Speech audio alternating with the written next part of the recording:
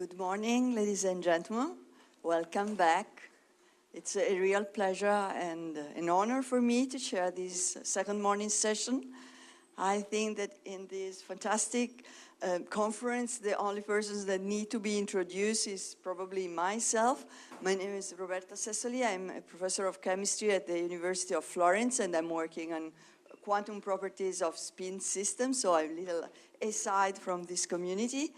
And but these days, this morning, you are going to see some, different points of view of our, quantum worlds. And with our quantum clock, I think we cannot be any more late to introduce our first speaker, that is Professor Serge Haroche, please.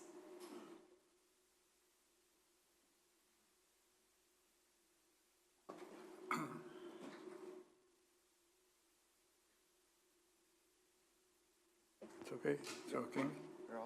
Okay, you can hear me? So it's a great pleasure for me to be here.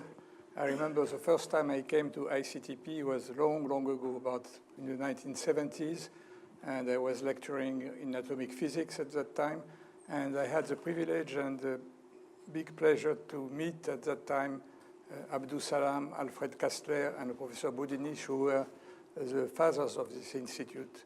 At that time, the rooms were much smaller. It was not as beautiful as today, but you can already feel the enthusiasm of the young researchers, students, and postdocs who were driven by curiosity, by theoretical physics, but also curious to understand the experiments which were validating or falsifying the theories.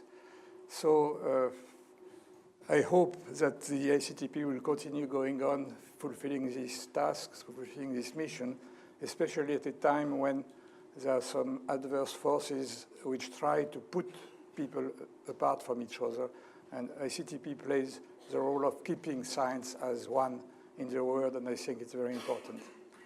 Now, as we know, we are celebrating the 100 years of quantum physics, and I thought it was appropriate to talk about the laser, because the laser is certainly one of the most important inventions which came from quantum science. And once the laser appeared in the 1960s, it became a very powerful tool to explore the quantum world. In fact, I remember when I was a young student, I was really astonished by the laser beams that we saw appearing in the labs. We had the intuition that it would lead to new physics, but we could not, even in our wildest dreams, imagine where the laser could carry us. So what I want to do today is to describe the lineage of discoveries which have led to the birth of this source of tame light, and recall the breakthrough it has made possible, and maybe to talk a little bit about the future. I apologize to the atomic physicists here. They will not learn anything, but maybe physicists working in other domains, and certainly the young people, will learn some of this history, which I think illustrates very well the saying which says that all scientists see the world on the shoulders of the scientists who preceded them, who worked before them. So, of course, everything started in 1900 when Planck introduced in physics his constant, which is an action, by the way, and when he said that the exchange of energy between light and matter was taking place in chunk of energy which was a multiple of this Planck constant. Einstein, 5 years later, made it more clear when he said that light is made of wave, as we know since Maxwell and even before, but also of particles which we later call photons, and this kind of very counterintuitive fact opens the Pandora box of quantum physics. A few years later, Niels Bohr, by quantizing the angular momentum of electrons, was able to quantize the atomic electron orbits, and he said that electrons evolve from one orbit to the other by quantum jumps, emitting or absorbing photons which conserve energy in the process. Then, a few years later, Einstein just jumped on this model and tried to recover Planck's law by making the balance of absorption and emission of atoms in thermal equilibrium with light. And he found that spontaneous emission and absorption were not enough, that one had to add another process called stimulated emission, by which an excited atom was amplifying the energy impinging on it by emitting a photon which was identical to the already present photon. And this notion of identity was the first time there was a hint that photons were indistinguishable particles. This was comforted in Einstein's mind, of course, when he received Bohr's paper, which retrieved in another way the Planck's law by assimilating photon light to a gas of photons, obeying to rules, counting rules, which are different from Boltzmann 1, which gave only one configuration for all the states which were obtained by exchanging the photon between the energy states. Einstein immediately understood that if you apply these rules to a gas of atoms, you get, at very low temperature, a condensation, all the atoms falling in the same state. So he had already a hint that there was a strong analogy between photons and atoms, and this analogy was even strengthened when he received the thesis of de Broglie, who extended the wave-particle duality to matter, saying that electrons, which are supposed classically to be particles, were also waves. And Einstein was so happy about that he wrote to Langevin, who was a little bit anxious because he did not know whether de Broglie was completely mad or not, saying that your student is hiding the veil, he's lifting the veil which was hiding the mystery of the quantum world. And in fact, Einstein had a premonition because it's only a few months later that Schrödinger wrote the equation which describes the evolution of the matter wave, of de Broglie matter waves. And he was preceded by a few months by Heisenberg, who gave another explanation, the two being equivalent. And you see that in this well-known equation, Planck's constant plays, of course, an important role. But before the year 1925, I have to mention another discovery, this time experimental, which is very important for what I am talking about. This is the discovery of two-level systems by Stern and Gerlach. What they wanted to do is to measure the magnetic moment of atoms, and for that, they sent a beam of silver atoms effusing from an oven in the gap of a very powerful electromagnet. And what they were expecting is that the gradient of field will deflect the magnetic moments, and they would see a continuous trace, because classically the projection of the magnetic moment along the direction of the gradient could take any value. And to their big surprise, they found, in fact, that there is a double trace, that in fact this gradient is splitting the beam into two components, which were called the spin component later. The setup separates the magnetic moments pointing up and down and shows special quantization of what is, in fact, the angular momentum. In fact, what they discovered is the intrinsic angular momentum of the electron in the valence electron in silver. And these are the future qubits. Since we are talking about qubits, this is the first observation of a qubit, and you see here the signal that Stern and Gerlach were observing. The story says that at the beginning they did not see anything because the silver deposited on the plate did not show any signal, but since they were heavy smokers, the smoke combined with silver gave a black trace of sulfur silver. So you see that the politically correctness is not always connected with success in physics, and we'll see other examples of that later on. So of course, they did not think about the qubit, but they had the feeling that they had discovered something important. And to show that, to express that, they sent to Niels Bohr in Copenhagen a postcard in which they have printed the experimental result. So you see on this postcard, on the left, you see the signal when you don't apply any magnetic field in the gap, and on the right, what happens when there is a magnetic field. And Gerlach wrote to Bohr, "We congratulate you for the confirmation of your theory." In fact, as I said before, Bohr had quantized the orbital momentum, and here we are talking about the spin momentum, which is confusing the daily rotation of the Earth on itself with the rotation of the Earth around the sun. And there is a lot of things to say about that, and about the fact that Bohr was very slow to understand the importance of the spin. But this is another story. what is important here is that this simple split trace on the glass plate announces the 20th century quantum revolution, since we like to talk about revolution, and the qubit, which is now the central topic in the 21st century. Just to finish this anecdote, I will show you the other side of this postcard. And you see that, in fact, you could reach Niels Bohr without giving any address. Professor Niels Bohr, Copenhagen. And you see that already in 1922, Bohr was a celebrity. Not maybe as famous as Einstein, but nearly as famous as Einstein. So, but of course, this is not enough. In this experiment, you don't manipulate the qubit. To introduce qubit manipulation, we have to wait a few years later when Isidor Rabi, who had been a postdoc of Stern, imported the molecular beam method to Columbia University and learned how to manipulate spins, that is, how to manipulate qubits. In fact, this setup is an improvement on Stern's setup. You have now two gradients of opposite sign, and the molecules are following an S-shaped trajectory, and they end up focusing on a hot wire where they lose electrons, giving rise to an electric current, which is proportional to the flux of the particle reaching it.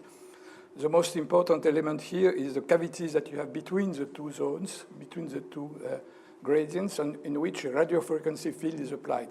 The issue was how to flip the spin from one state to the other. Rabi did not know well how to do it, and the story says that it is a Dutch physicist, Gertner, who had failed to demonstrate magnetic resonance, who advised Rabi to add this radiofrequency field between, and by sweeping the frequency of the radio wave across the resonance corresponding to the transition spin up, spin down, you defocus the beam, the signal decreases, and you can observe by sweeping the magnetic field the first resonance, which was published by Rabi in 1939. And this signal is really announcing the NMR, the MRI, the atomic clocks, the GPS, optical pumping, the maser, and the laser. And this is the story that I want to tell in a very few minutes. Rabi did that, of course, out of curiosity. He wanted to measure magnetic moments of nuclei, but he had a hint that it could be useful. And in fact, he gave a lecture in 1939, which was reported by the New York Post, which says Professor Rabi said that we are all radio stations. It was very intriguing. What it meant that the atoms he had in his beam were radiating microwave in the same way as the atoms in our body should do. And I don't think he thought about MRI, but it's very striking to think about that now. Of course, a lot of steps had to be taken before MRI could be implemented. And the first step was made by Ed Purcell and Felix Bloch, who extended NMRI not to diluted gases, but to solid and liquids by developing methods to detect these microwaves. And they heavily they've used essentially the advance in technology due to radar research during the war, how to produce radio waves, how to detect radio waves. And of course, this led to magnetic resonance imaging 40 years later. This gives also a feeling of the time it takes for basic science to get into applications. Another intuition of Rabi was, of course, the atomic clock. And he discussed with his students about the fact that if you could lock a microwave to a transition between two levels of an atom, since this frequency is given by the rules of quantum physics, you will have a very stable source. And at that time, he was studying the hyperfine structure of alkalis, and then the two levels is due to the fact that the electron and nuclear spin can be parallel or anti-parallel, and the difference falls in the gigahertz regime, 9.2 gigahertz for cesium. So this was the birth of the atomic microwave clock. And Rabi was a student, Ramsey was a student of Rabi, improved the method by inventing the double, the separated field Ramsey method. So in a first zone, a superposition of state is created, and then it's interrogated in the second zone. This gives rise to interference, quantum interference fringes.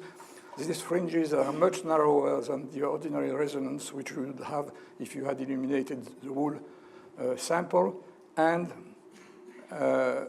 by looking to the center of this resonance, you could get a clock which was improved over tens of years, and it gave rise, of course, to the GPS system. These kind of clocks are embarked in satellites, and they enable you to locate yourself at the surface of the Earth with the precision of 1 meter now.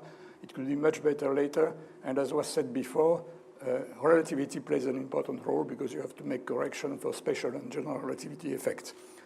At that time, it was in the 1950s, it was a time when Kastler and Brossel developed another method, pre-laser method, which is optical pumping.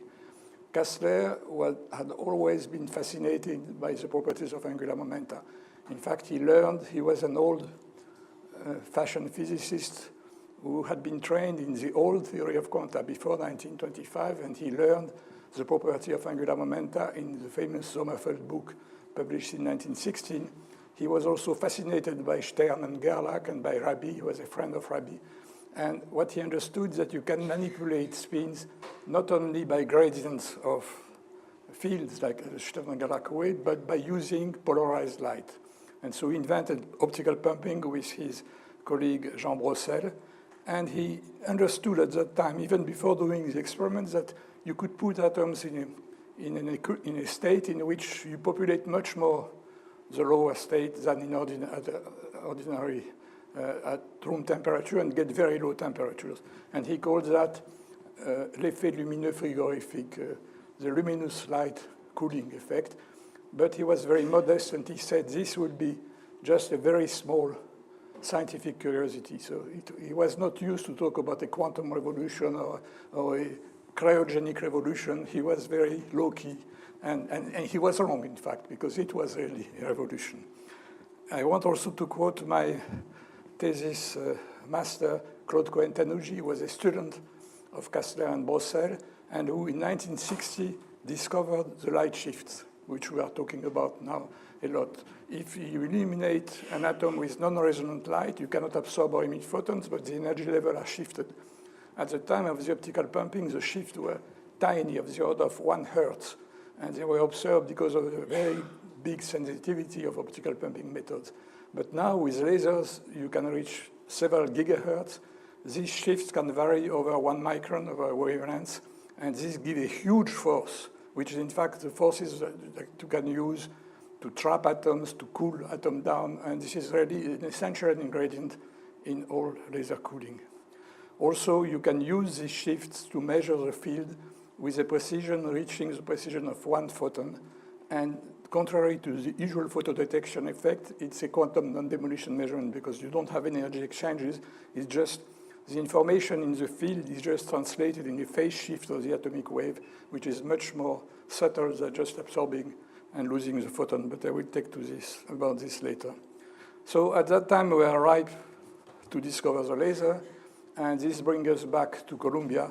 You see here Charles Towns and his student Gordon in front of a molecular beam machine. In fact,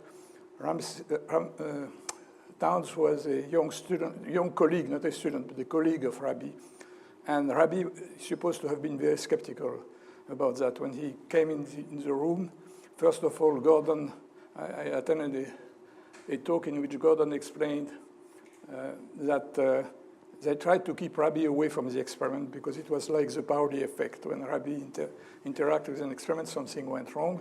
But again, at the same time, people like Rabi and Niels Bohr, using false argument about the Heisenberg uncertainty relation, had explained that this would never work. In fact, it worked. In fact, it's again a 2-level system.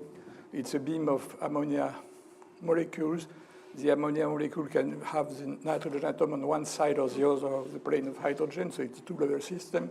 The eigenstate are the symmetric and antisymmetric superpositions, and the system flip-flops across the barrier, the plane, at a frequency which is the energy difference between the 2 eigenstates. And Towns was able to, using a kind of Stern-Gerlach apparatus, using gradients of electric fields and not magnetic fields, to put all the molecules in the upper state and feed them into a cavity which was resonant with the transition, and he observed the self-oscillation. It was the first coherent source of radiation at the atomic level, and of course he coined the name maser, microwave amplification, by stimulated emission of radiation. Of course, the next idea was to try to extend this to the optical domain, what Townsend Shallow calls the optical maser, and which is now known as the name of laser, where M is just replaced by the letter L. Townes thought that optical pumping would be important, so he went to Paris just a couple of years before I started my own research there, and he tried to learn the techniques of optical pumping. But in fact, it's not optical pumping which prevailed, and Theodor Maiman in 1960 built the first ruby laser in which the population inversion is produced by non-radiative processes. It's more complicated. This is condensed matter physics, so I don't want to get into that. But the first, one has to remember that the first laser operated not according to optical pumping. Also, when Kastler got the Nobel Prize, our lab was flocked by journalists who claimed that Kastler had invented the laser. So we, as young and very honest graduate students, tried to explain to the journalist it was not the case, and so he reflected for 1 minute and he said, yes, but he should have. So that's typical.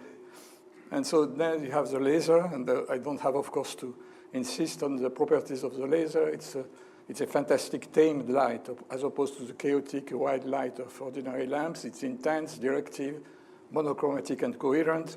It can achieve the highest temperature inside the stars by focusing intense lasers on matter, and he can also produce the coldest temperature by laser cooling techniques and prepare Bose-Einstein and different Fermi gases and so on.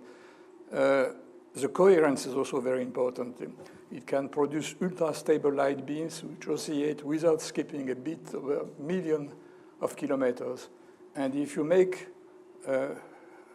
laser modes which are equally spaced, you build what is called a laser comb, and the interference between these beams produces very short bullets of light, which can be shortened even more by nonlinear processes, as Anne explained yesterday, and get attosecond pulses, which are tools which allow you to explore matter with unprecedented precision. So it's a fantastic tool for research in physics, chemistry, and biology, and I don't talk, of course, about the applied physics.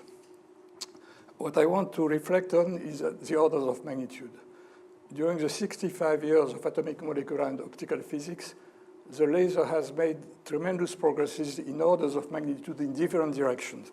I just recall here what you could do in 1960 and what we can do now, 65 years later. Now, in terms of temperature, at the time, the coldest samples people were studying were produced in cryostats with helium liquid. You could sometimes get to lower temperature, but let's say that 1 Kelvin was already very low temperature. Now we are talking about nano-Kelvin, even pico-Kelvin. So it's 10 orders of magnitude, roughly. Precision. Before lasers, the Rydberg constant was known with 8 digits. And this is also the precision of clocks before the atomic clocks. Quartz clocks had a precision of 1 second per year, which is of the order of 10⁻8. Now, with laser spectroscopy methods, you can reach a precision of 10⁻19, 10⁻20, as was explained yesterday, and the measurement of time has followed the same trend.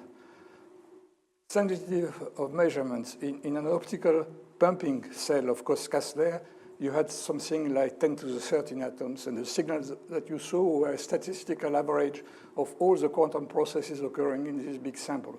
So you could not see quantum jumps, you could not see individual effects.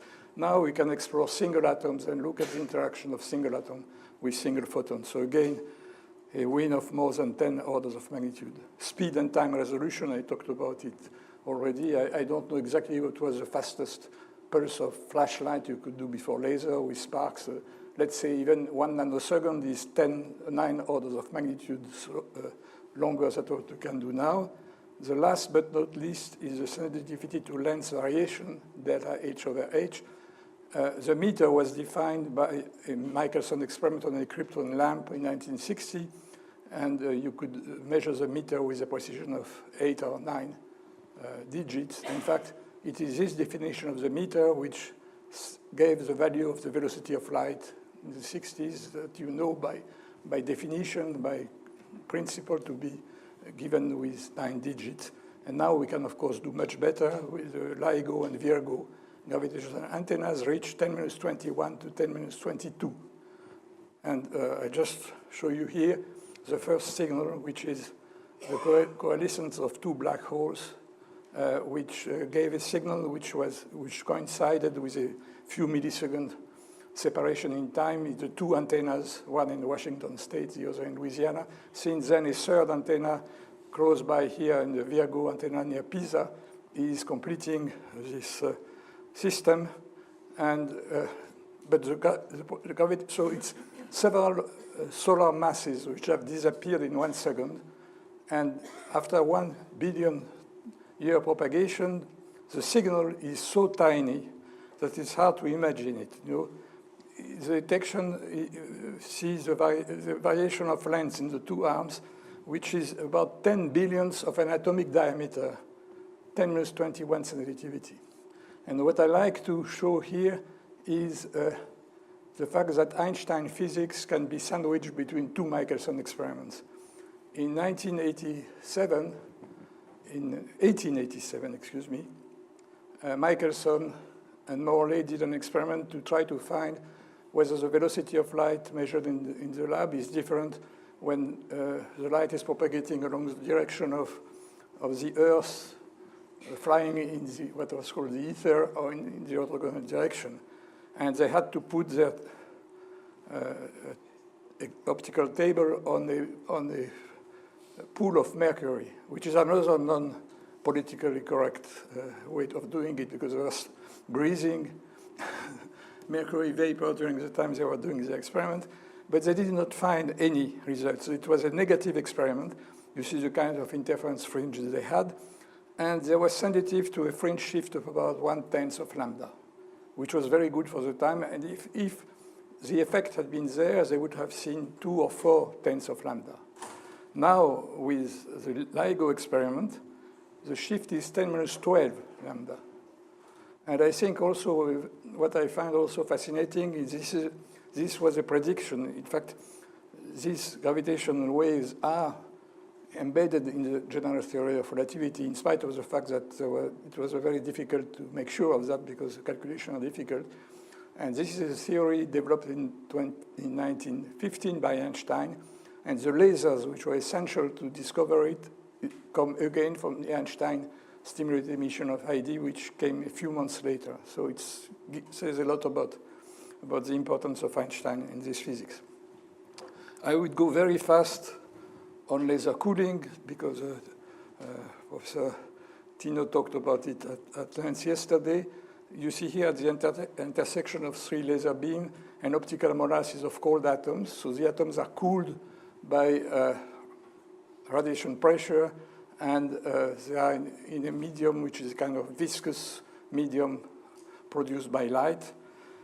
What happened is that what was expected is the Doppler limit, the fact that due to the dissipation and fluctuation in this experiment, they expected a temperature of 1 to 200 microkelvin, and to their big surprise, they observed that, in fact, the gas was at 1 microkelvin, or the order of 1 microkelvin, and was limited by the recoil of the last photon and not by the Doppler effect. And this explanation was given in part by Claude Cohen-Tannoudji and Jean Dalibard. It's called Sisyphus cooling, and I have tried to show it. This is a poster which was published by the Swedish Academy of Sciences when Claude and his colleague got the Nobel Prize in 1997. What happens is that in the ground state of these alkalis, you have a hyperfan structure, and the hyperfan levels are submitted in the intersecting laser beam to light shifts. And the light shifts are such that the potential landscape for one hyperfan level is shifted by half a wavelength from the length shift for the other. And at the same time, you have optical pumping, and the polarization of the light is also correlated to the position. So when the atom reaches the top of a hill, it is put by optical pumping back down in the valley for the other state. And so the atoms exhaust all their energy climbing the valley all the time. It's called Sisyphus cooling. And it's a rare example of a fact which had not been predicted and which is helpful for physics and not detrimental to physics.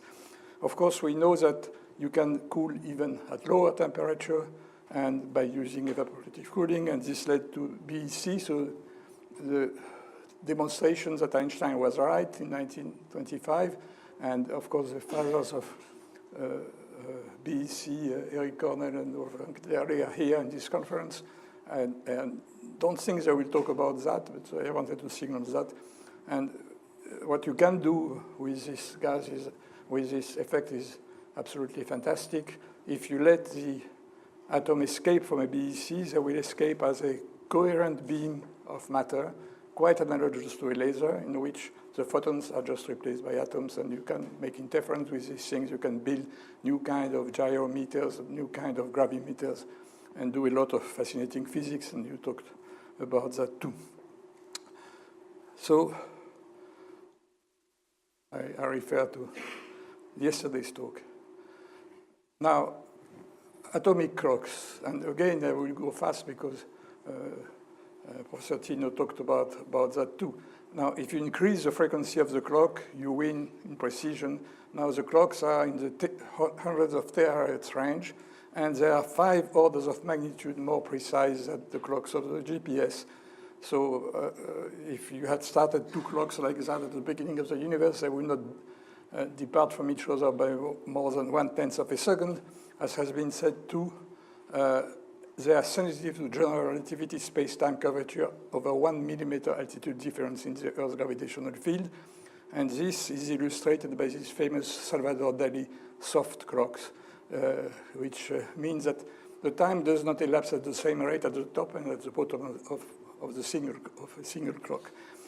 Since I'm talking about the laser, I would like to stress that there are 4 different laser systems involved, each of which plays a critical role. You need a laser to cool the strontium or ytterbium atoms. You need a system of laser to trap the atoms in an optical lattice and keep them motionless. You need to excite the very narrow strontium transition with an ultra-stable laser. And finally, you need a frequency comb laser to transfer the frequency stability into the microwave domains that you are able to count. So, and this is in progress. A lot of improvement can be made. Instead of using independent atoms, you can try to squeeze, to entangle the atoms, and you can push this to over even more higher frequencies by building nuclear clocks. And now there is a lot of efforts being done in this direction, especially to develop ultraviolet laser combs. And the progress has been very, very fast. So where will it go is the question. Non-destructive single atoms and molecular manipulation with lasers. I remind you this picture of Kastler, who was working with 10 to the 13 atoms. Now we can look at the fluorescence induced by laser optical pumping on individual ions or neutral atoms trapped in field gradient. In fact, all these experiments are Stern-Gerlach experiments. In one way or the other, you produce a field gradient which keeps the atom at a well-defined position, and you use optical pumping to have the atom fluoresce independently.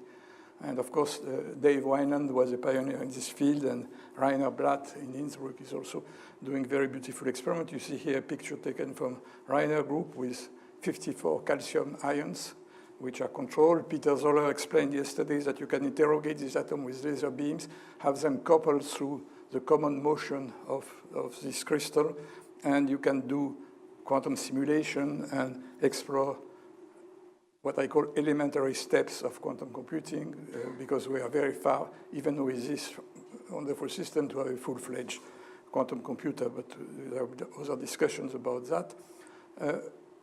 In this experiment, you use lasers to manipulate matter. You can do the opposite. You can use atoms to manipulate photon field, and this is a field of cavity QED in which my group has been working for many years. I remind it here because it's using the Ramsey method. In fact, you have here you see in the middle cavity, you have a field storing 0 or 1 photon. It is sandwiched between 2 Ramsey separated oscillatory fields, and a beam of Rydberg atom across the cavity. You need Rydberg atoms because they are very sensitive to microwaves. And so, in fact, this is an atomic clock whose frequency is shifted by light shift, the light shift of a single photon. And the shift is so big that a single photon shifts the fringes by half a fringe interval. So if you are at the apex of one fringe with 1 photon, you are at the bottom for 0 photon, which means that the atom exits in one state if there is 1 photon, in the other state if there is 0 photon. You see this kind of signal. And this is completely different from photoelectric effect because the photon is still there and hundreds of atoms cross the cavity and say, yes, yes, there is a photon. And you can use this to manipulate memories, to couple atoms to photons. And this is exploited in circuit QED, which is an extension of cavity QED with artificial Josephson junction atoms. So this is what I wanted to say. I just want to add another example, which is where Rydberg atoms are used for another interesting property, and Peter Zoller discussed that yesterday too, the fact that they don't interact strongly only with microwaves, they interact very strongly with each other. You see, in the simplest situation, you use a tweezer to trap 2 atoms close by, and then you try to excite them into a Rydberg state. So if you excite the first atom, you will not be able to excite the second because of the energy shift. And if you try to excite them together, in fact, what you are trying to excite is a nonlinear system. And so if you are at resonance with one atom, you will miss the second one. And the very interesting thing is that what you prepare, in fact, is a global excitation, where the excitation is shared evenly between the 2 atoms. This is entanglement. And once you have entanglement, and if you manipulate the qubits independently, you have gates. And this was the start of all this beautiful physics performed now with Rydberg atom, Rydberg brocade. You see here an array of atoms in the lab of Antoine Brouwais in Paris. He traps the atom in the ground state, they fluoresce and give bright spot. But when they're into a Rydberg state, you have a dark place because the Rydberg atom don't fluoresce. And so you see this structure is in fact an antiferromagnetic structure. One atom is in spin up, a nearby atom is spin down. They have studied a lot of phase transition, and so this illustrates that by quantum simulation, you can study antiferromagnetic materials and other many condensed matter systems, as Peter Zoller discussed in his talk. You can also use the 2 hyperfan level in the ground state of this atom as qubits and develop various kinds of quantum computers, and I'm sure Misha Lukin will talk about that. Now, the last example is coming back to ultra-precise laser spectroscopy.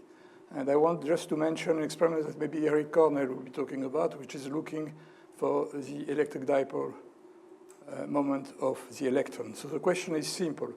Is the electron exactly spherical or not? And according to the standard quantum model, if there is a departure, it should be exceedingly small because it will be a violation of time reversal.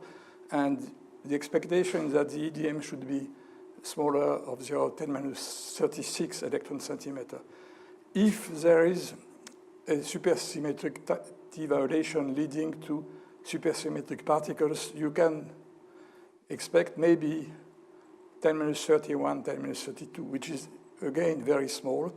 And of course, experiments are very difficult. The principle of the experiment is to look at the Larmor precession of an electron embedded in a molecule, and by applying an electric field, either in the direction of the magnetic field or opposite, and taking advantage of the fact that inside the molecule, an external electric field is amplified by a huge amount just due to electrostatic properties.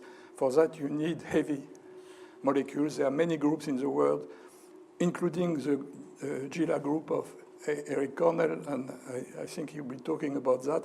One way to look is to look again at a Ramsey fringe shift. So it's again the same method which are employed. The precision of his present experiment is 4 parts in 10⁻30. Just take this value and suppose that the electron is blown to the size of the Earth. The defect of sphericity is 10⁻17, assuming that the electron is 10⁻13 centimeter. So if the electron had the size of the Earth, delta R would be the size of one atom. So it's indeed very small, but it will be evidence of new particles and have an importance in cosmology. And I just want to conclude by comparing this experiment to an experiment which was carried on 3 centuries ago by the French Academy, the Royal Academy of Science. So I call this the passion for precision in blue sky science. Is the electron perfectly round? Remains a question which was raised by Maupertuis in 1736. Is the Earth exactly spherical? Because there was one theory which was advocated by Huygens and Newton, saying that because of the centrifugal force, the electron should be oblate. And in fact, this was Huygens had discovered the centrifugal force 50 years earlier. He was very well known by the French Royal Academy because he was a member of it. And of course, Newton was very well known too. They had both had calculated this oblateness. They didn't agree on the figure, but they agreed on the oblateness. On the other hand, a very influential person was Cassini, who was the head of the Paris Observatory, very main, who had a lot of connections. And he had measured 1 degree, the separation of 1 degree of latitude in the south and the north of France, and had found that it was decreasing when you go north, which was a hint that the Earth was not an orange, but a lemon. And so there was a discussion between the orange and the lemon. And so the Academy decided that one should do an experiment. And Maupertuis and Lacondamine, who were 2 academicians, were heading 2 expeditions, one in Lapland, the other in Peru, to do the measurement. And they did the measurement, and they found that the Earth is oblate by measuring 2 arcs of meridian. And they find a value of the order of 3×10⁻3, which is huge, huge compared to what Eric Cornell and others are trying to do. So you see that scientific method has not changed. Doing research has always taken time and money. And I must say that it was much more adventurous and more dangerous at the time. And the story of these 2 expeditions is really interesting. Now, you might think that I am very off limits and I'm talking about something which has nothing to do with quantum physics. It's not quite true, because Maupertuis is the father of the least action principle. It's stated in a rather vague way, but Lagrange has shown later that it was equivalent to Newton's law. And in fact, of course, Feynman used this in his path integral formulation of quantum physics. And he made the connection with classical and quantum physics by saying that the action involved in classical physics is so huge compared to the Planck action that as soon as you deviate from the classical trajectory, everything is blurred by quantum interference, in fact. So you see here that how physics has very interesting connection. I want also to tell you that it was very interesting for me because I read in detail the report that Maupertuis did in front of the Academy in 1736. At Collège de France, we have the proceedings. You see here, this sentence I find fantastic, and I have translated it in English. The Academy was thus divided. Its own lights, Huygens against Cassini, had made it uncertain when the king wanted to decide this great question, which was not one of those vain speculations with which the idleness and useless subtlety of philosophers sometimes occupy themselves. This is theoretical physics, but which must have real influences on astronomy and navigation.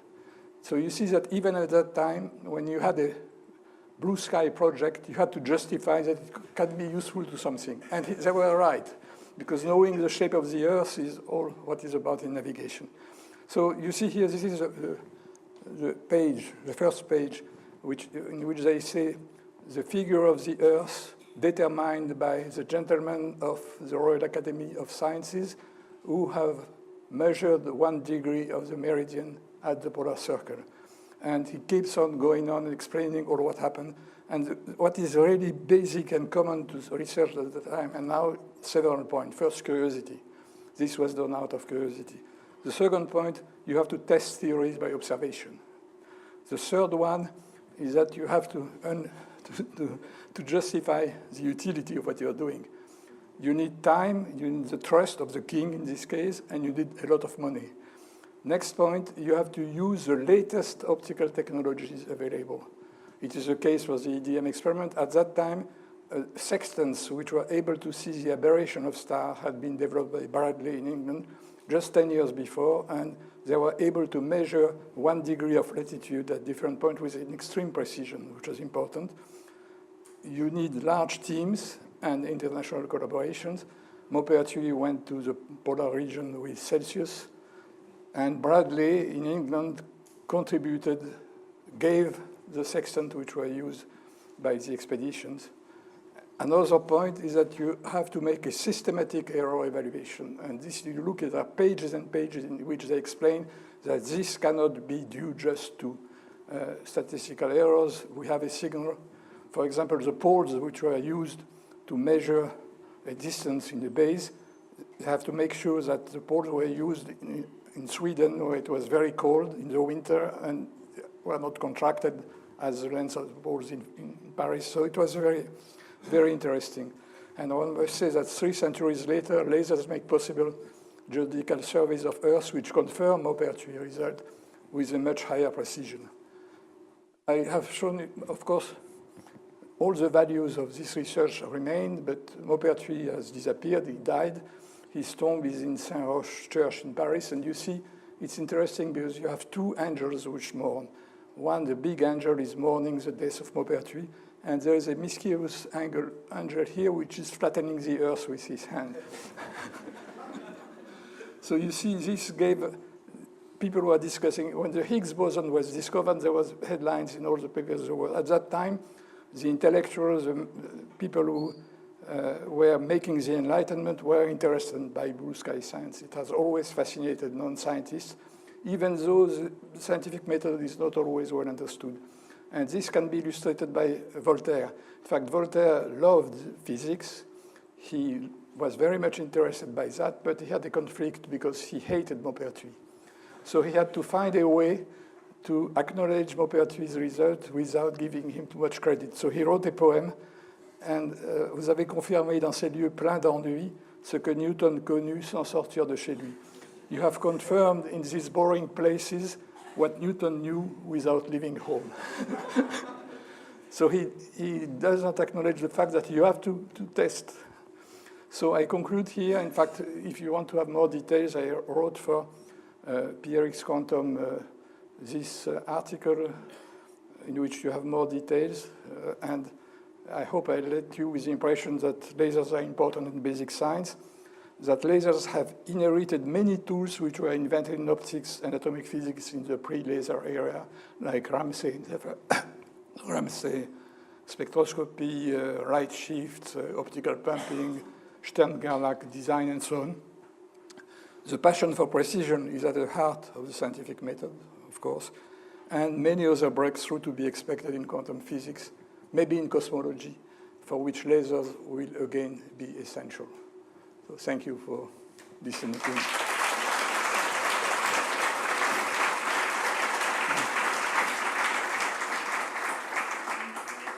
Mr. Harash, for this fantastic journey from the origin to the current challenges. Maybe one quick question, or I think it was so nice that I don't think you need really to add anything. Thank you for letting me exceed my time. No, it was really a pleasure. Okay. No one could have interrupted you. Thank you again. And Thank you.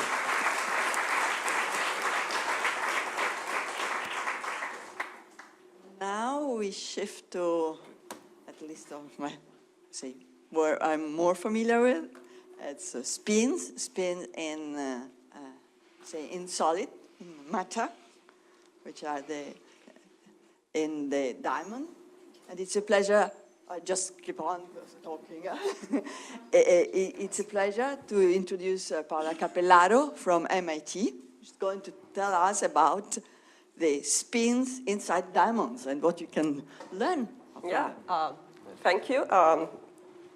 Thanks so much for inviting me to this very fantastic conference. And yeah, I'll try to keep up with the theme of the conference, which is from Foundation to Emerging Technologies, but switching to a slightly different platform, which hopefully, yes, it's bridging this border between more atomic physics that we heard a lot about, and condensed matter. But many of the tools, and I think I really love, like your last slide, all the ingredients which are needed for research will also be displayed here while we are talking about diamonds. So for sure you need money to get the diamonds, of course. But we're also using lasers, etc. So yeah, all the teams are there. So why this particular systems?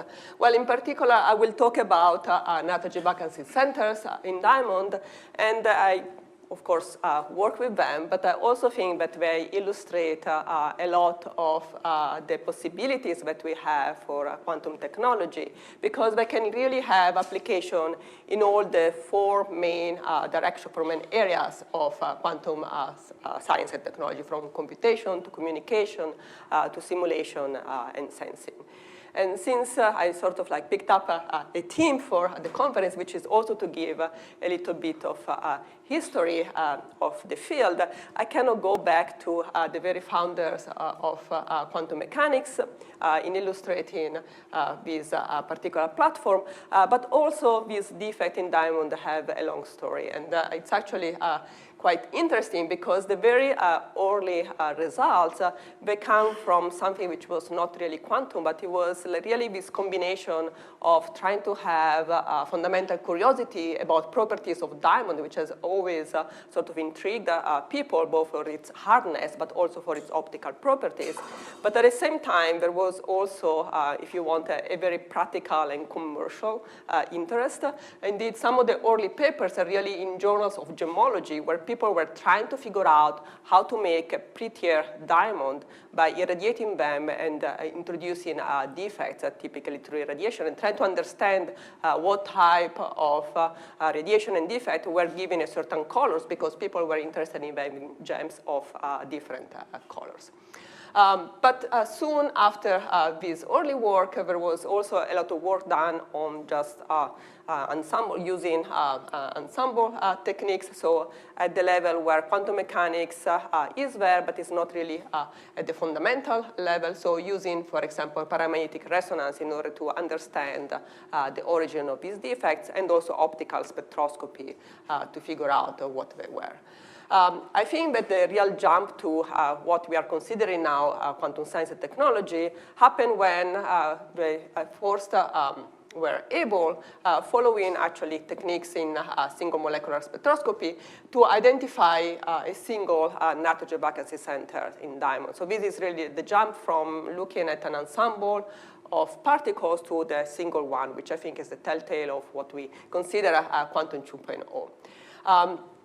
There was like a little interlude of trying to figure out a bit better the properties of these systems, and then there was a really sort of like a renaissance in the like interest for this system through the development of control techniques for the coherent control of individual spins. And also, I think a big boost was given again by bringing not only curiosity-driven research, but also a bit more application-driven research through the introduction of this idea that one could develop very powerful magnetic field sensors by using these systems. And this was back in 2008. And I think that at the time, I was at Harvard, so with Misha looking, and I think that like what really struck me, and I think that it continues in this community, was really the openness of people of collaborating and sharing materials. I think that, well, Misha knows the story better than me. There was a magic diamond which we got from Germany, in which they were able to do the first experiment, and there was really a very free exchange of ideas, which I think in the community still continues. So again, collaboration, you mentioned international collaboration are very important, and the openness of science is very, very important. More recently, the field in terms of the development itself of NV centers and spin defects is sort of evolving through the perfection of the materials, both the substrate, the fabrication, introduction of the defects in control way in very precise location, the charge control, the isotope control, so a lot of materials development. And also, we are moving away from just focusing on the NV centers to having many more other platforms which share a lot of the properties. So since I think that there are a lot of atomic physicists, I will give my 1 minute introduction to what the NV center really is. So again, it's a spin defect in diamond, where you have a nitrogen substitutional atom close to a vacancy. They form what you could think of a molecular ion, since there are 2 electrons. One is captured, so it's a charged, negatively charged system. And they form a little compound with a lot of properties which are similar to a trapped ion or a trapped atoms inside the matrix, which is the natural matrix of the diamond crystal. And one can indeed scan around with a confocal microscope until you see popping out some higher fluorescence emission, which is the telltale sign that you have a single NV centers. And the ground state was already identified in very old, as I say, like a 1970s, 80s experiment as a spin triplet in the ground state, but it's really more modern characterization, which has been able to unravel all the levels. And indeed, here, this is a very old plot, so I don't have the second metastable level, which is there. And the idea is that you have this ground state triplet that you can use as a spin Q-trit or a spin qubit if you sort of lift the degeneracy by adding a magnetic field.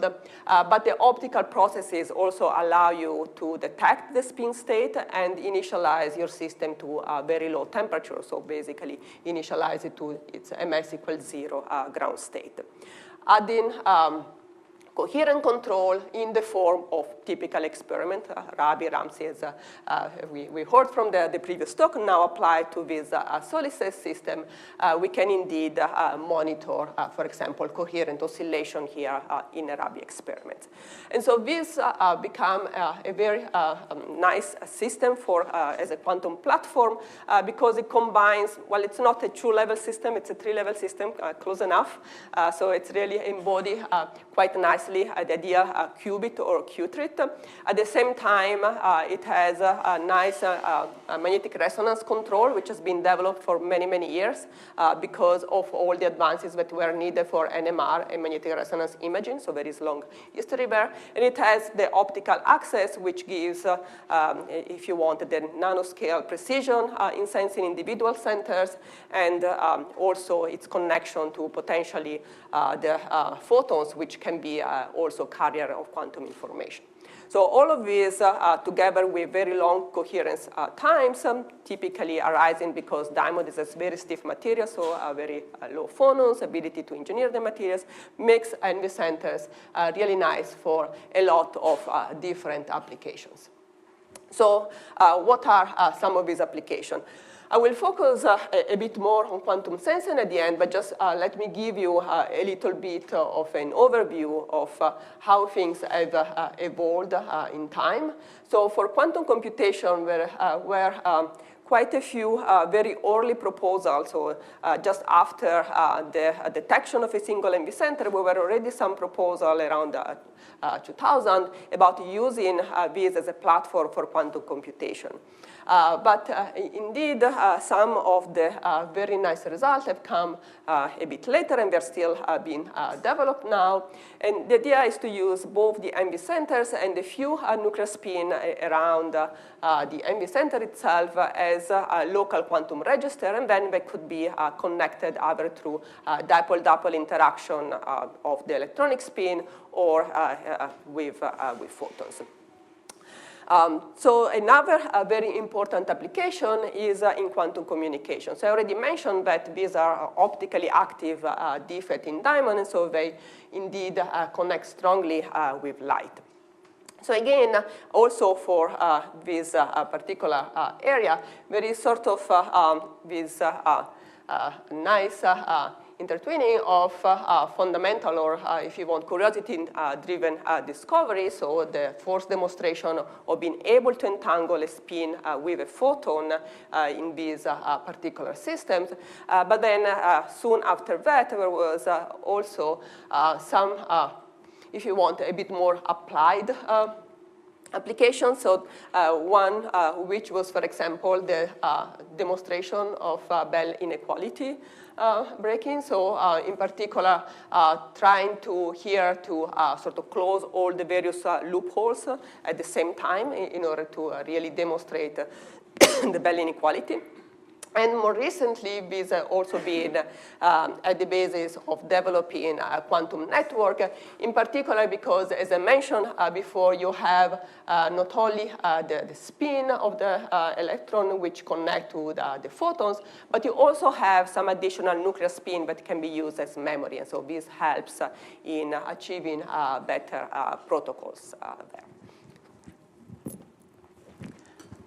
So for this application, more recently, people have also looked at other defects, not only nitrogen vacancy center, because they have a slightly better optical property. But this is already sort of bridging the gap between just curiosity-driven and really application-driven research.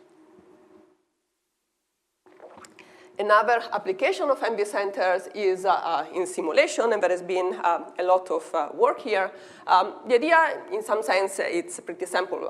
There is, in condensed matter, especially many spin models that are of interest, and now we have a spin system which maps very closely with many of these models that one would like to understand a bit better. And the number of spins that you can have is pretty large in the diamond. So you sort of are paying a little bit on control with respect to systems like the Rydberg atom array in terms of simulation. But the number of systems that you can have at the moment is still larger. So there is a lot of interesting dynamics that one can simulate there, from novel phases of matter, such as time crystal, to hydrodynamics, thermalization, and so on and so forth. So the ability to have good control on the system, although in this very dense ensemble, it might not be at the level of a single spin, but just collectively, and at the same time having very, very large, like thermodynamic limit size systems allow for a very nice platform for a lot of analog simulation, where it's sort of like at the border between analog and digital, because you already have some sort of like ability to tailor the Hamiltonian itself dynamically through control.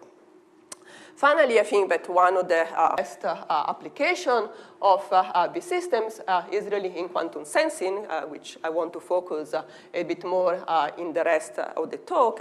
And this really emerged back in 2008, as I mentioned, at Harvard, and at the same time in Stuttgart in the group of Rojab. And very soon after, people realized that magnetic sensing was not the only thing that this sensor could do. They could also be sensitive, for example, to electric field, and through the variation of the lattice, also to temperature, strain, and also being spin, they can detect, for example, rotation. So there is a lot of things that the MV centers can detect. And at the same time, because of where they are in diamond, which is basically carbon, they are particularly suited, for example, for both working at an extreme range of conditions, from very, very high pressure in ambient cells to biological systems, because they're biocompatible. So there is really a lot of possible application which can emerge there. So, and also modalities can be scanning, imaging with ensemble, with CCD camera in vivo, using nanodiamonds inside living organisms. So there is really a lot of potential application. And so these are just a few examples which have emerged in the last few years.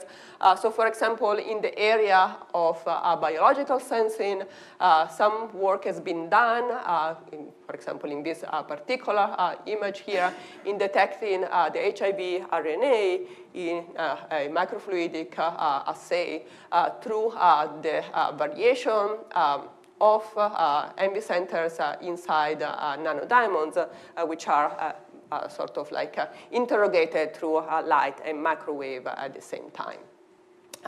Another very nice work has been to look at superconductivity, and this can be done both at normal pressure, as was done in this early work, and more recently also very, very high pressure, which allows to really study a lot of materials which are sort of like thought about having a high temperature superconductivity.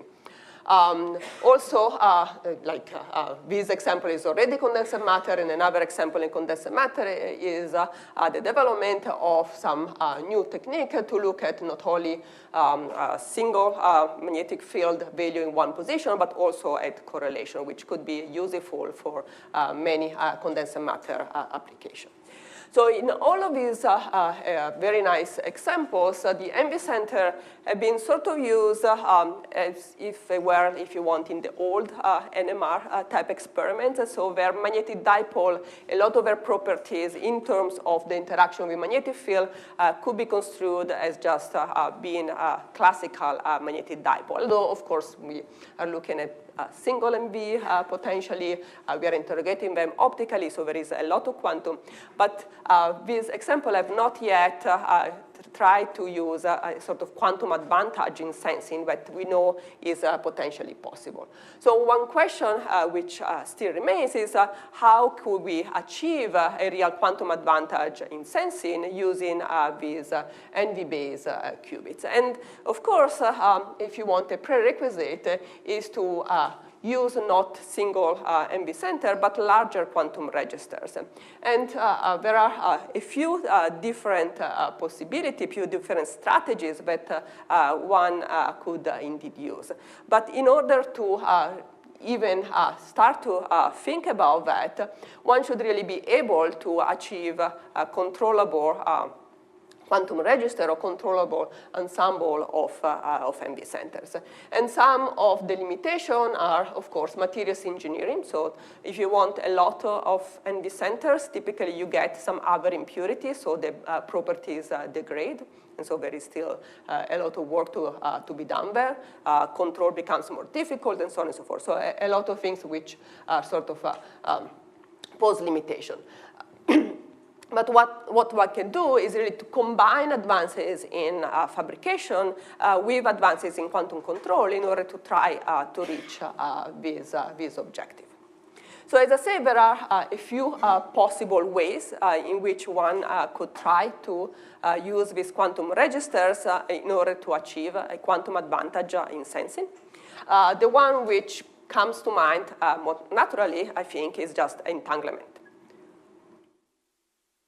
So if we were to, for example, create a Schrödinger cat, we know that it will evolve with n times the phase that non-entangled spin qubit will evolve, where this phase, for example, this omega, could arise from a magnetic field or any of the other quantities that one want to measure. And so immediately this will give a square root of n improvement in the signal to noise ratio with respect to the non-entangled one.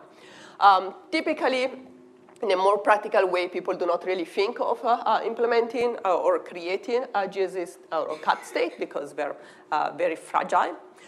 So spin squeezing might be the more practical way to go. And indeed, we had a very early proposal in using spin squeezing, but now too long ago, and I'm very happy that finally we have the first few experimental demonstrations of spin squeezing and how it can help in quantum sensing just came out this year. So here, so this could be some other NV or electronic spins.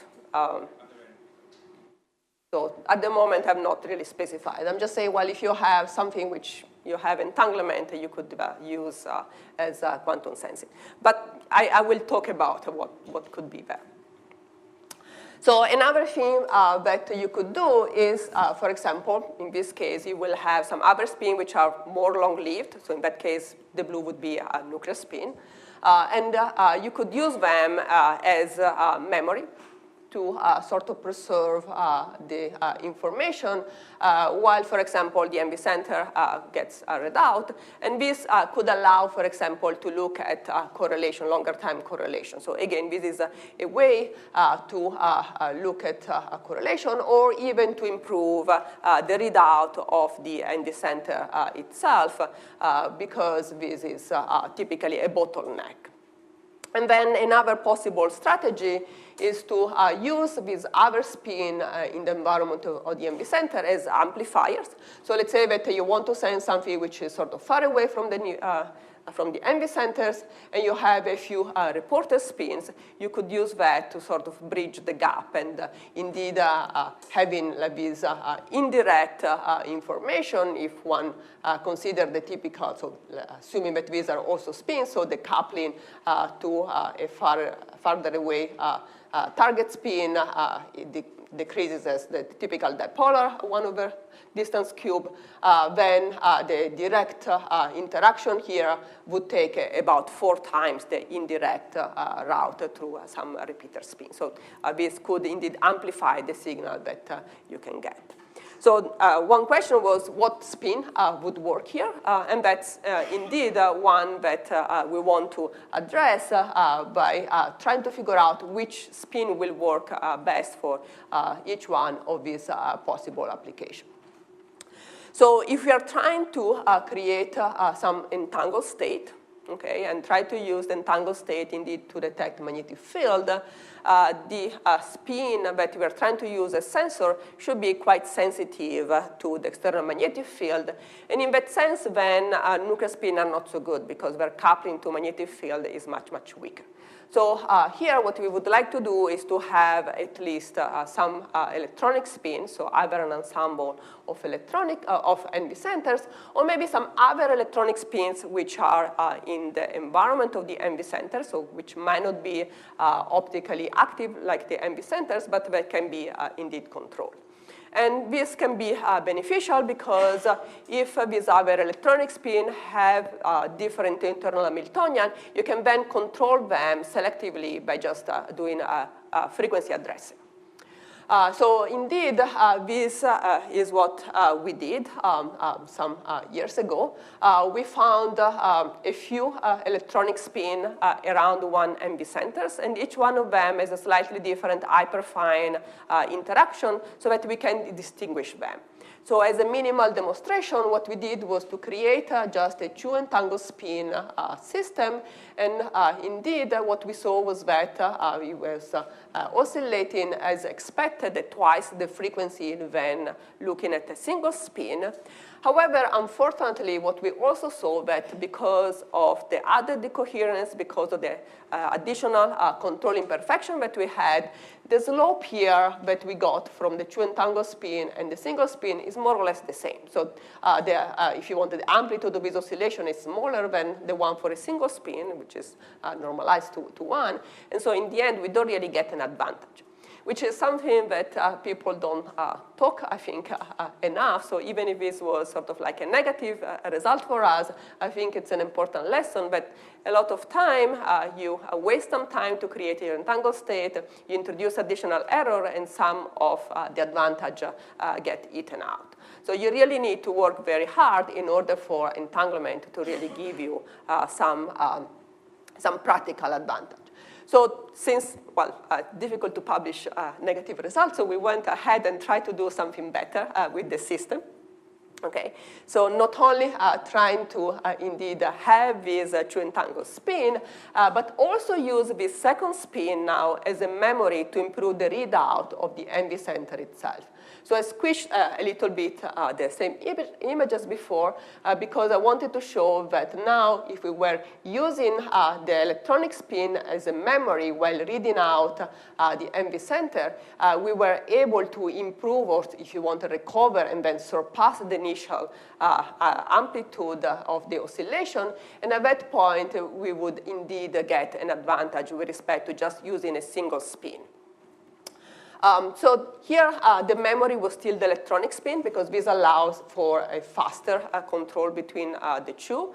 But we could have also used, for example, a nuclear spin because it has a long coherence time. In this case, the coherence time is more it's just like a population relaxation coherence time, and it needs to be resistant to optical excitation, which the MV, of course, is not. That's why we can read it, but the electronic spin is enough.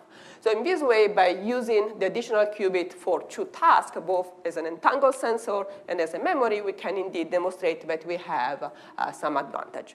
It's still not a practical advantage because this takes some time. So if you really check all your timing and dead time, et cetera, you're still losing a bit. But OK, it was slightly better than the previous result. So since using your spins for entanglement is, I think, a good idea in terms of curiosity-driven research, but maybe not so practical. So we sort of turned to try to see if we could use them for amplification. So again, here we were using a particular diamond where we have an MV center and a few electronic spin in its environment. Okay, so these are, in this image now, electronic spin. And the MV center talks directly to a few spins, which we call X, where this limit here, this barrier, it's not like a fundamental barrier, but our MV center has a finite coherence times, and it takes some time to talk to the other spin to create a coherent interaction with the other spin. And so if the spin are too far away, the coherence of the MV center decays down before it can detect the interaction with this distant electronic spin. And so there is like an effective barrier, an effective region in which the NV can sort of sense other electronic spin. So what can we do? Let's say that we want to measure this Y spin. What can we do? Well, we can use the interaction between the MV centers and the X spin in order to turn the X spin itself into a probe of its environment. So this X spin, we call it a dark spin, and we call it X because we don't really know what it is, so it's an unknown. But we can, of course, not measure it out directly because it's a single spin, it's not optically active, so we cannot really see it. But it can be initialized and measured out indirectly through the MV center itself. And so what we can do is to transfer some polarization from the MV to the X spin. And at that point, it becomes a probe of its environment. So now we can, for example, couple to a spin in this second layer, a Y spin, as we call it, and indeed interrogate it. And we can go even further. We can transfer polarization to the Y spin and then control it. And of course, in order to detect if we have done anything to the Y spin, we need to sort of like bring back everything to the MV center, which is our handle onto the overall system. So this is indeed what we did. And so here is the first experiment in which we have the MV centers, and it's coupled to the X spin. The X spin itself has a nuclear spin which can be pointing down or up, and this will shift the resonance frequency. And so we can indeed identify this defect through its resonance frequency. And we can also look at the oscillation between the MV center and the electronic spin, and they exchange polarization for some time so that we can indeed also figure out what is the coupling between the MV and the electronic spin. And we only see one peak, so we are pretty sure that we really have a single electronic spin there. Then what we can do is to look again at the resonance frequency of the X spin when it's probing the presence of another spin. Again, we do an experiment in which we sweep an additional frequency of drive, and when something is on resonance, the spin that we're using as a probe becomes on resonance with this other spin and can exchange some polarization. And again, what we see is that we are in the presence of an electronic spin with a nuclear spin 1/2, and so we see again like a splitting here, which is different than the previous one. So we can identify a second electronic spin and again see its electronic oscillation. So how do we then implement the control? So as I said, we will initialize the MV center. We will transfer the polarization to the fourth spin, X spin, and then we do this time-dependent polarization transfer through so-called Harman-Hahn matching condition. So we put on resonance the two spin in the rotating frame. And again, as a function of time, we see that the polarization flows from the X spin to the Y spin and then back again.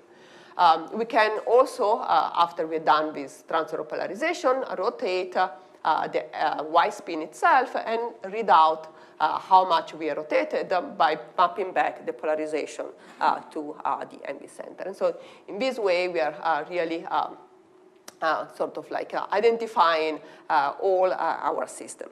I think that there was a little bit of discussion yesterday about Hamiltonian identification, and that's something that we are working on this system now. Here I only mentioned the X spin. We actually have X1, X2, X3 at least, maybe X4. Sometimes it appears, sometimes it disappears. So that's a bit weird. But the other spin are pretty stable, and we have been able to also identify the nuclear spin. One is a proton, two other are nitrogen. So we are really able, through this spectroscopic method, which combines some quantum sensing with more older ESR techniques, to really figure out like what is the Hamiltonian of our system and hopefully work it out. So this is indeed one example of how we can try to bridge reach some better quantum sensing by using larger quantum system. How much time do I have? I don't have any time. Okay, so then, so then I will skip very much ahead. Okay. I'll just, since other people have abused, I also abuse a little bit because I really like this. So another way that we can try to indeed get in some quantum advantage is to have a composite sensor. And this is illustrated in our quest to achieve magnetic, rotation sensing. And the idea there was to use a nitrogen 15 spin, because in the slide that I didn't show you, I showed you that N14, which is spin 1, is bad coherence, and so which is due to the hyperfine inhomogeneities with the MV center. And so we were like, well, if I put the NV in MS equals 0, N15 doesn't have any quadrupolar interaction, no hyperfine, and so I should have long coherence, right? Wrong, because I still have the perpendicular part of the hyperfine, and as soon as you have a little bit of a transverse magnetic field, this gets amplified through this interaction, and when you're doing rotation sensing, you will have a transverse magnetic field because your diamond is rotating. And so, well, because of this interaction, the coherence time is not so good. But what it also means that we are very, very sensitive to detecting transverse field through the nuclear spin. So instead of using directly the electronic spin for rotation sensing or the N14, what we can use is the N15 and look at the fact that a small rotation of the MV axis will imply a very large effective rotation of the magnetic field seen by the nuclear spin. And this allows to really amplify the signal. Because this rotation can be very small and still give rise to a large rotation, larger effect, we can work in the regime where we have a diabatic evolution, and again, we will see a very large enhancement of the deviation of the nuclear spin like a signal with respect to what would have been sort of like naively expected for the electronic spin itself. So again, combining not only one single qubit, but at least 2 qubits can give you a lot of advantages. So I hope that Roberta will let me at least thank my group, for sure, the people who are actually doing all the work here. In particular, I want to highlight Alex Unger, who's been working in this very interesting systems of this NV coupled to a few electronic spin and discovering them and really painstakingly controlling them. And also the work on gyroscope was done by Mintin Nguyen and Guoqing Wang, who's not in the picture because he already graduated. So thank you very much for your attention.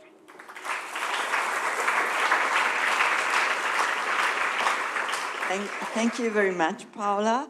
And I think we have time for one short question. Of course, we have plenty, some time also on the terrace for further discussion. But if there is a question now, I don't see any. Well, so I think they will catch Everybody you up wants the coffee. on the coffee. Well, so thank you again. Thank you for being here. And I need from Saro, at what time we have to convene back here? Half an hour. So we have half an hour. Let's say 5 to 11, okay?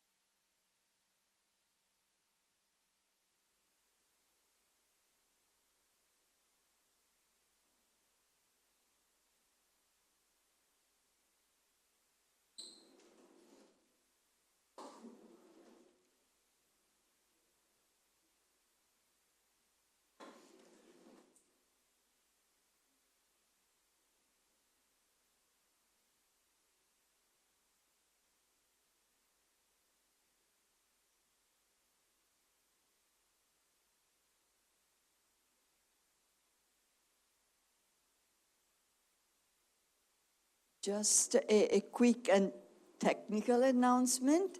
Our next speaker has found outside this room a banknote. So if someone in the audience have opened the wallet and is missing one banknote, please come to us.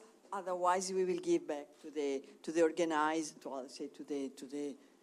receptionist. So please check if it has happened that getting out from the room you have opened your wallet and something is missing. Okay, so thank you for being back. It's a pleasure to go on with this morning session. Now we have moved from, I would say, atoms to, say, condensed matter, and now we go even more complex as we have some molecules appearing. And it is a pleasure to introduce our next speaker, that is Costanza Toninelli from the National Institute of Optics in Italy, from the CNR. And please, Costanza. Okay, is it working? Yeah, presentation is there. Okay, so welcome back to everyone, and thanks a lot to the organizing committee for the invitation. I have to admit that I was completely blown away when I received it. It's really, truly an honor for me to take part to this exceptional panel of speakers and to give you my perspective on emerging aspects of quantum science and technology. Even more to do so in such a universal context that reminds us about our responsibilities as scientists and as human beings. So today I will be talking about light-matter interaction at the single particle level. So what happens when single photons interact with single molecules.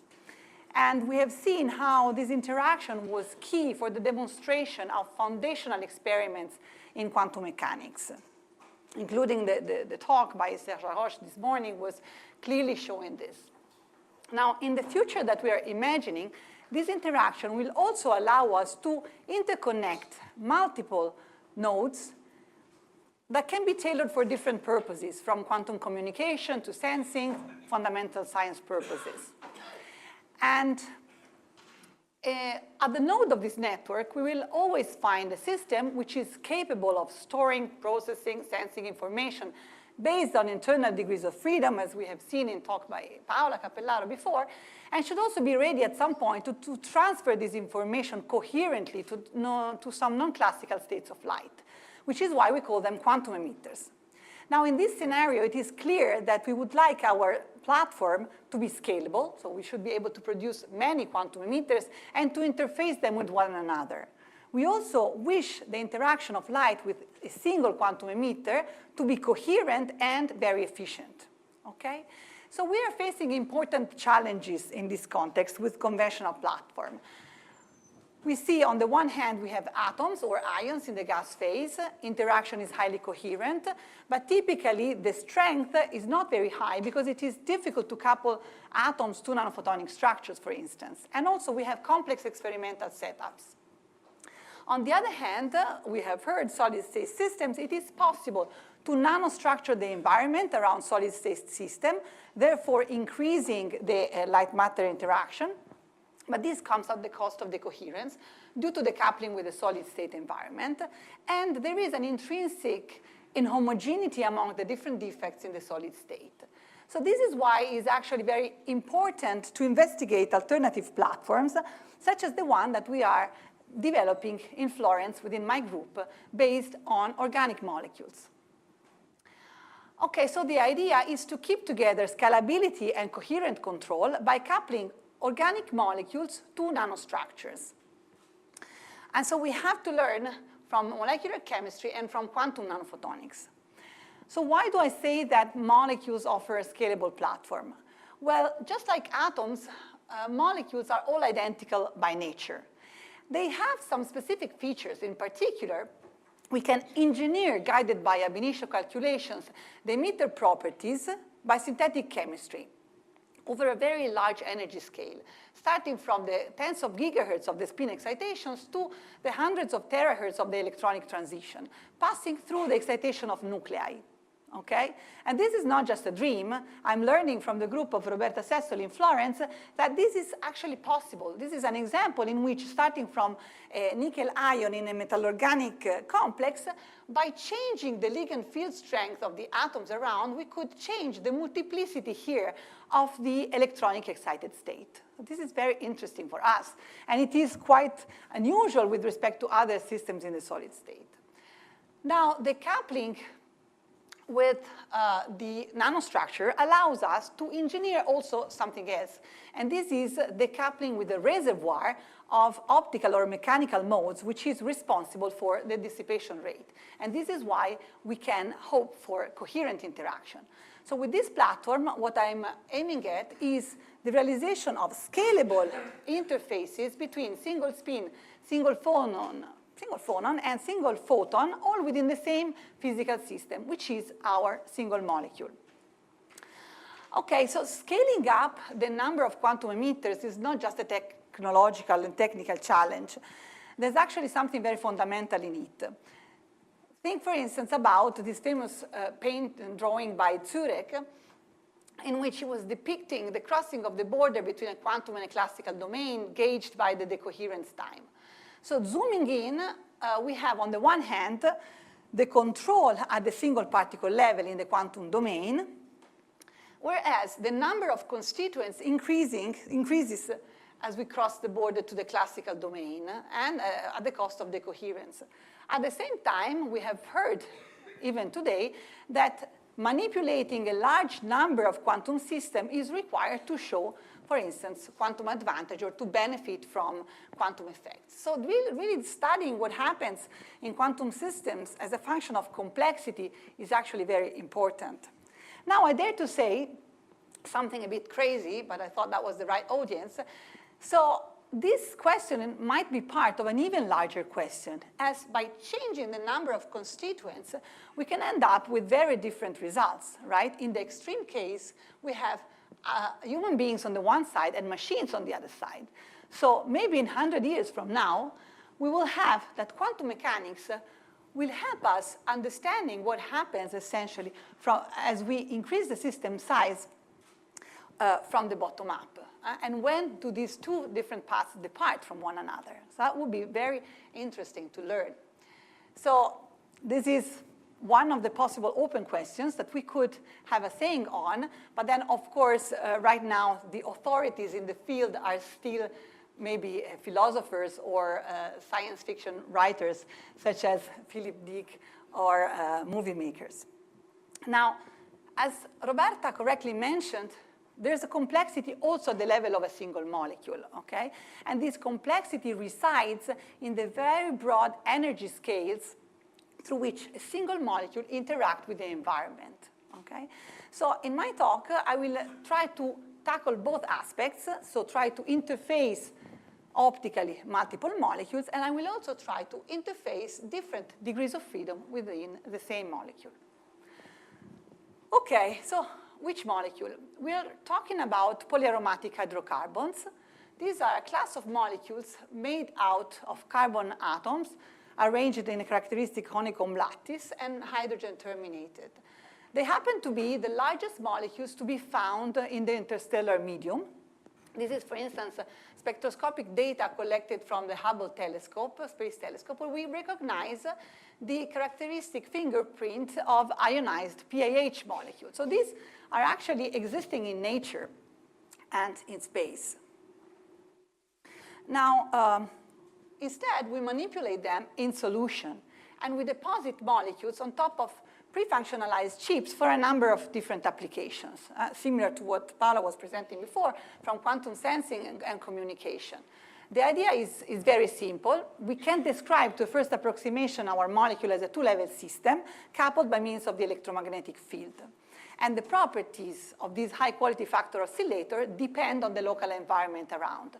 So we can use the molecule as a local transducer with very high spatial resolution to read out optically properties such as strain, electric field, the presence of charges, and temperature. We will see some examples in my talk. The possibility of isolating a single molecule or a single quantum emitters opens up to the realization of single photon sources. So stream of pulses containing one and only one photon per pulse. The idea is to use trigger laser excitation to populate efficiently once and only once per pulse this excited electronic level, and after spontaneous emission, you'll be left with a train of pulses containing one and only one photon per pulse. This seems very easy. In practice, depending on the type of application that you might want to realize, different requirements are needed on your single photon source. And in particular, one key aspect is that of two-photon interference. Okay, so I mean, I feel a bit ashamed of kind of putting the slide here, but nevertheless, let me just remind you what two-photon interference is. This is related to the essentially the interference among the probability amplitude of these two processes that lead to the same detection event. So the coincidences at the output port of these beam splitters whenever two indistinguishable photons impinge on the input port of the beam splitter. So this requirement implies that the transition should be Fourier limited. So the induced dipole radiating photons should not be affected by dephasing due to the interaction with the solid state. So this means that we are working inside a cryostat.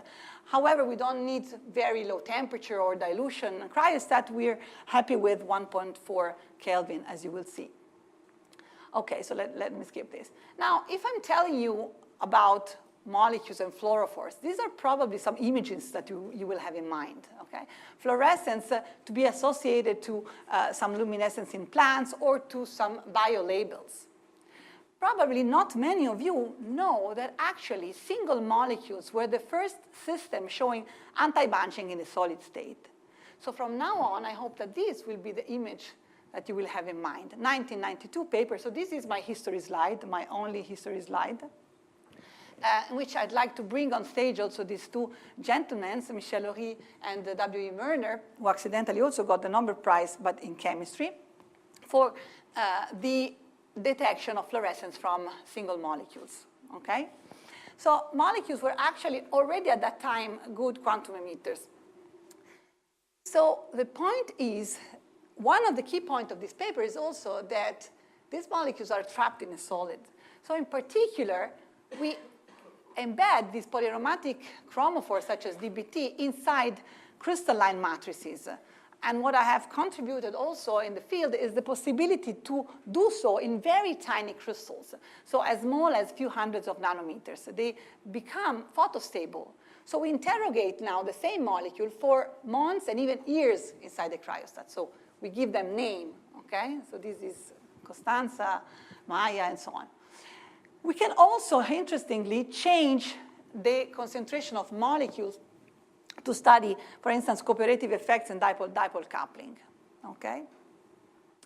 Today, I'd like to tell you about how we can effectively make a very nice single photon source out of organic molecules, and how these are particularly prone to scalability, so how we can interface multiple molecules together. And finally, we will see how the coupling with phonons that can be coherent or incoherent can be harvested for sensing application and also for some visionary cavity optomechanics experiment. Okay, so how do we do that? As I said, we start by diluting the concentration of molecule. We have just one chromophore per nanocrystal. And then we use, for instance, an incoherent pumping scheme that leads to the emission of essentially 50% into the so-called 0-0-0 phonon line, which is the one we are interested in because it does not scatter with phonons, and therefore it is potentially Fourier limited.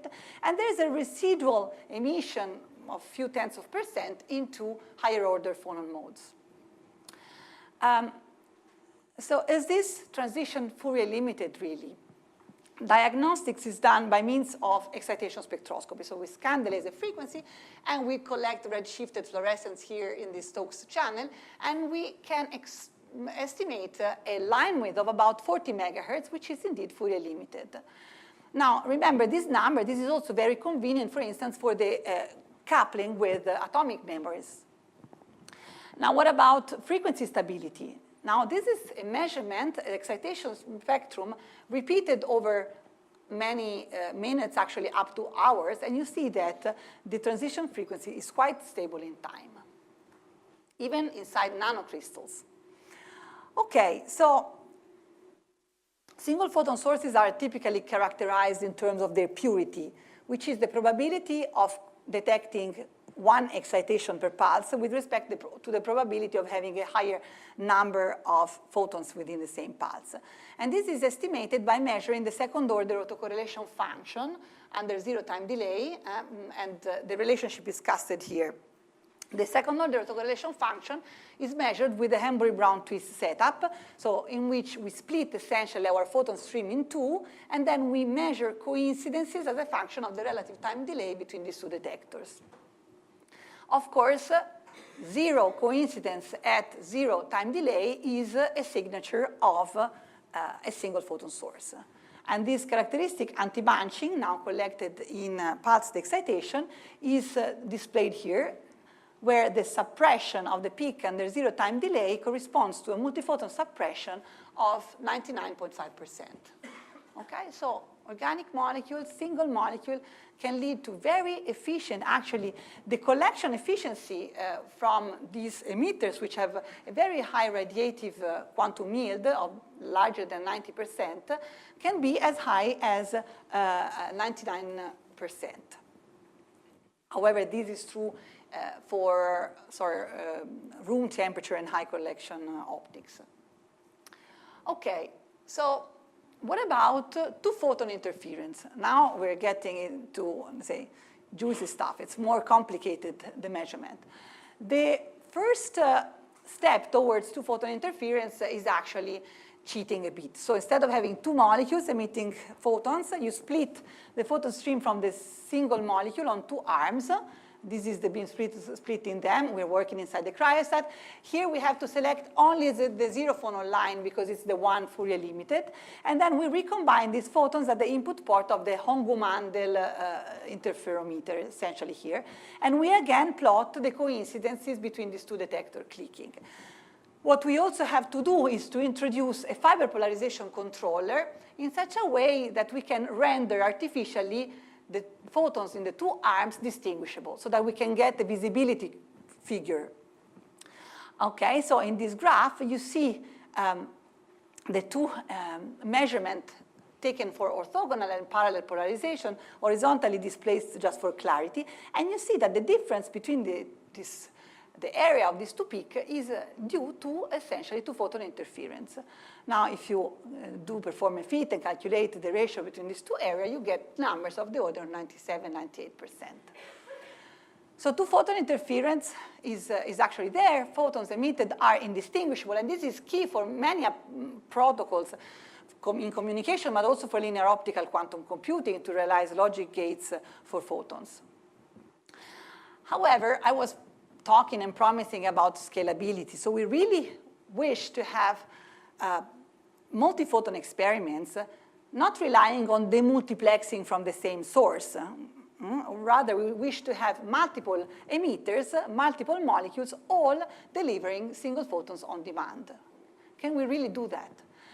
Well, actually, there is a residual inhomogeneity also among molecules as they feel slightly different local environments and hence local electric fields.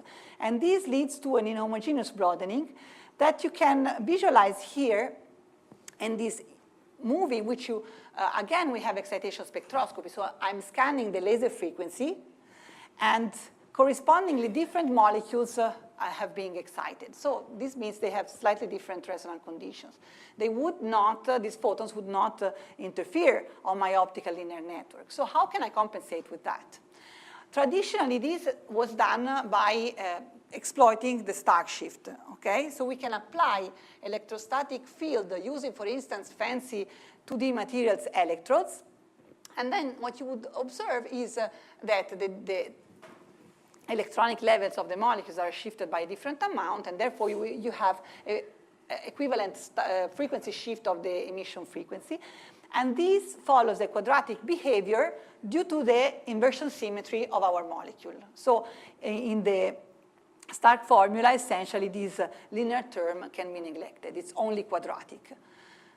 So it is nice in the sense we can scan it throughout hundreds of gigahertz, but actually it is not very convenient because you don't have really local control. So if we have multiple molecules on the same chip, it's going to be hard to address them with different fields when they are close by.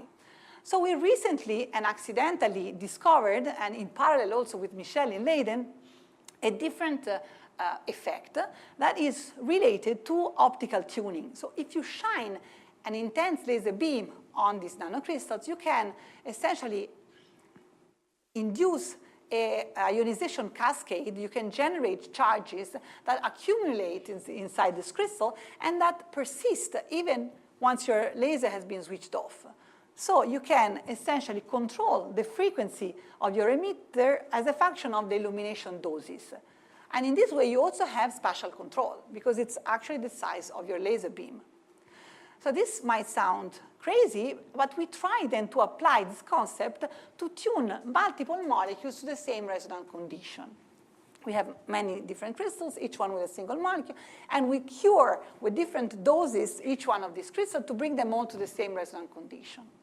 Now, this is the results of the experiment. Now, here, I mean, we started with 5 different emitters close by within 50 microns and 20 gigahertz apart.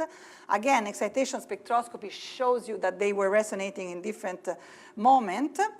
After we have cured and apply our protocols, we end up, I don't know whether this is visible, but it's definitely observable in our in this quantitative measurement here, where you see that these 5 curves are now all brought within twice their line width. We have now 5 emitters all together at the same position, and they were all on the same chip. So this is now starts to be kind of scalable way of bringing molecules all to the same condition. Is it enough to show 2-photon interference? Well, we tried it, and we applied this method to 2 molecules that we then, whose emission we spatially separated and recombined at the input port of this fiber beam splitter. And then, of course, we have again our Hongo-Mandel beam splitter, at the output of which we collected coincidences. Okay? And then, as a function of the relative frequency between the two, we could measure the G2 function. And these are the results for 2-photon interference in the emission between distinct molecules now. And you see, again, the suppression of this peak. Now the visibility is lower. So if you integrate the area of this peak is now about 40%. It's not anymore 97%. And then, of course, instead, the post-selected one is as high as before. So, however, this was a very encouraging result as with respect to other systems, there's no cavity that would help. There's no manipulation of the charge environment, so suppression of charge noise. So this is what you get with 2 organic molecules pristine on a gold substrate. So this is actually, I believe, very interesting and promising. Now, what is next? Okay, so indeed, we could couple these to cavities, okay? There are different ways to do that, advantages and disadvantages for each of them. Okay, so these are 3 main ways to do that. One is, I mean, you can recognize the fact that because they're not embedded in a semiconductor material or in diamond, you can actually start from your suspension and deposit your molecular crystal on different material platforms. For instance, in this case, we had silicon nitride waveguides, and a large crystal was placed on top, exploiting evanescent coupling. This is actually an experiment that I started back in Zurich and now showing very nice results in the group of Vahid Sandogdar in Erlangen, in which the molecular crystal is sandwiched inside an open Fabry-Perot cavity. And the result is that they could achieve strong coupling at the single molecule level. Again, inside, of course, inside the cryostat. One approach that we like very much is the possibility to disperse this nanocrystal into polymer photoresist that we can then structure in 3 dimensions, very complex geometries thanks to direct laser writing. Okay, this allows us to get control of the emitter position with respect to the mode of the electromagnetic field. This is still work in progress, I would say. Now, in the last part of the talk, I would like to talk about how we can harvest the coupling of the electron excitation with vibrations. So this has been actually a problem for me, right? I mean, because it was detrimental for the observation of two-photon interference. At some point, I decided I have to do something about that. I have to try engineering this interaction and this vibration. Remember that we have multiple kinds of mechanical excitation in these systems. We have the vibration of the molecule itself, plus the coupling with the phonon mode of the crystal around it. And the kind of coupling interaction can be of elastic nature and of inelastic nature. So first thing that happens is that due to elastic scattering processes with phonons, you have a broadening of the zero phonon line, as I mentioned before. Now, how can we harvest this? Well, for instance, we can very efficiently and precisely measure temperature by calibrating our molecule with the cryostat temperature. So we understand very well exactly this mechanism of broadening, which is essentially determined by the Boltzmann population of a certain density of phonon modes inside our material. This is very well characterized.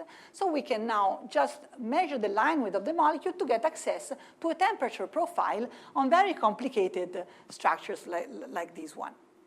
Now, please consider also that there are not many ways you have to measure temperature in this range and with very low invasivity. Typically, you have to add resistors and so on.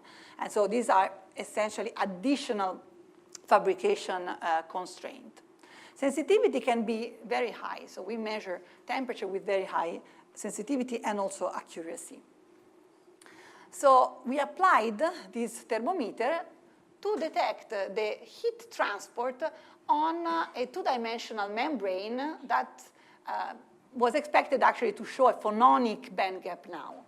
So we could measure the temperature by changing essentially the distance between, by measuring the line width of the molecule as a function of the distance between a heat source that was played by an additional laser beam and our molecular probe. So we can reconstruct the temperature profile, which is nicely described by a heat diffusion equation, whereby, though, the thermal conductivity scales quadratically with temperature. And this is an indication of a deviation from a characteristic three-dimensional Fourier regime due to the bidimensionality of the membrane. So this can actually lead to very interesting physics, as in this temperature range, the dominant phonons are long wavelength with a very long coherence length, and therefore we can expect also coherent effect to take place. Now, if we actually look closer to this interaction, we can describe it with this Hamiltonian, where you have the energy which is stored in the electronic excitation, the energy in the mechanical mode, and then a coupling between the two that resemble very much the Hamiltonian of a cavity optomechanical system, where the role of the cavity is played by the optical transition of the molecule, which is extremely narrow. So we have a very high quality factor cavity in this case. And we have a very small and fast optomechanical oscillator. The frequencies of the vibrations are in the few terahertz range, okay? So this is actually very interesting. This will never be populated around few Kelvin, okay? So the average phonon population is 0. Now, you can actually investigate you can change the kind of mechanical mode you are coupling to, because I said you can also consider the coupling with the vibrational mode of the entire nanocrystal, okay? In this case, we have a coupling constant of the order of 100 megahertz, and in this case, the mechanical excitation is in the gigahertz range. Now, the important parameter which is missing is what is the dissipation rate of vibrations. which is in this case typically very fast. Okay, so this can be a problem if you want to study coherent effect. One way around it is to engineer long-lived vibrational state by coupling our nanocrystals on phononic band gap materials. Okay, so this is something that exists and has been published. So, and we have already shown you before how we can deposit our nanocrystal on such media, where we expect the mechanical dissipation time to go from the picosecond range that you have normally on a silicon substrate to the millisecond range. Now, in this context, if you put the numbers, you find that we would be able to explore strong coupling between photons and phonons, this time at the single particle level. So this is a very special and an unexplored regime. Now, the last point that I wanted to make is that that's not the only way that we can study some coherent interaction between photon and phonons. The other way is just to go very fast, essentially, not to let vibration decay by exploiting essentially additional laser beam tuned to the Stokes and to the anti-Stokes frequency. And in this way, we have shown in this theoretical paper how we can engineer hybrid quantum state of light and vibrations. So with that, I come to the conclusion of the talk, in which I've shown you how molecules and organic molecules are very well-behaved single photon sources, showing two-photon interference also among different molecules, and how we can tune up to 5 different emitters to the same resonant condition. In the second part, I've shown you how the coupling with vibrations can be harvested for sensing application, but also to explore very unconventional regimes in cavity optomechanics. With that, I wish to thank you for the attention, and especially want to thank all my collaborators in Florence that made these experiments possible, and also collaborators abroad. Thanks again.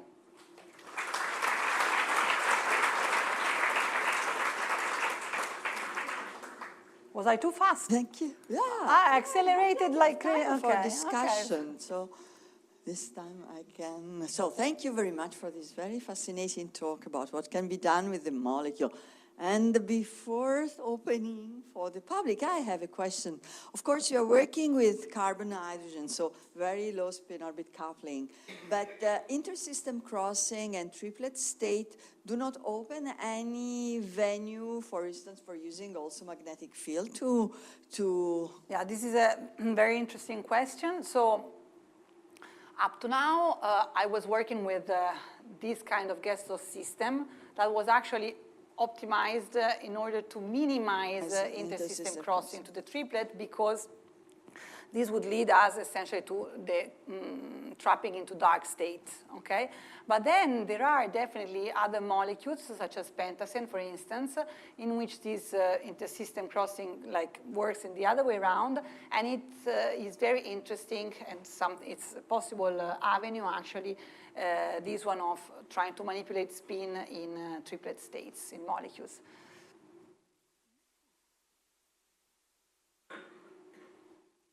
So, other questions? So what is the material that has such a much lower, say, phonon dispersion than silicon or silicon oxide? You say you can gain a lot in stability? Yeah, you can gain a lot. Essentially, in this case, it's not really the material. It's really the nanostructuring of the material. In this case, you see that there are it's like a photonic crystal, but for phonons. Okay. So you can open up a band gap, a supersonic band gap, meaning in the range of few gigahertz, you can open a band gap so that you don't allow dissipation for phonon to propagate. Okay.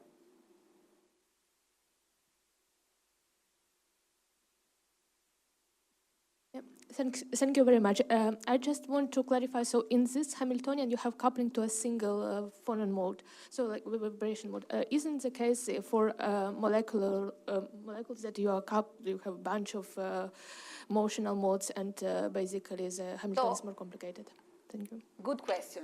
First answer would be that as you have seen before, actually for the molecule itself, you do have some vibrational modes, not just one, but they are very isolated, so you can treat them independently, essentially. In the case of the coupling to the crystalline matrices, ideally, if you have a very large crystal, then you expect to have a band of phonons. But for very tiny, 100 of nanometer crystal, then you start to have localized phonon modes also inside the crystal. And if you make them long-lived, then you can really also spectrally isolate them. But I agree somehow that I'm also kind of curious to understand what happens in, say, the interplay between different modes. Thank you. So, thank you very much for this very interesting talk. I have just a curiosity. Do you plan to also investigate through these approaches also monolayers of molecule adsorbed on surface instead of very small single crystals or bulk materials? So there are reasons to do that. Mm-hmm. So for instance, one path that I haven't discussed here is indeed to essentially study dipole-dipole coupling between molecules. Mm-hmm. And there are different ways to do that. Either you have a very dense ensemble. Mm-hmm. What we would like to do is instead to exploit essentially long-range coupling due to the common interaction with the same photon mode. So to have a photon, let's say, many molecules coupled to the same cavity, essentially. Mm-hmm. Mm-hmm. Thank you. Thank you very much.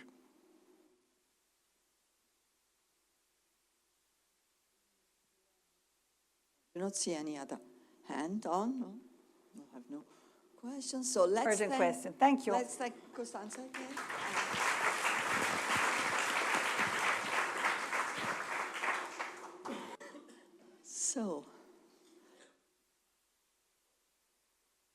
So let's move to the last talk for this morning, where we will go back to more, say, quantum application and something like that.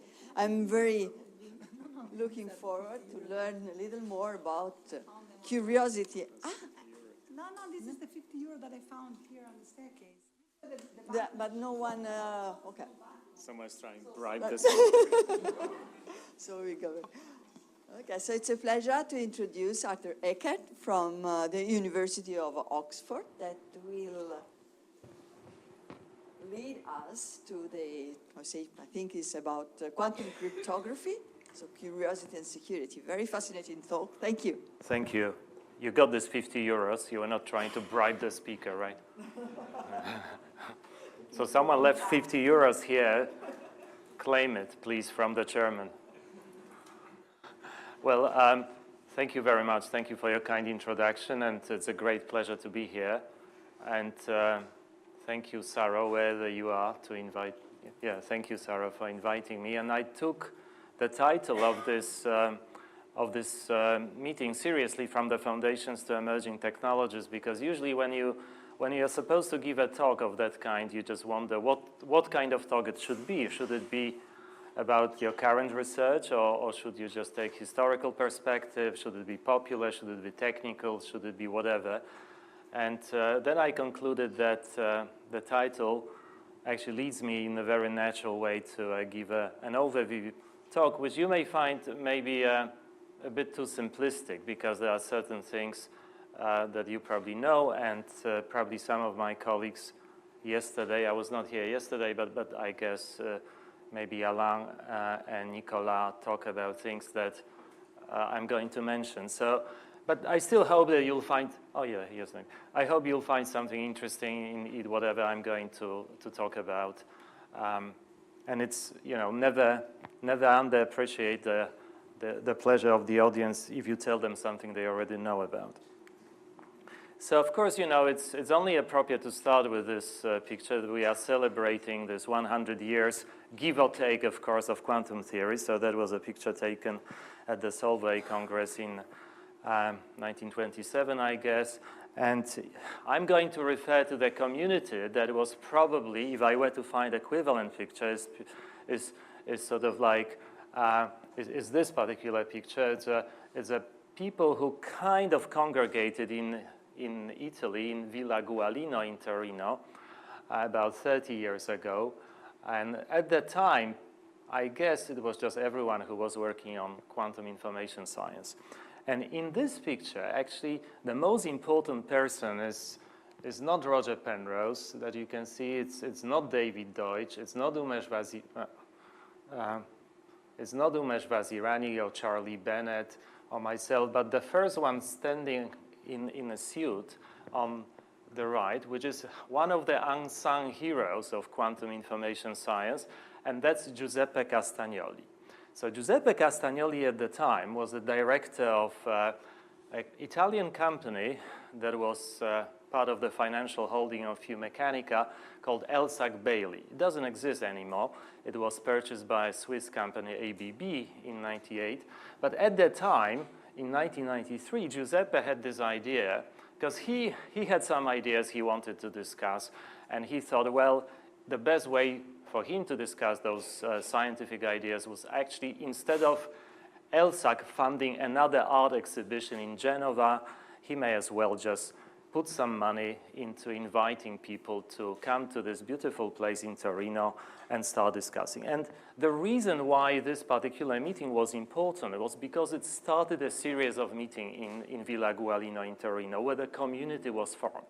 And that was the place where our colleagues from US and Europe and Asia came and talked, and many ideas can be traced down to actually all essential ideas in the early development of quantum information science can be traced down to this place. So this talk, somehow indirectly, I would like to dedicate to Giuseppe Castagnoli, who's still around, who's still writing interesting papers, but retired, of course. Otherwise, my talk is going to be about two narratives. So I'm going to take the curiosity-driven research, and there will be just like one narrative about how people try to understand the nature of randomness in quantum theory. And that was almost purely philosophical, as you have probably heard. And I'm going to then combine it with another narrative, which is our quest for perfect security, our quest for privacy, our quest for protecting information. And then I'm going to show how those fundamental research on both sides, I would say, led to the formation of what hopefully will be the technology for data protection in the quantum age. So like maybe 20, 30, 50 years from now, when we develop quantum technology to the point where we have powerful quantum devices, and we want to protect our privacy. The question is how we are going to do that, and I think the technology, the foundations of this technology, they are just, you can see being created now, essentially. It's what happened due to this fusion. So let me start with the historical introduction, perhaps, to the first part, well, actually the second narrative, on the bottom narrative, our quest to design a perfect cipher. So it's just like a human thing. We have secrets, right? Nations have secrets. We have information we don't want to necessarily share, or we want to share it with only dedicated people, and we want to avoid any eavesdropping. So of course, you know, the whole history of cryptography goes back essentially pretty much to the origin of alphabet, to the Phoenicians, to all, you know, ancient Egyptians. But the first really good and well-defined historical record that we have for people protecting information in a certain way is to use a very simple technique of permutation of characters. Goes back, it's just about everything in Europe, right, to ancient Greeks. So the ancient Greeks came up with the idea of a scytale. Scytale was Spartans, about 400 BC. Scytale was a device which consisted of a wooden button of a certain diameter. And then, if you were a military commander in ancient Sparta, you would just take a parchment, you would just scribble things. So, sorry, first you would just take this parchment and wrap it around this wooden button, right? And then you write your message lengthwise. And then you unwrap the parchment, and then you take this, you give it to a military courier that will take the parchment from one one commander to another commander. And on the receiving side, the commander would just have a wooden button of the same diameter, would just take the parchment from the courier, wrap it around, and the message would reappear. So that was a first very simple mechanical device to implement the permutation of characters for the purpose of cryptography. Sometime later, historically speaking, Julius Caesar allegedly, if we were to believe our historians, use another method of encryption based on substitution. So for each character in the Roman alphabet, Julius Caesar would just substitute another character. And apparently he used a method where he shifted the whole alphabet by 3 characters. For example, here you shift the alphabet by 3 characters to the left. And whether I can just, well, never answer this. And by doing so, you establish a simple, and then of course, whatever sticks out like ABC, you append it till the end. And then you have a simple substitution rule. For A, substitute D, for B, substitute E, for C, substitute F, and so on. And, those things were used for a while, both permutation of characters, substitution of characters. However, of course, you can, as you may guess, those methods are not very secure. And, but for a long time, they were used in this or the other way, or combination of those two.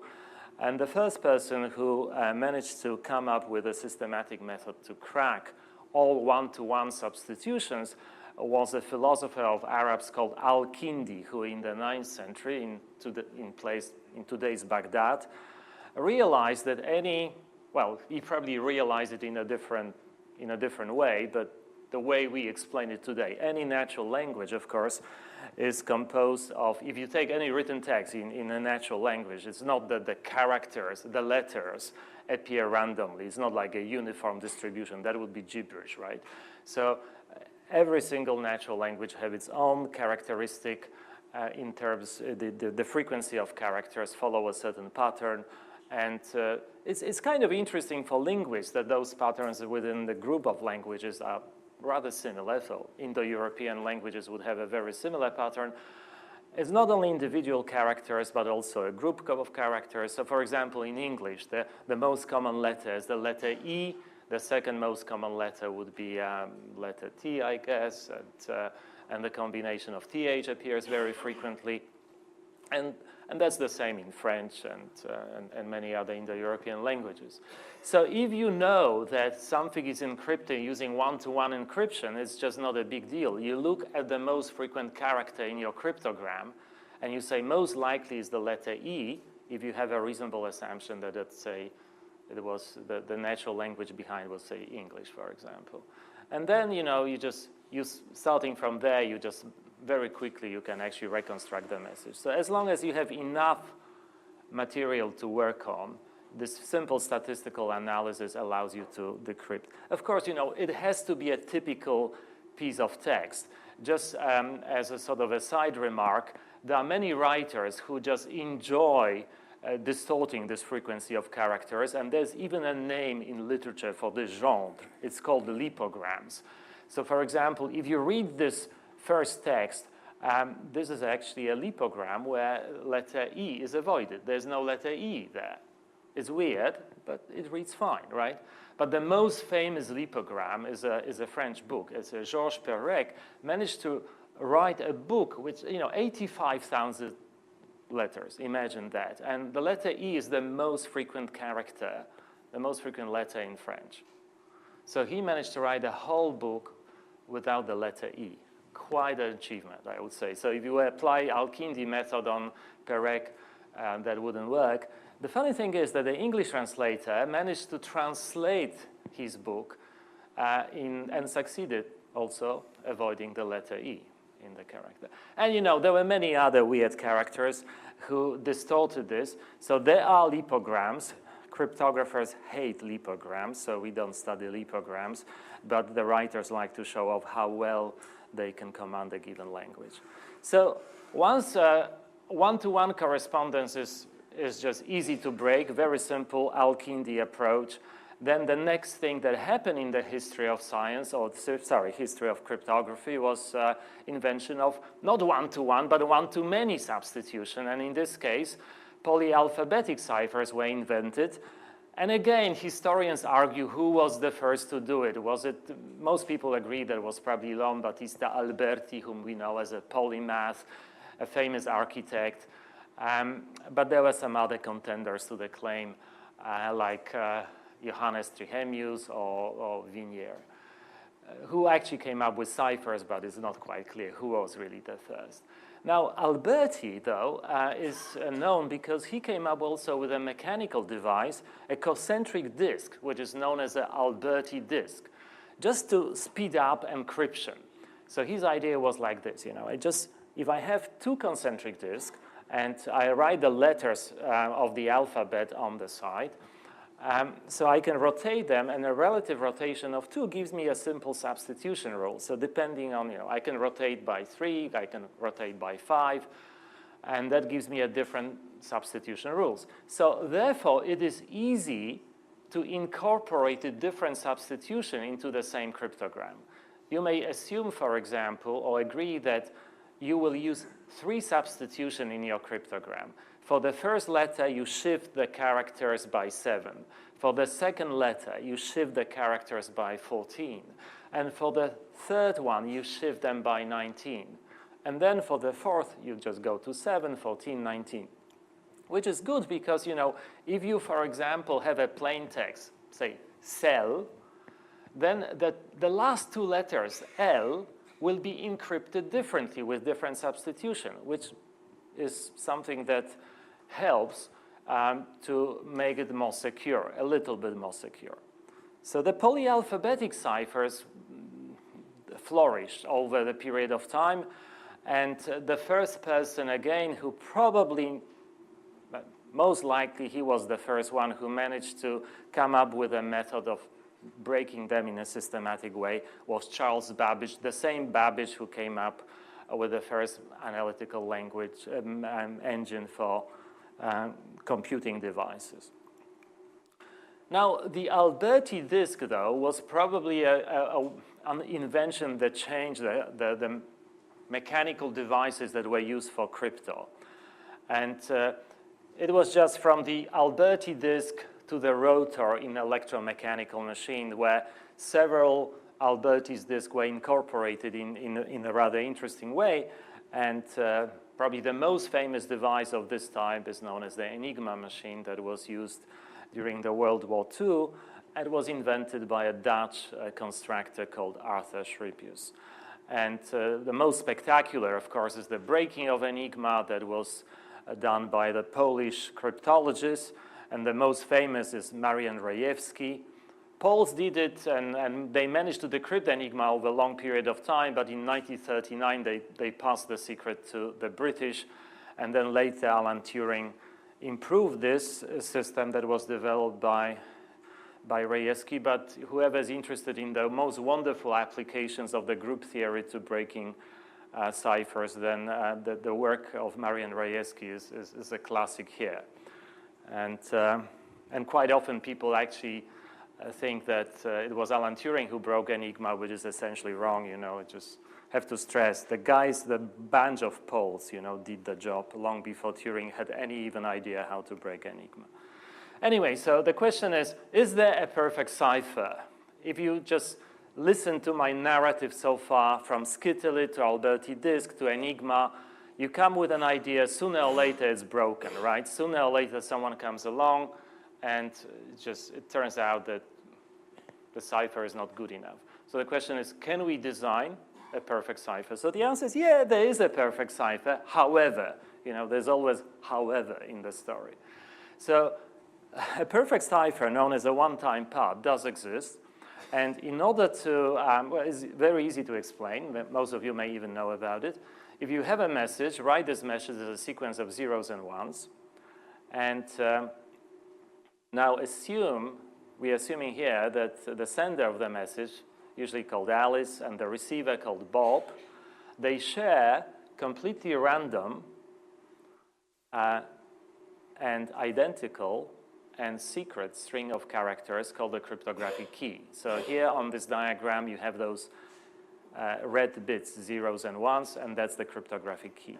So now, if Alice and Bob share the same cryptographic key, then Alice can take the message, a sequence of zeros and one, do the bit-by-bit addition, and generate the cryptogram. Now, the randomness of the key is transformed to the randomness of the cryptogram. So essentially, the cryptogram is as random as any other randomly selected sequence of zeros and ones.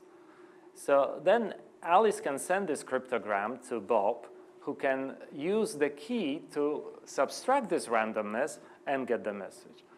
It's a rather simple system, right? But however, it is possible to show it that as long as the key is truly random, is as long as the message, and it's never reused, this system is absolutely secure. You cannot break it. So there is a perfect cipher. And there is an information security proof that you cannot break this particular cipher.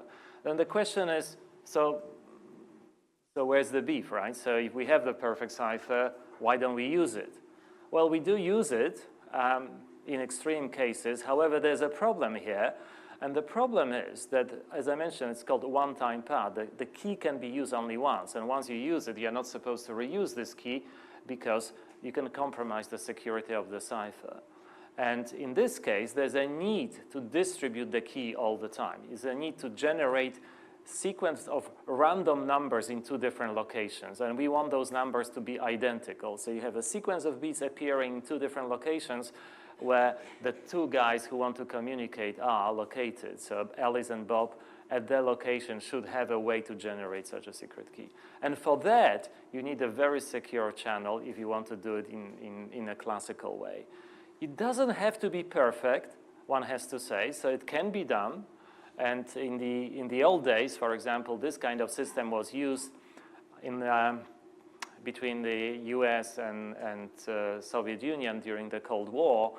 And the key was distributed using just couriers. So there were guys with attaché cases, and there were sort of, the key was inside there. So humans were used to distribute the key.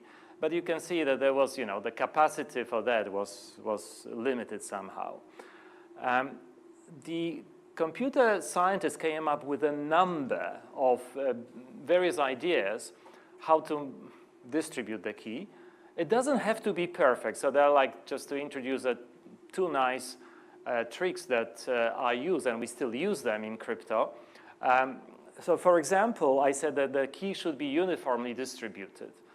Well, sometimes you are not quite, it's not entirely clear that you have a uniform distribution. So imagine, for example, that you want to generate a sequence of zeros and one tossing a coin. And the coin can be biased, right? So it's more likely, say with probability P, it shows heads and it's greater than half. So you will have your sequence that is not really uniformly distributed sequence of zeros and ones. And assuming, however, that those tosses, for example, coin tosses are independent, it's very easy to convert it to a string that has a uniform distribution. You have to just shorten the string, but the idea is very simple. It's actually due to von Neumann, where if you have a biased coin and you want to have an unbiased toss, what you are going to do, you're going to toss it twice. So if it is two heads, you discard this. If it is two tails, you discard it. But if it is head and tail, you say it's head. And if it is tail and head, you say it's tail, right? So that means, like, you can just think about like zeros and ones. So you can see from this very simple analysis here, the probability of head and tail and head, this sequence, are identical. So as long as you discard the extreme, like two heads and two tails, then the other two pairs appear with the same probability. And if you keep only those, that means you have to discard some data, then you can generate a uniformly distribution sequence. There is a very important assumption here that those tosses are independent, though. Now, you can also repair privacy if you want. So you can repair randomness, you can repair privacy from those things. So for example, if I have two bits, and I know that adversary knows at least one bit of information, not more than one. Say either X or Y, for example. I don't know which one, though. How can I turn those 2 bits in that are partially compromised? So I have 2 bits partially compromised. What can I do to make them secret? So what I can do, I can actually do the bitwise addition. I can take exclusive OR of those 2, and that will generate 1 bit, but I know for sure that this bit is secret. But again, a crucial assumption here is that I can estimate how much information leaked to an eavesdropper. And it turns out that within a classical system, it's absolutely impossible to find out how much information could have possibly leaked to an eavesdropper in any kind of cryptographic scenario. And so that's the end of the first narrative, which leads us sort of to the question of perfect security, because the question is, so the conclusion of the first narrative is, we can have perfectly secure ciphers as long as we can solve the key distribution problem, or we can just find a way to find how much information could have leaked possibly to the outside world in a given physical situation, which we call the key distribution. So, so the way to solve, there are 2 ways of solving this problem today. One is public key crypto systems. I'm not going to talk about it, just a long story, different kind of security.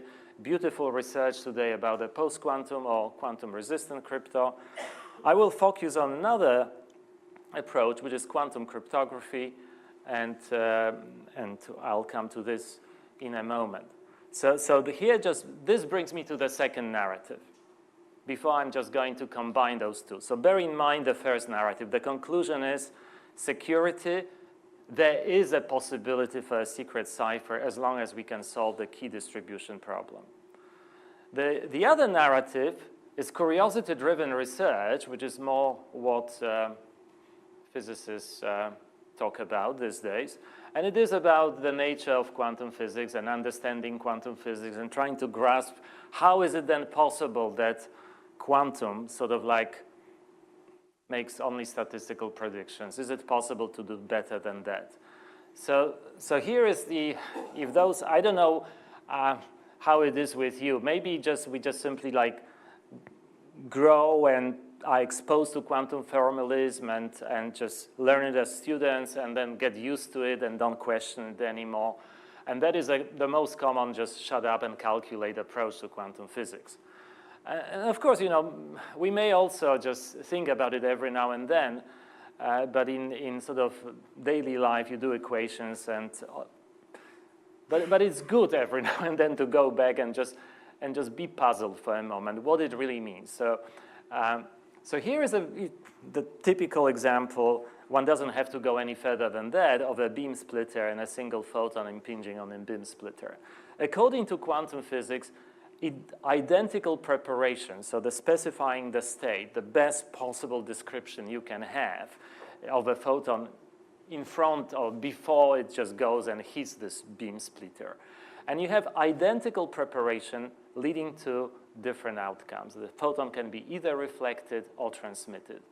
And then it is a bit shocking. How is it possible then? What determines like which way it goes? What is it exactly that determines that it'll just be reflected or transmitted? Or is it a wrong question? We shouldn't be asking this question. But of course, we want to, because otherwise the whole concept of science is to look for causal relations. So what actually caused photon to be reflected or to be transmitted? So of course, this goes back into early days of quantum physics, and there were people taking different views on this. In particular, Albert Einstein was the one who said, well, in this particular diagram, you say those are identical preparations, identical quantum states, but they are not, probably. Most likely they are not. There are some other parameters that we don't know, hidden variables, so that what looks from the current quantum description as identical is in fact not identical, because those hidden variables, call it lambda, could be different. In one case, the hidden variable tells you reflect and the other tells you transmit. However, quantum description is not complete. It doesn't see this. So therefore, Einstein said, you know, quantum theory is not complete, and if we work a bit harder, we can actually find out the local causes that generate, reflect, or transmit. So though it's fair to say that this problem sort of like appeared pretty early, and in the 30s, 1932, I think, John Feynman wrote this amazing book, the Mathematical Foundations of Quantum Physics, introducing Hilbert spaces, introducing measurements, and just about everything. And he had a proof, or whatever. I wouldn't call it a proof, but a remark that if you take this formalist, mathematical formalist seriously, and you have based by a simple mathematical argument based on non-commuting operators, he argued that there is no hope for more precise predictions. It has to be statistical. The proof was later questioned, and I mean, still there's a debate in the community. The proof, mathematically speaking, is flawed, but so, you know, isn't that great that even von Neumann can get something wrong, right? So that was as a student, I enjoyed it enormously, you know. I know it's not nice to, but the fact that you should look at the mathematics, not at the authorities. Now, Einstein took a different view. He said, well, look, you know, obviously God doesn't play dice when this photon goes into this beam splitter. So there has to be some kind of good explanation. We have to work harder and recover this local deterministic behavior. And that was his famous 1935 paper where he just questioned the completeness of quantum theory. Now, I think probably this Bell theorem was already explained, so maybe I just simply very quickly skip through this, but essentially, if you just take Einstein's view and, you know, the question was later sort of rephrased by John Bell in terms of what we call today Bell inequalities. So Einstein was just a very philosophical paper, and John Bell turned this into an experimental proposition, essentially, by saying that if you take local realists seriously, you can set up an experiment which can tell whether nature works this way or not, whether local realists can be refuted, in fact. And it's very, again, you know, I assume that you know, I assume that it was probably explained. It's very easy to explain the CHSH version of the Bell inequalities. For example, you can just have an experiment with two photons where you measure, where Alice and Bob, in this case, switch from being a sender and receiver of secret messages and become physicists, and they just measure two different types of polarization each. One is measuring A1, A2, the other one B1, B2. And if you just label the values of polarization plus minus 1 in the units of H bar, then you can look at this other random variable. You say, okay, those values do exist, right? They have values, so therefore S, the new random variable, has to have value either plus 1 or minus 1. Repeat this measurement many times. Take the statistics, take the average value. So S will be somewhere between minus 2 and 2, and that's CHSH inequality, a version of Bell inequality. And then you run experiment, and some people did, and quantum mechanical predictions tell you that it can go actually outside this range. And for me, the most, even I know that John Clauser was the first one who worked on this, but I was the first. When I was a student, I was actually taken by Alain's experiment, his 1982 experiment, where I think reading and trying to understand the whole nature of the whole thing, I even consulted his thesis on this, and it was amazing, but I was equally amazed that at the time nobody cared about those kind of things. You know, hardcore physicists couldn't care less about those philosophically minded people. They just carry on and do their own experiment because the predictions work, so shut up and calculate usually prevails. And now it's official that it's violated, you know, that the Nobel Prize went to this, but I think it's also fair to say that it's even closer in aspect work on this because it was just curiosity-driven research. Many people who came later to this had this benefit of understanding that this can be actually applied. There were many loopholes to be closed, but many of my colleagues, and in particular, I should mention 3 or 4 of them, like one is Nicolas Gisin, the other one, John Rarity and Paul Tapster. Nobody knows about Paul Tapster this day, but this guy worked in the Defense Research Agency in the UK, and he would never travel to any conference because he was only interested, his life was essentially confined to his house, his lab, and the bridge club. So he was, but John Rarity, his colleague, did travel, and also other beautiful experiments by John Wei Pan and Ronald Hansen, and of course Anton Zeilinger. So let me bring those 2 narratives together. So what do we get from the fusion of this foundational research on quantum side, looking for hidden randomness or explanation of randomness? So we find at the end of the day that quantum physics is kind of inherently random. So that this randomness just pops up, that we cannot hope for the better explanation. So that means there is randomness for everyone. And if there's a randomness for everyone, there's something unpredictable to everyone, right? So which is already promising if you look at it from the crypto perspective.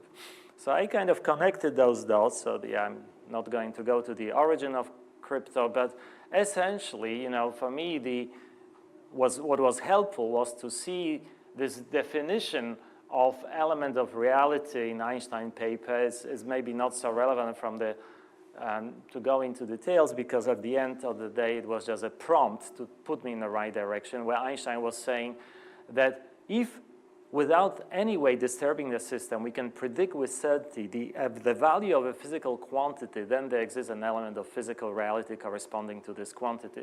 To me, this was like a definition of eavesdropping, because we always encode information in some physical property. We can measure it without disturbing it, then those legitimate users cannot actually see that someone is eavesdropping. Anyway, long story, that with some mathematical gymnastics, that leads you to a situation where you can now estimate this amount of information that leaks out based on the degree of the violation of the Bell inequality. And one reason you can do it is that this randomness is actually now for anyone. It's not like that in classical domain, the randomness describes the degree of your lack of knowledge. It just simply says, I see something random because I don't know how that happened. And different people can have different amount of lack of knowledge. So one can be more ignorant than the other about what happened, and therefore for some people something is more random, and for some people it's less random. Some people can actually see it not random at all. So there's this subjective aspect. That's why it's so difficult to come up with any proof of security in classical domain, because you have to take into account all possible eavesdropping strategies of possible actors. In quantum, it's not the case. We know from the Bell inequalities that nature is random at some level, and if it is so, it's random for everyone. There's no third party that can know. So therefore, you can put an upper bound on the amount of information, and that Bell test can actually give you this as for free, essentially. So, and that happened, you know, the first test proof of principle was done by John Rarity and Paul Tapster. We work at the time in the Defense Research, what used to be called Defense Research Agency in Malvern in 91. Heroic times, I have to say, because at the time in the UK, we were not allowed to do crypto in the defense establishment, because crypto is funded by by the Foreign Office in the UK, and John and Paul's lab was funded by the Ministry of Defense. So we had to go to the management and say, look guys, you know, those people at GCHQ whom you found in the foreign office, from the foreign office portfolio, they don't have lasers, they don't have anything. They cannot implement this stuff. They're just a bunch of mathematicians, right? You know, finally a reason prevailed and they were allowed to do this experiment and many other things happened. So finally we managed to publish it even. And then another, you know, very important step was actually to take it out from the military domain. It was actually never, strictly speaking, in the military domain in the UK.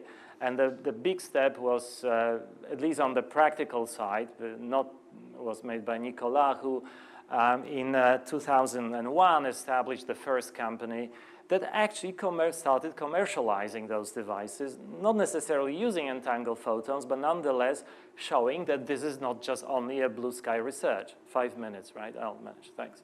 So Nicolas really was just pushing this from the foundations to emerging technologies, making this step there. And so Europe has a claim to be the first. Unfortunately, we are losing this ID Quantique. First, we lost it to South Korea, and now we lost it to the Americans because they purchased ID Quantique. So the first European company that implemented quantum technologies on commercial scale is not European anymore, sadly.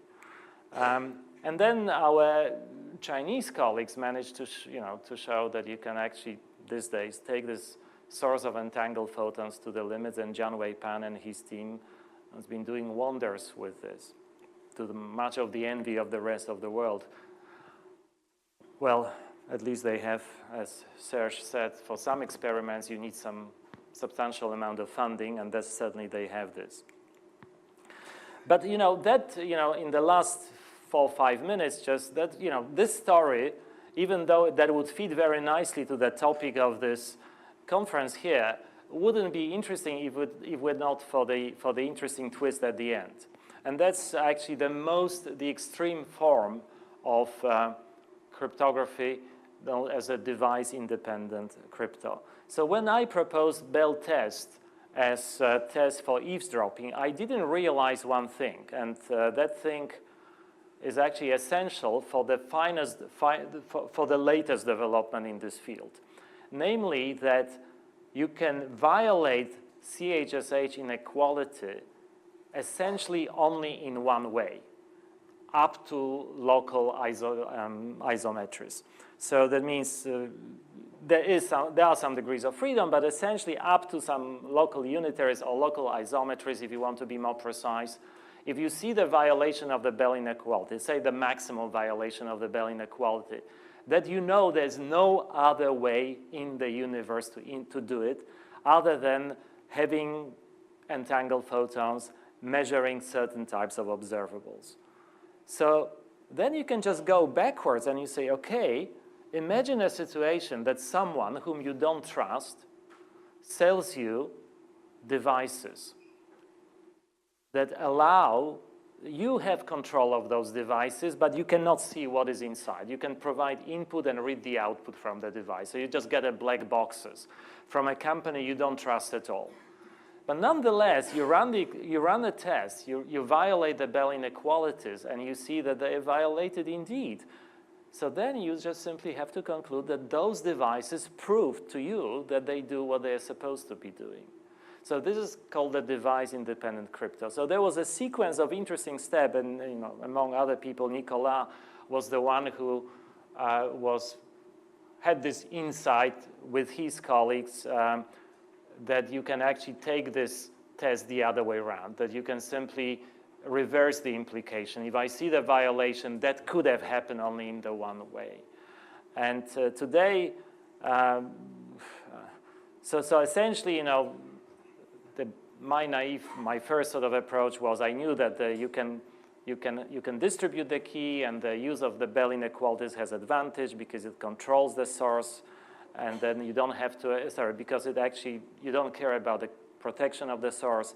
But there were other assumptions for this to work. For example, that one of them was, of course, that Alice and Bob control and trust devices in the lab, and of course they should also have a good random number generator, and the labs are secure, and so on and so forth. So there are some assumptions, but the crucial one, namely removing the one that Alice and Bob do not have to trust the devices has pushed the borders of cryptography to the limits.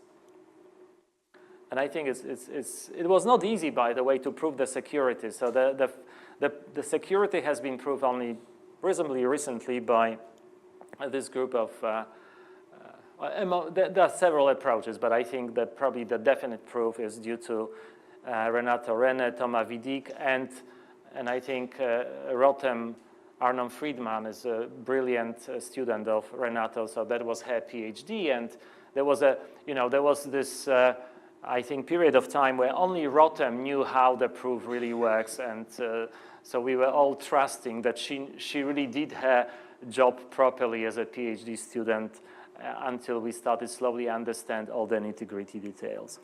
So there are proof of principles now that the device-independent crypto is possible. One of this was in one experiment, a few experiments from 1920-21, and so it works.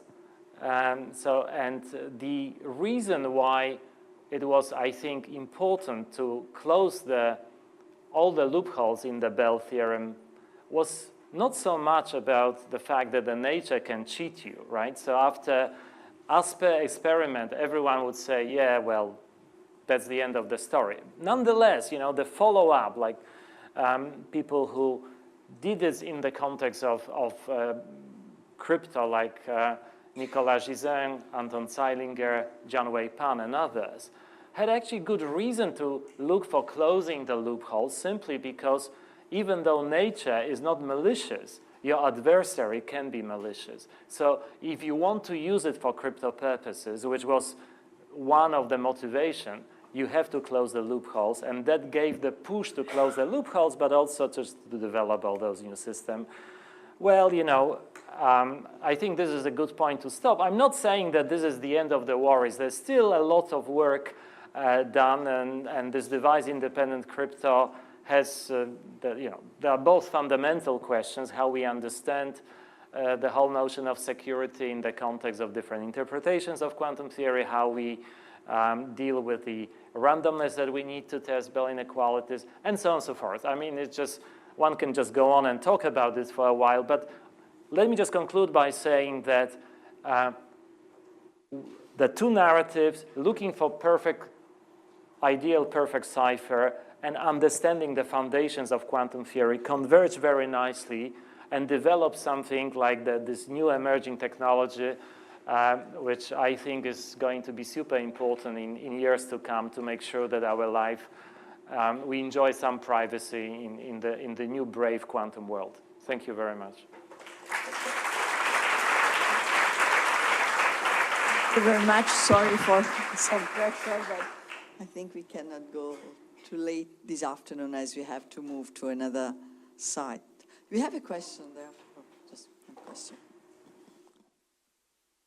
So I'm sure you've heard this question before, but I want to hear your opinion. So you mentioned in the beam splitter experiment, there's identical preparation. Well, there's identical preparation of the photon, but not the beam splitter or the detectors. So what's your comment on that? Not the beam splitter of the detectors. They're not identically prepared in iterations of the experiment. Say again? Well, you said that there was identical preparation of the photon. Yeah. But the physical system constitutes the Yeah. beam splitter and the detectors, which are not identically prepared in different iterations of the experiment. But they may be, even if they're not. Well, they may be, right? So in a way that, first of all, I mean, Who's ever done that? No, of course no. But there are a few things here. First of all, we are coming into a situation where if you quantize beam splitter and quantize photodetectors, then the whole question somehow disappears because you are moved into the Everett interpretation if everything is quantum.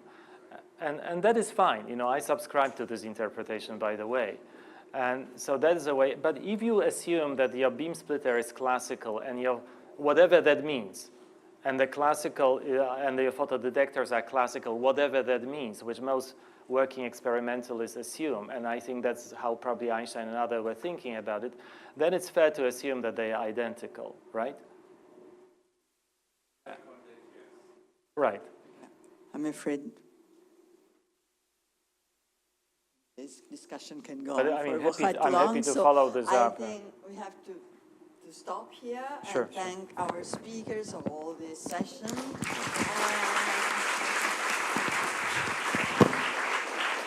We will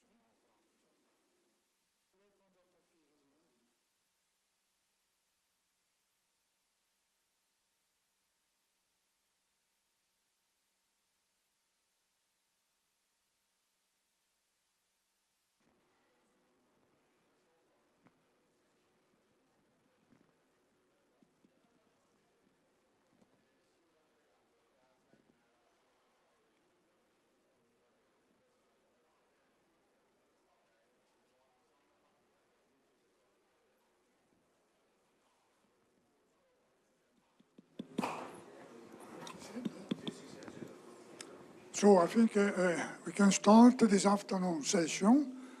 My name is Sandro Stringari, and I will chair the session. And in particular, in the first part of the session, we have two speakers who were the protagonists of the first experimental realization of Bose-Einstein condensation in 1995. So we are celebrating the 30th anniversary of the experimental realization of Bose-Einstein condensation, which, as you know, opened the new roads in the physics of atomic physics, and not only atomic physics, with the important development applications that are mainly and are mostly included in the program, scientific program of our conference. So the first speaker will be Wolfgang Kötterle. And the title, please, the title of this talk is How One, Two, and Many Atoms Scatter Light. This is a fundamental development of the scientific activity in the field, and we will enjoy Wolfgang's talk. Yeah, good afternoon. I really enjoy being here.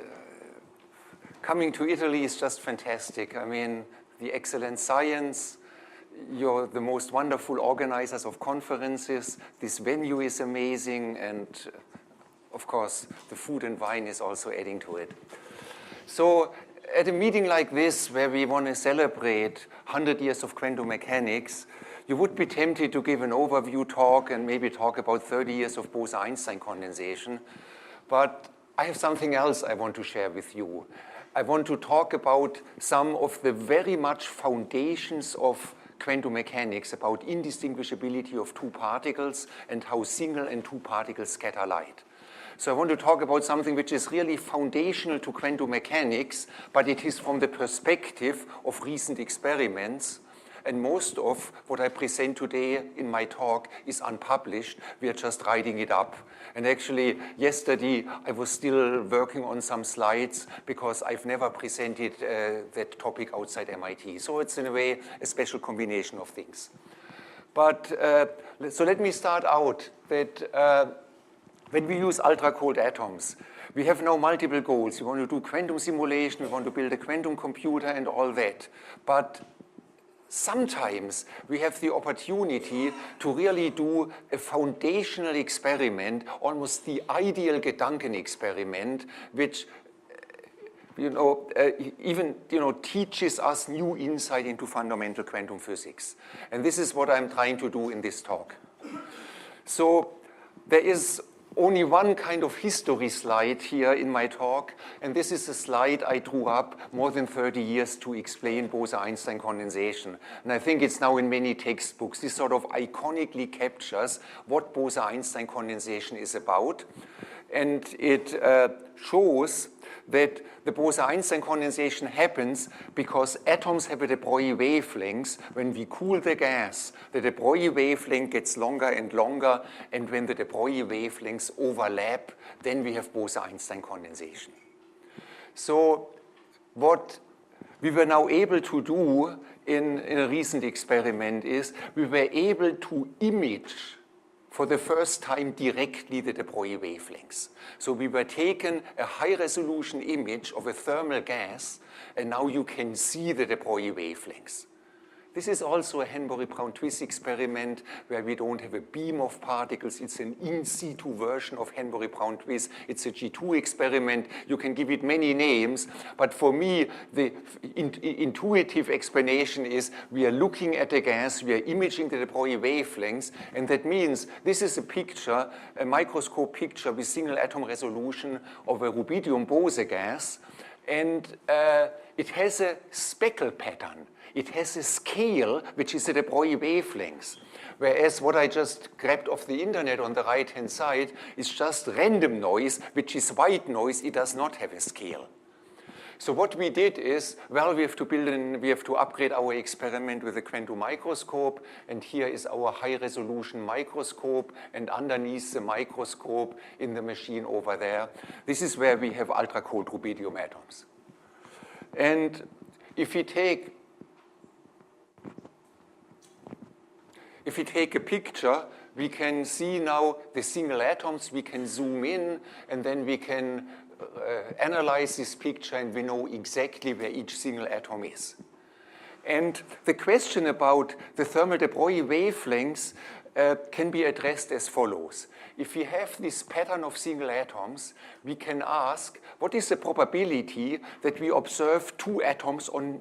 So what we do is, I should have said it, we take a very, very cold Bose gas, just a few nanokelvin, really cold, to make sure that the Broglie wavelength is 2 or 3 micron, and then we snap on a lattice, pin the atoms, and then we scatter many, many photons, and we can see single atoms. So therefore, the atoms are originally in free space, but then they are projected on a grid, just frozen in. And now we can ask, what is the probability to find next neighbor atoms, or nearest next neighbor, or sort of atoms which are kind of 2 sides away? And we can ask, what is the probability to find those pairs of atoms? And we can compare this probability with, a classical process when you just randomly ask, what is the probability that you throw 2 of those objects into neighboring holes? And what we plot here is the number of measured pairs versus the classically expected pairs, and we see an increase. And this increase depends on the distance. And so what we measure here is the speckle pattern of a Bose gas, and the size scale, the graininess, is the thermal de Broglie wavelengths. So with that, we feel we have for the first time just looked into an almost ideal gas of atoms and have taken a picture of the thermal de Broglie wavelengths. And it means we have resolved the natural speckle pattern of a Bose-Einstein, of a Bose gas. This is a thermal gas above Bose-Einstein condensation. Now, it's sort of funny. I mean, quantum microscopes have existed for 20 years or so. And when was the first quantum microscope? Markus Greiner, Emanuel Bloch in 2010 or so. And everybody could have done this experiment. But then what happens is nobody has the idea, but then suddenly 3 groups have the same idea. And it was just last month, also on the cover of Fusrev Letter, that 3 groups presented results where people have now used this optical lattices and the quantum microscope to look directly at ultra-cold gases and look either at fermions or at bosons. And this was actually Tariq Yefzah's group in Paris and also Martin Swearlein's group who simultaneously published those results. Okay, so what I presented as the speckle pattern of atoms is actually synonymous with an Henbury-Brown-Twiss experiment. It is a Henbury-Brown-Twiss experiment with thermal atoms in the same way as the classical Henbury-Brown-Twiss experiment uses a classical light source, has a beam splitter, and then when you measure the temporal, the coincidence, you find the G2 function, the temporal correlation, and that this is the coherence time. So this, the Henbury-Brown-Twiss experiment, I think the importance of the Henbury-Brown-Twiss experiment cannot be overstated. It was a Henbury-Brown-Twiss experiment, which is purely classical, but it made people think about the photon picture, and it was, the Henbury-Brown-Twiss experiment was a motivation, I look at Peter Zoller, you agree, for Roy Glauber to develop the quantum theory of light. And Roy Glauber found the quantum explanation for that. So the classical explanation is very simple. Oopsie, the clicker is, I'm going too far away. The classical explanation is simply if you have Gaussian fluctuation, the average of the intensity squared is 2 times the square, it's 2 times the average, is 2 times the square of the average intensity, and this factor of 2 is the explanation for the G2 factor of 2.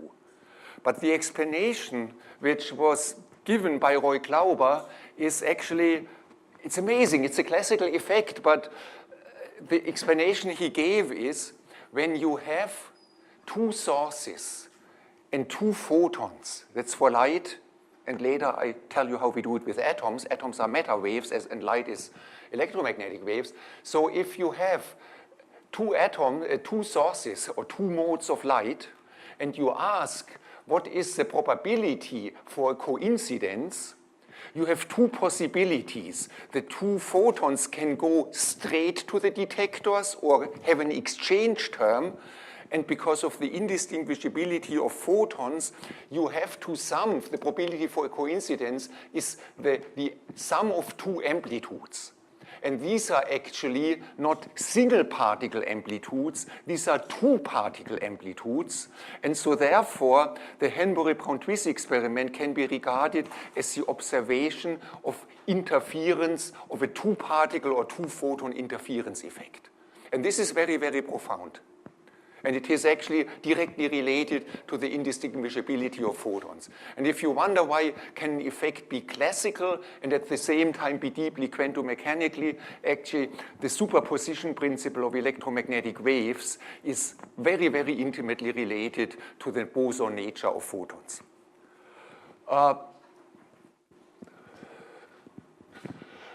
Okay, so I just have to say something about words here. I had over the last months, unfortunately, Alea Spee is no longer here, but multiple discussions per email with Alea Spee, what consists in Hanbury-Brown-Twiss experiment.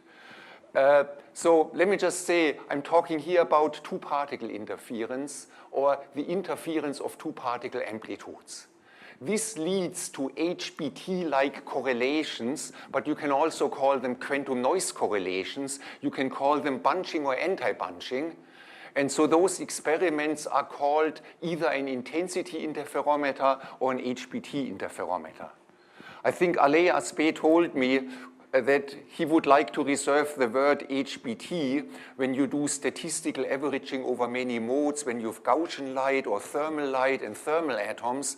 But you can also do the same two-particle interference experiment with Fock states, with bosons and fermions, and people in the field have now used the word HBT also for that.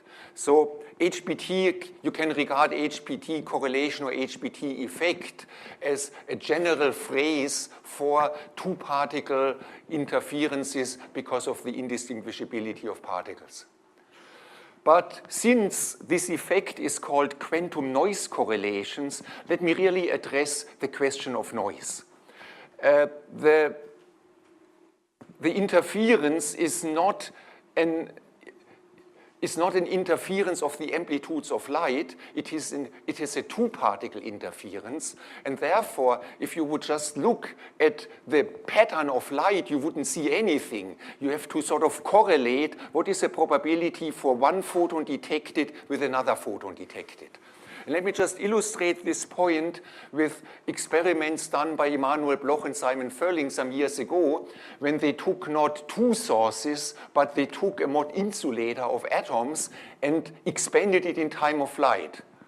When you do that, you find a picture which is completely diffuse because each atom is a Gaussian wave function and expands, and you just see this Gaussian wave function, and all you see around it is noise. But if you now analyze the noise and say, if I have a spike here or a single atom here, what is the probability to find another atom at another distance? Then you find those correlations. You see a pattern of correlations, and these are noise correlations. And you see often also here they are very small, and I will come to that, on the order of 10 to the minus 3 or 10 to the minus 4.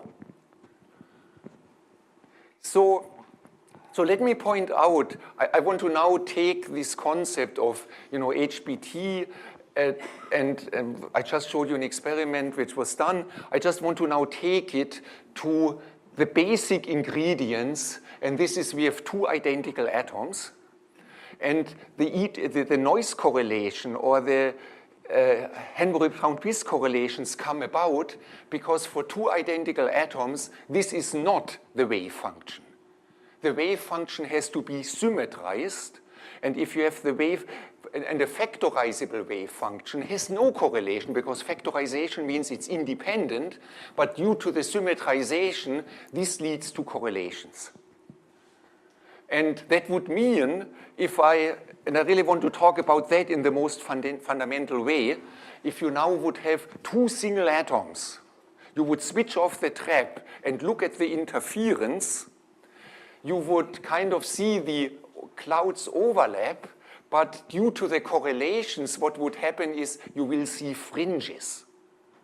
And I have to point out now, and this is really one of the conceptual things I want to address here in the talk, that these are interference fringes. And now I'm saying something where you should listen to every word. These are interference fringes, not in the average density distribution, but in the two-particle correlation function. So if you just take many, many shots, you will see a blur. But if you analyze the noise in this picture, you find the fringes in the two-particle correlation function. So one of the questions I want to address in my talk, what does it mean to have fringes in the correlation function? What is the reality of those fringes? But I'll come to that. I'm working my way towards that. So for me, the picture which captures for me the HBT physics is two sources and two detectors.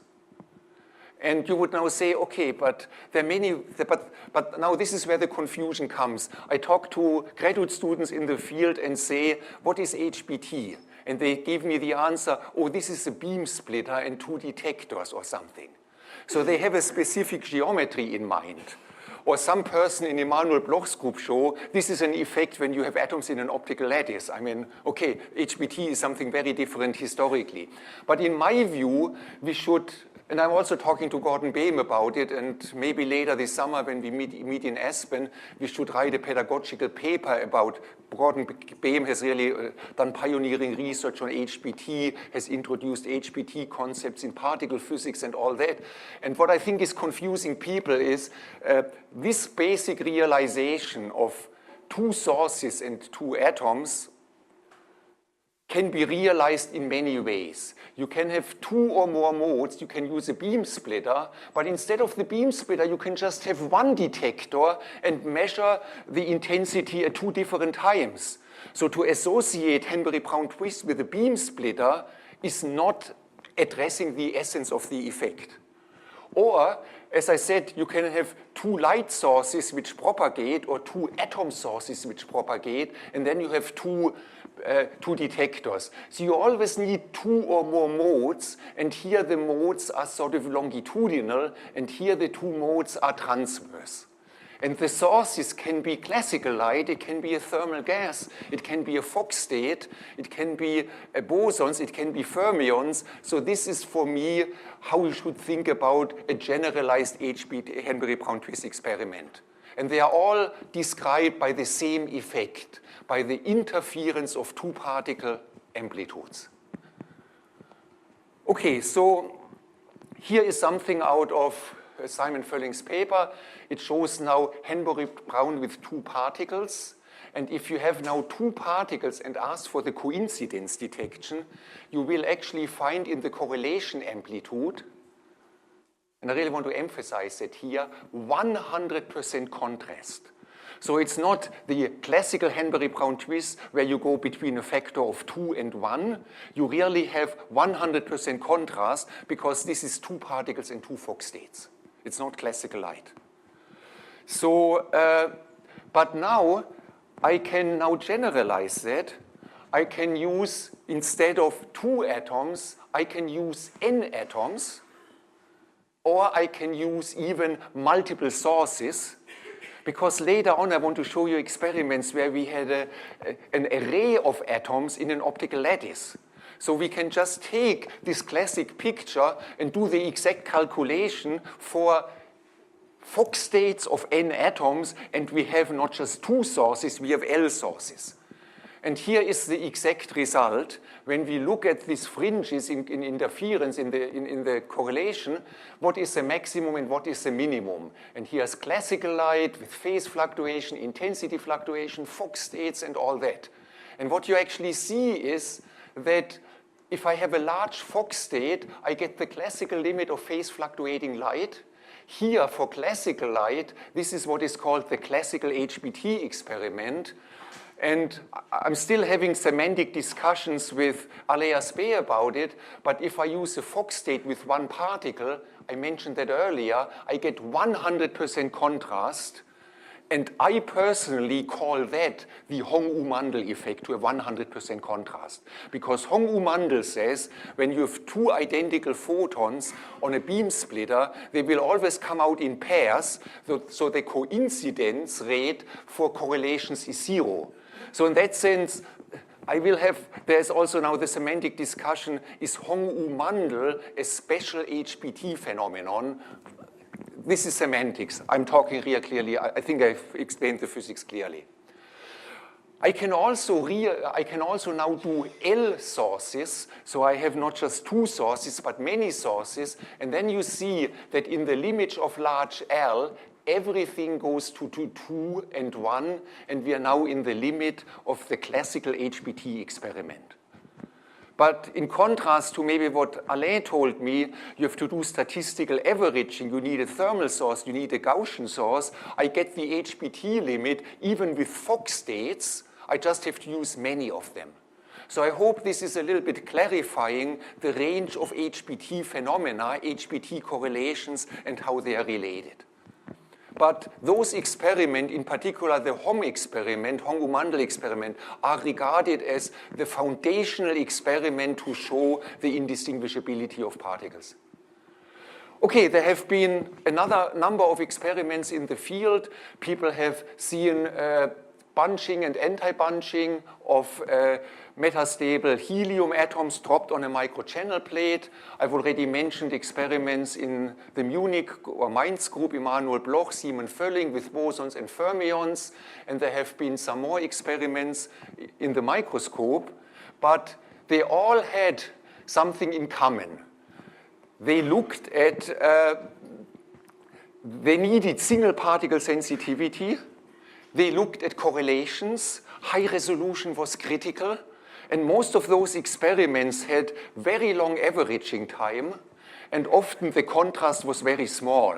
The signal, which maybe Henbury-Brown twist should be a factor of 2, was only 10 to the minus 3 or 10 to the minus 4, because you know, any kind of averaging can actually diminish the effect.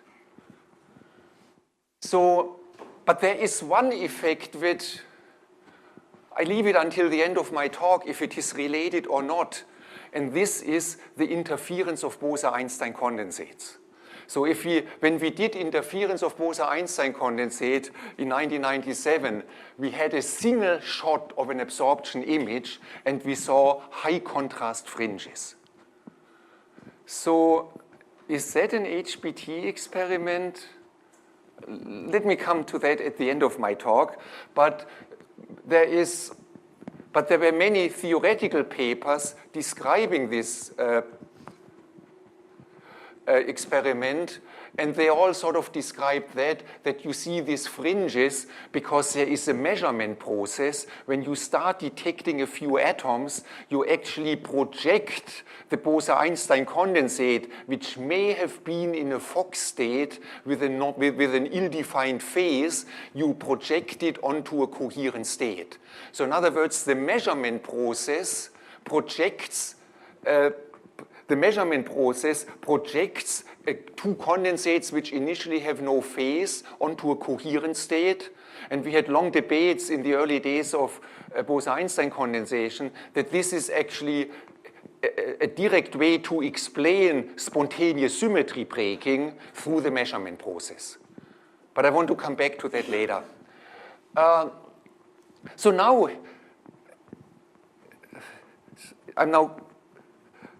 so now we can ask the question. So I've talked about this interference. We've talked about it that when you have Fock states, you have no phase, and the only way how you can observe the correlations is to do a correlation experiment, and which usually requires counting atoms one by one. So I want to raise now the following question.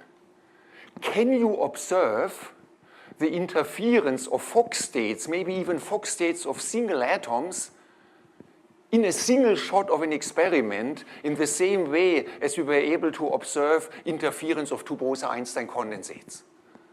But that also raises for me, I don't think it's a philosophical question, it's a physical question, namely, do Fock states really interfere? Do they interfere in real space that there is a density modulation? Or does the interference only exist when you do a correlation analysis of the noise? So in other words, I'm asking the question about what is the reality, the physical reality.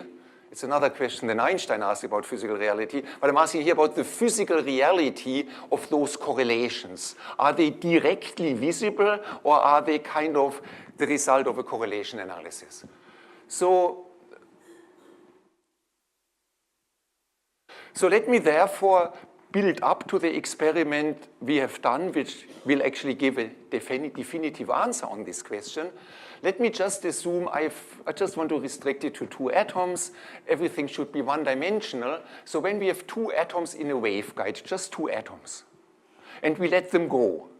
And let's just assume for now the 2 atoms are in a coherent state. And if you want, just assume a coherent state with relative phase 0. So they are in the symmetric state. And it's an undergraduate problem that the wave function of those 2 atoms will form this interference pattern. It's a 2-slit interference pattern with 2 single atoms.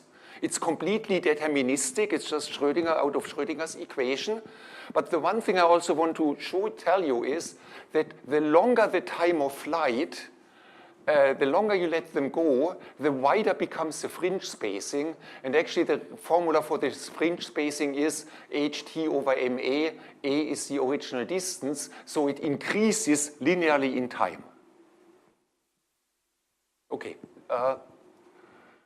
So now what we can do is we can actually scatter light of it. Yes, you can detect it directly, but just go along with me and say what happens when these atoms scatter light. So when we scatter light and this interference fringes expand, the moment in time when this spacing happens to be the wavelengths of light, we kind of have a constructive interference between light being scattered here, here, here, and we get a peak. And this is the exact calculation. This is what we expect. But wait a moment, I was just talking about a Fock state. I was just talking about 2 single atoms. But that's what this is exactly what we observe. We just have to do many, many shots. We will maybe get a few photons because we have only single atoms and we may only scatter single photons. But everything is deterministic. If you repeat the experiment many, many times, we would see that as a function of delay time, we observe this peak. And what I'm telling you is the most basic result of the Schrödinger equation. It's just, but now let's make it more interesting. So now, because it takes a long time to work with 2 atoms, what would happen if we have many, many pairs of atoms? Well, if I put each pair of atom into a coherent state with a symmetric phase, each of them, and my drawing is not doing justice to it, will form an identical symmetric interference pattern. But if I now assume that each pair of atoms is completely symmetric coherent state, but those atoms are at random positions, we have those identical interference pattern, but in random places. What happens now when you scatter light? So you scatter light on it. And the question is, will you again see the peak, or will everything wash out because of the random positions? But the fact is, if you add up n signals with a random phase, if it's random, you get a signal which is not n squared, but which is proportional to n, because you have to add up now intensities. This is how incoherent addition works. So in other words, in that experiment, everything is hypothetical at that point, we will get the same contrast, but it will be n times enhanced. So if we have 10,000 pairs of atoms, we can record this curve sort of in a single shot. The pattern is not washing out in the light scattering intensity. We can have as many pairs as we want, and the signal is proportional to n. More technically, what I'm saying is, Light scattering is proportional to the structure factor. The structure factor is the square of the Fourier transform of density-density fluctuations. And in the power spectrum of the Fourier transform, n random fringe patterns are additive and give a signal intensity which is proportional to n. However, if I would take this experiment and would kind of do absorption imaging or drop the atoms on a microchannel plate, then the patterns would wash out. And it would average to 0, or it would not average to 0 if I have n sources and only pairs are correlated, but there is no correlation between pairs. The correlation I would measure would go down as 1 over n. So in other words, the idea of detecting these fringe patterns with light, it means we are detecting them in momentum space, and in momentum space, different pairs do not wash out. They are additive. We don't have a resolution problem. We don't have to resolve things. This is just the magic of working in momentum space and not position space. Okay. Now I have a question for you. It's really a foundational question in physics. I just explained to you, and I hope convincingly, what happens when we have two atoms in a coherent state, because we can write down the symmetric wave function, we square it, we get the symmetric pattern, all the patterns are there.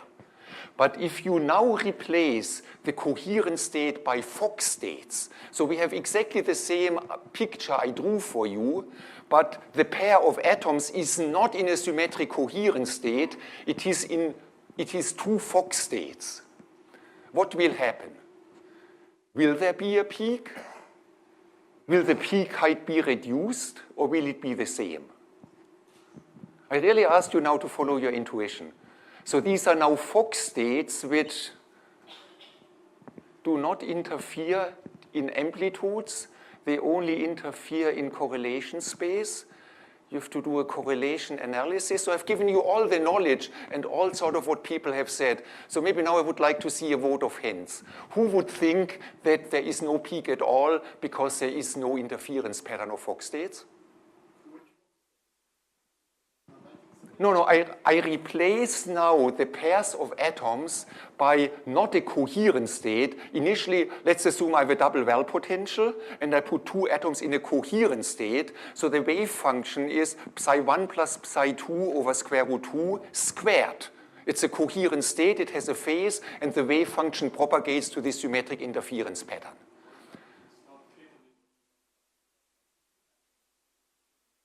No, I talk about now two atoms in a, what I can do is, the ground state of a double well potential is psi1 plus psi2 over square root 2. It's a symmetric state, and it's a coherent state because it has a relative phase of 0. It's a motional state, sorry, it's a motional state, and you would say, in the example, what is a coherent state between two particles is, they have and in the simple picture of a double well, you have a pi phase, which is the antisymmetric state. You have the 0 phase, that's the symmetric state. And right now I've assumed you put everything into a symmetric state. The relative phase in the two wells is 0, is symmetric, and then you get always the symmetric interference pattern. But if you now, instead of the symmetric state, you have a Fock state, one atom here and another atom here. You have only two Fock states. And if you would now look and propagate the density in the Schrödinger equation, you will find that the average density has no fringes at all, but you find fringes if you do a correlation analysis. And now I'm asking you for the experiment I have described first with a simple situation where we have a well-defined phase between the two atoms in the double well, where it's completely trivial. I want you to think about it. What would happen if we now have a dual Fock state where, at least that's what all the textbooks and papers say, fringes can only be observed by a correlation analysis. So my question is now whether in this situation, will we see a peak? Will we see kind of the fringes, these Henbury-Brown twist correlations in light scattering, or will there will there be no peak? Will there be a peak, or will there be a peak of a reduced amplitude? So what is now the nature of Fock states? Do people have an opinion? So who thinks there is no peak at all because Fock states don't have an amplitude interference?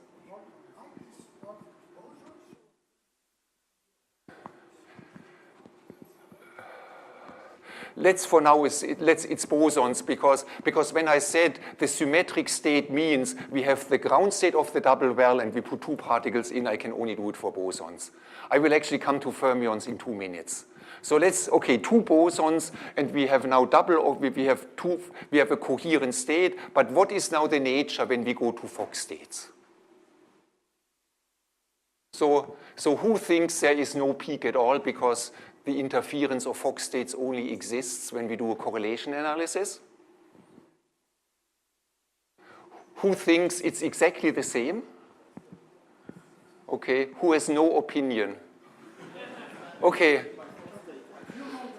So the result is actually, it comes for me surprising, and this is when we do the exact calculation with the Fock state, we see the same peak. At very early times, there is a difference which is related to the fact that we don't have point particles, but it is exactly the same peak. So the interpretation of that means, let me really read it, the interference of coherent states and Fock states is almost the same. In both cases, even for the Fock states, which should have only coincidence fringes and HBT correlations, also in this case, there is a macroscopic density modulation which can be directly read out using a single shot in light scattering. This is my conclusion. And that would mean now, and we can generalize it also, we can use pairs of Fock states, not of 1 atom each, we can have m atoms each, a Fock state of m atoms, and then the light intensity goes proportional to m square. So it becomes a macroscopic effect. So therefore, my conclusion is that when we observed this observation of Bose-Einstein condensates and those high contrast fringes, this full contrast spatial density modulation, which is an m square effect, exists for 2 interfering Bose-Einstein condensates, even when we probe this distribution by a single photon. A single photon scattered off 2 interfering Bose-Einstein condensate will have a strength in this peak of m square.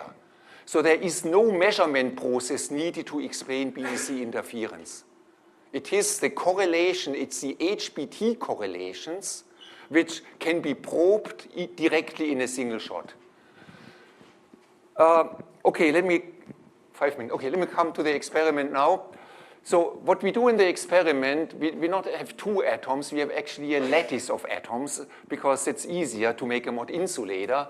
And this is also now a simulation where the wave packets are not so much localized, so you see a little bit more at early times, but here is the characteristic peak.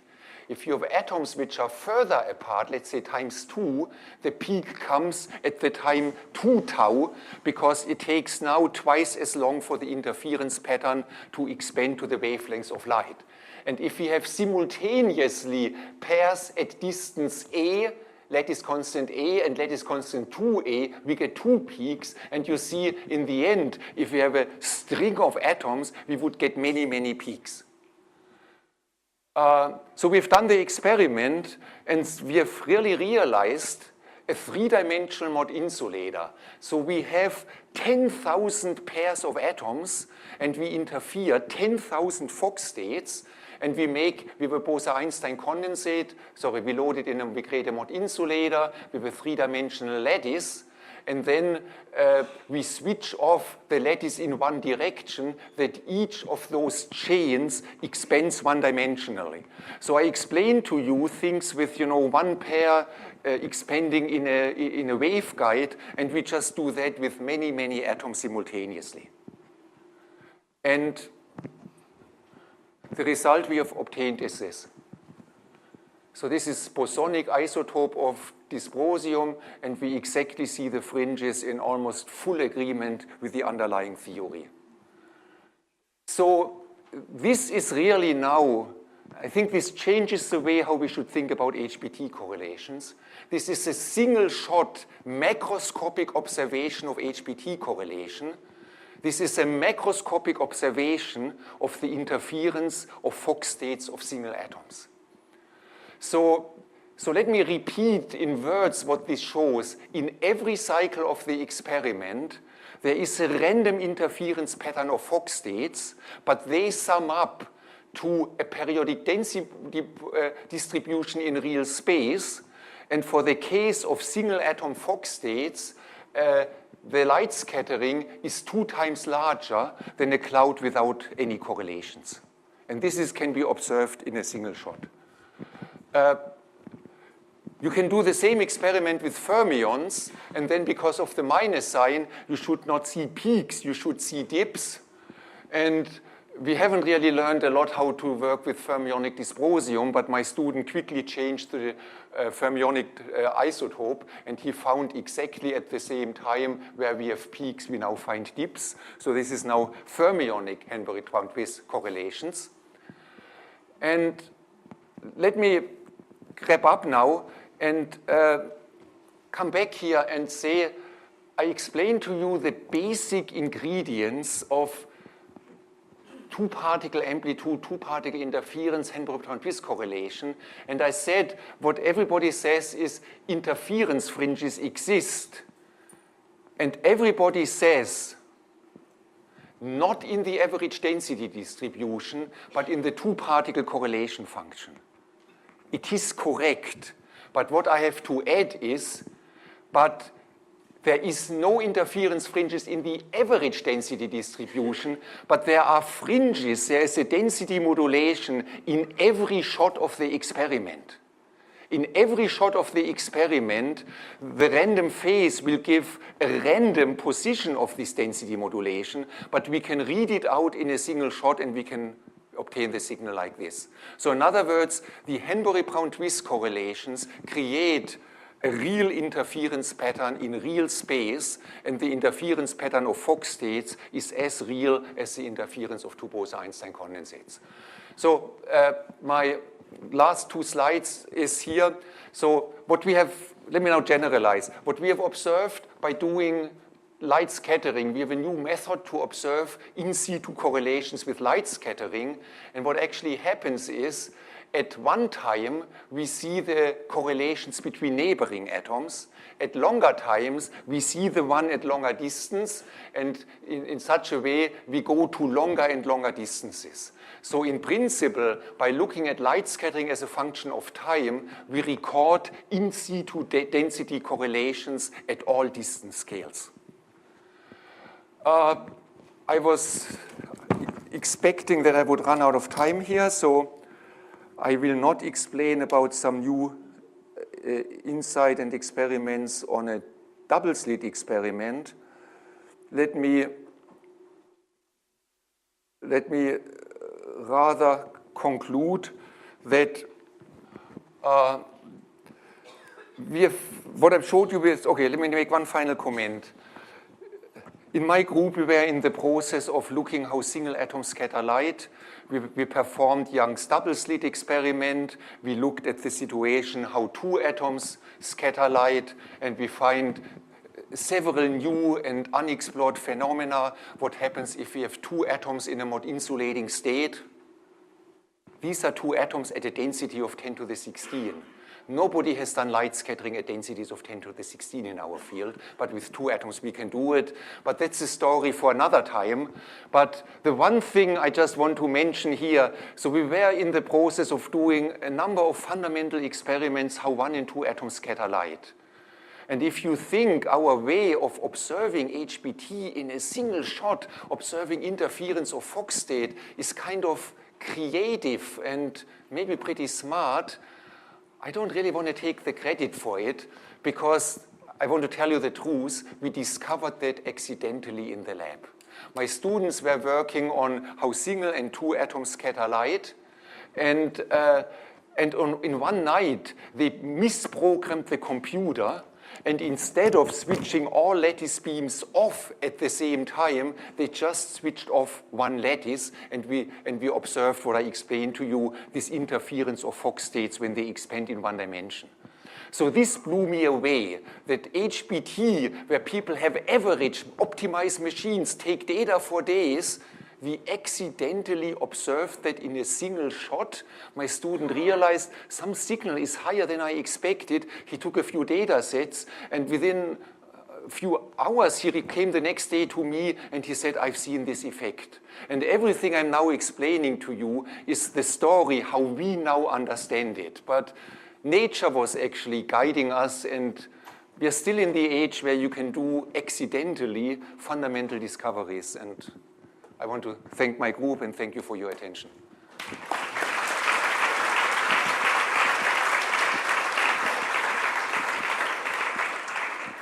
Wolfgang, thank you very much for this beautiful talk. So we have 1 or 2 maximum questions because we are late, a little late.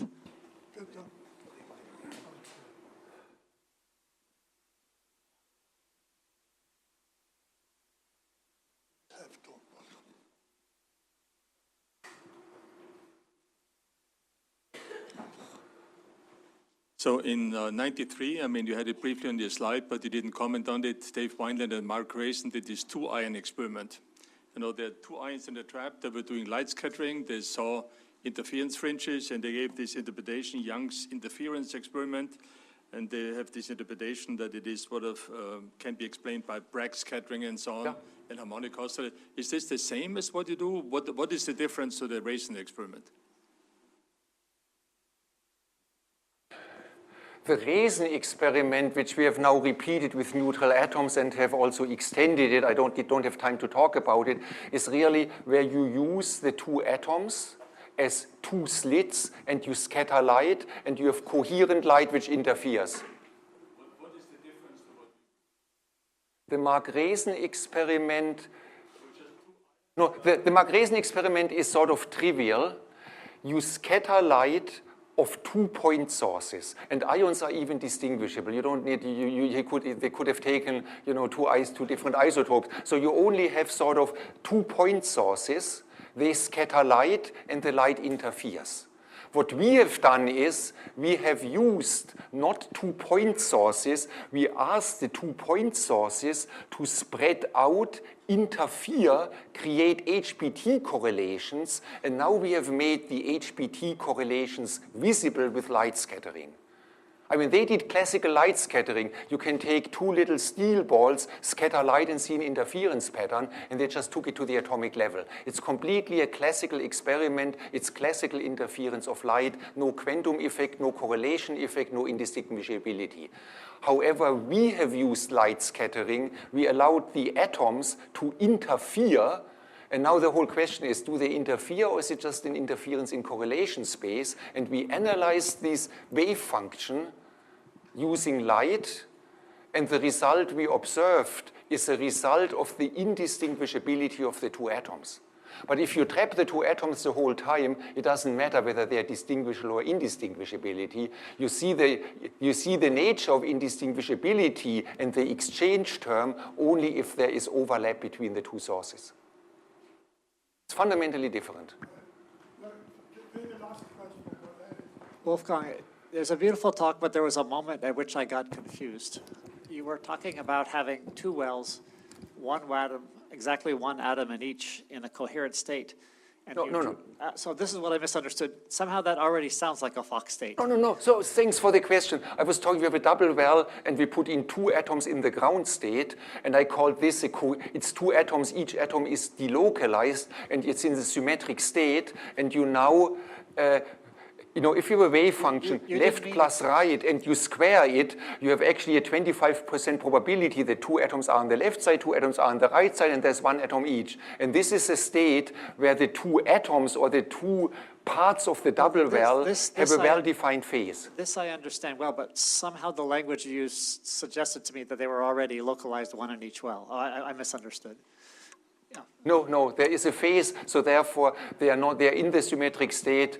It's the first time I'm talking about that. The next time I will make sure that I'm explaining more clearly. It is really the delocalized state where you have coherence between the two sources from the beginning, whereas one atom here, the dual Fock state, would have no coherence, no nothing, but now the dual Fock state has to be symmetrized, and everything I talked about, the correlations come from the symmetrization. So I think that this talk was mainly for a workshop than for a conference like the one that we are trying to converge in times. And now let me thank again Wolfgang.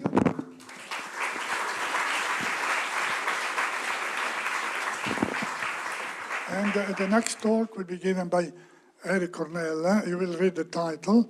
And this is another example of fundamental physics that can be addressed using cold atoms.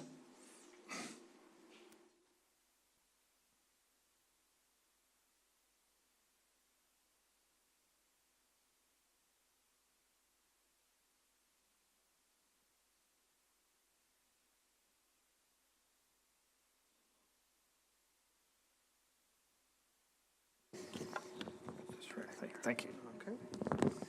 People can hear me okay? All right, very happy to be here. My first visit to Trieste, beautiful place, one amazing venue. From my room, I can see forever. It's wonderful. At some point, I forgot that I was going to be speaking in a Bose-Einstein condensation session, and I'm not actually talking about Bose-Einstein condensation. I'm talking instead really about molecular spectroscopy or particle physics as you prefer. But I managed to put some quantum physics into it as seemed appropriate for this particular experiment, this particular talk. Let's see if the machine is listening to me today. This is my group as it's currently configured, and I point out particularly the senior graduate student, Sun Park, as she is known.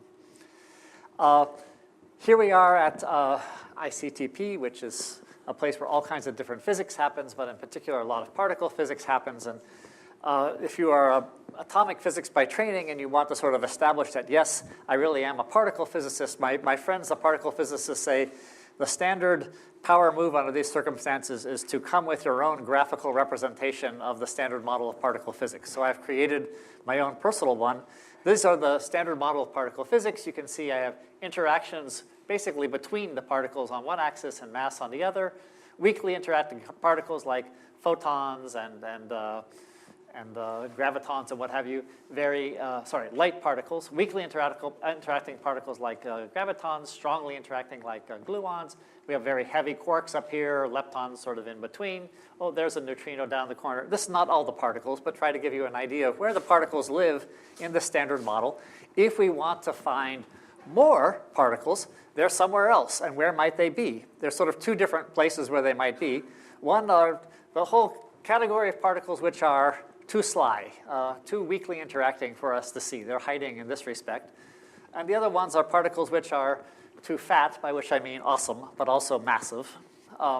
We can't see those particles because they're too big for us to see. I guess in principle they could be both. There are many, many particle experiments going on in the world of precision measurement, oftentimes using clever quantum techniques to look for these weakly interacting particles. And I list many of these sort of generically looking for dark matter. These kind of particles are really strongly motivated by the existence of dark matter. Up here, if these particles are out there, the way we know that they no longer exist because these would be relatively easy to see if they were strongly interacting particles or conventionally interacting particles with high mass. So we know that sometime, if there are such particles at all, they must long ago have decayed into particles which are just basically the same as the existing standard model particles. The original ones are long gone. If we want to see them, we can make new ones, and that's the idea behind the Large Hadron Collider. Two particles come crashing together. We know that we're crashing protons together, and these are made up of lots of individual particles. Some subcomponents of the protons can crash together. And is that my telephone doing that? probably. Tell you what, we'll put up a phone over here. We're punishing my phone. Sorry. They crash together. All sorts of junk comes out on one direction, and in the other direction, perhaps this exotic new particle. It can't weigh very much because it only gets to share in the mass of some portions of these protons, plus it has to be balanced out in momentum space by some other stuff probably. So eventually the unicorn decays, poof, it doesn't go very far before it decays, and the elements fall on this camera. Unfortunately, I cannot show that to you because it's far too gory to show you the insides of the unicorn, but it's not been seen in any case. The limits, therefore, are something on the order of 2 TeV, but this line has a slant to it because if these particles are relatively weakly interacting, tending down towards this direction, the limits on the mass are much weaker, and up here they're stronger. Fine. The Large Hadron Collider does not see these particles, so there's some sort of limit there. Going beyond that will require pretty much the only game in town now and for some decades to go are dipole moment searches. The reason is that dipole moments are sort of intrinsically short-range effects. And so in contrast to a lot of other atomic or molecular spectroscopy things where you're really looking at perturbations on interactions between electrons and nuclei, those are relatively long distances compared to the Compton wavelengths of massive particles. Most of those experiments won't be sensitive to very heavy particles, but these experiments are. How do you measure a dipole moment, or for that matter, a magnetic dipole moment? And one of the things I want to emphasize is these are really very similar experiments. You have a spin-full particle, you put them in a magnetic field, you measure the transition frequency twice, once with a parallel and once with an anti-parallel electric field. The average of those two resonance curves gives you the magnetic dipole moment, and the difference of the two resonant curves gives you the electric dipole moment. In principle, you could measure the electric and the magnetic dipole moment in exactly the same experiment. In practice, when people are making precision measurements, they have experiments optimized either for measuring. They don't call them magnetic dipole moment experiments. They call them G-2 experiments, but they are magnetic dipole moment experiments, optimized for one or the other. And how do you make a good one? If you want to just not only to measure it, but to measure it really well, you need a very large electric field or a magnetic field to separate out the two lines. You need long coherence times, so the lines are relatively narrow and easy to distinguish from each other. And then, of course, you'd like to actually see the lines to much better than their natural line widths, and so you need to have good counting statistics. And I'm going to come back to this point a little bit. But these are the three things. You can combine them into a figure of merit. If you want to compare one dipole moment experiment with another, you can just look at this figure of merit. And by the way, in the units in which I was trained, electric and magnetic fields have the same units. Electric dipole moments and magnetic dipole moments have the same units. And so it's basically we can compare even magnetic dipole moments experiments to electric dipole moment experiments. I work for the National Institute of Standard and Technology still. I haven't looked at my email today, but a number of my colleagues can't say that, so we'll have to see. But out of residual loyalty to the federal government, I want to point out this beautiful clock here. And it could have been, this clock could have been an electric dipole moment experiment. All you have to do, generically, dipole moment experiments are just a clock, plus you add an electric field. These things are usually done with, we've already heard about Ramsey spectroscopy multiple times in this thing, but basically as the particles travel along, they prepare and spin up, they get a pi/2 pulse. The relative phases of the two states evolve at some unknown rate that we want to characterize. We apply a second pi/2 pulse, which resolves the relative phase between these two into a relative amplitude between spin up or spin down. We measure the relative probability being up or down, and that tells us the sign, or I guess the sign of the angle between those two things.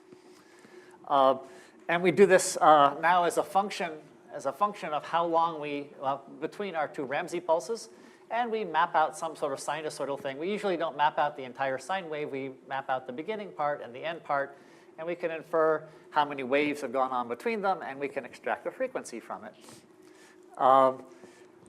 We measure the number of particles in the spin-up state, the number of particles in the spin-down state.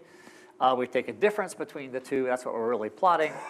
The frequency, we usually know we know there's some integer number of waves that are missing in between here, an integer number of fringes, but we know that. And so basically our accuracy of our frequency is just our accuracy of these phases. So we try to get accuracy, we tend to measure right where these curves are crossing 0.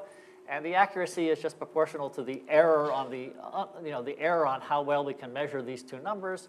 And if we measure this at the shot noise limit, it's just given by the square root of the number of particles that we can count. As we go out to longer and longer time, unfortunately, various unwanted pieces of physics or mechanical imperfections causes the contrast to decay. And our precision of the final phase that we measure here gets worse and worse because we have to divide it out by some imperfect phase contrast. And you can optimize things depending on the nature of the decoherence. Typically, you would like to have these two pulses separated by something like half of the decoherence time in order to get the most precise measurement for a given number of shots. But wait a second. Was invited to this conference on quantum physics, and these days quantum physics is usually not very impressed when you talk about sort of measuring things just at this shot noise limit or the so-called standard quantum limit. And we know that in principle it should be possible to squeeze spins, and we've already heard a little bit about that. So this particular uncertainty blob here in the Bloch sphere does not have to be circular. It could be elliptical, it could be squeezed, and in principle, you can't get all the way out to precision of n, but you can get close to it, and certainly you can do better than n to the 1/2. So why don't we do that? Alas, if what we're actually interested in measuring not a phase but a frequency, we want to measure the phases at 2 different times, and in particular, we optimize that by going out to long time. And anything which causes coherence to decay also causes spin squeezing today. I think Paula already mentioned that this morning, and it's a shame, but there it is. And so, unfortunately, so far, it's not actually possible to take advantage of these wonderful new techniques.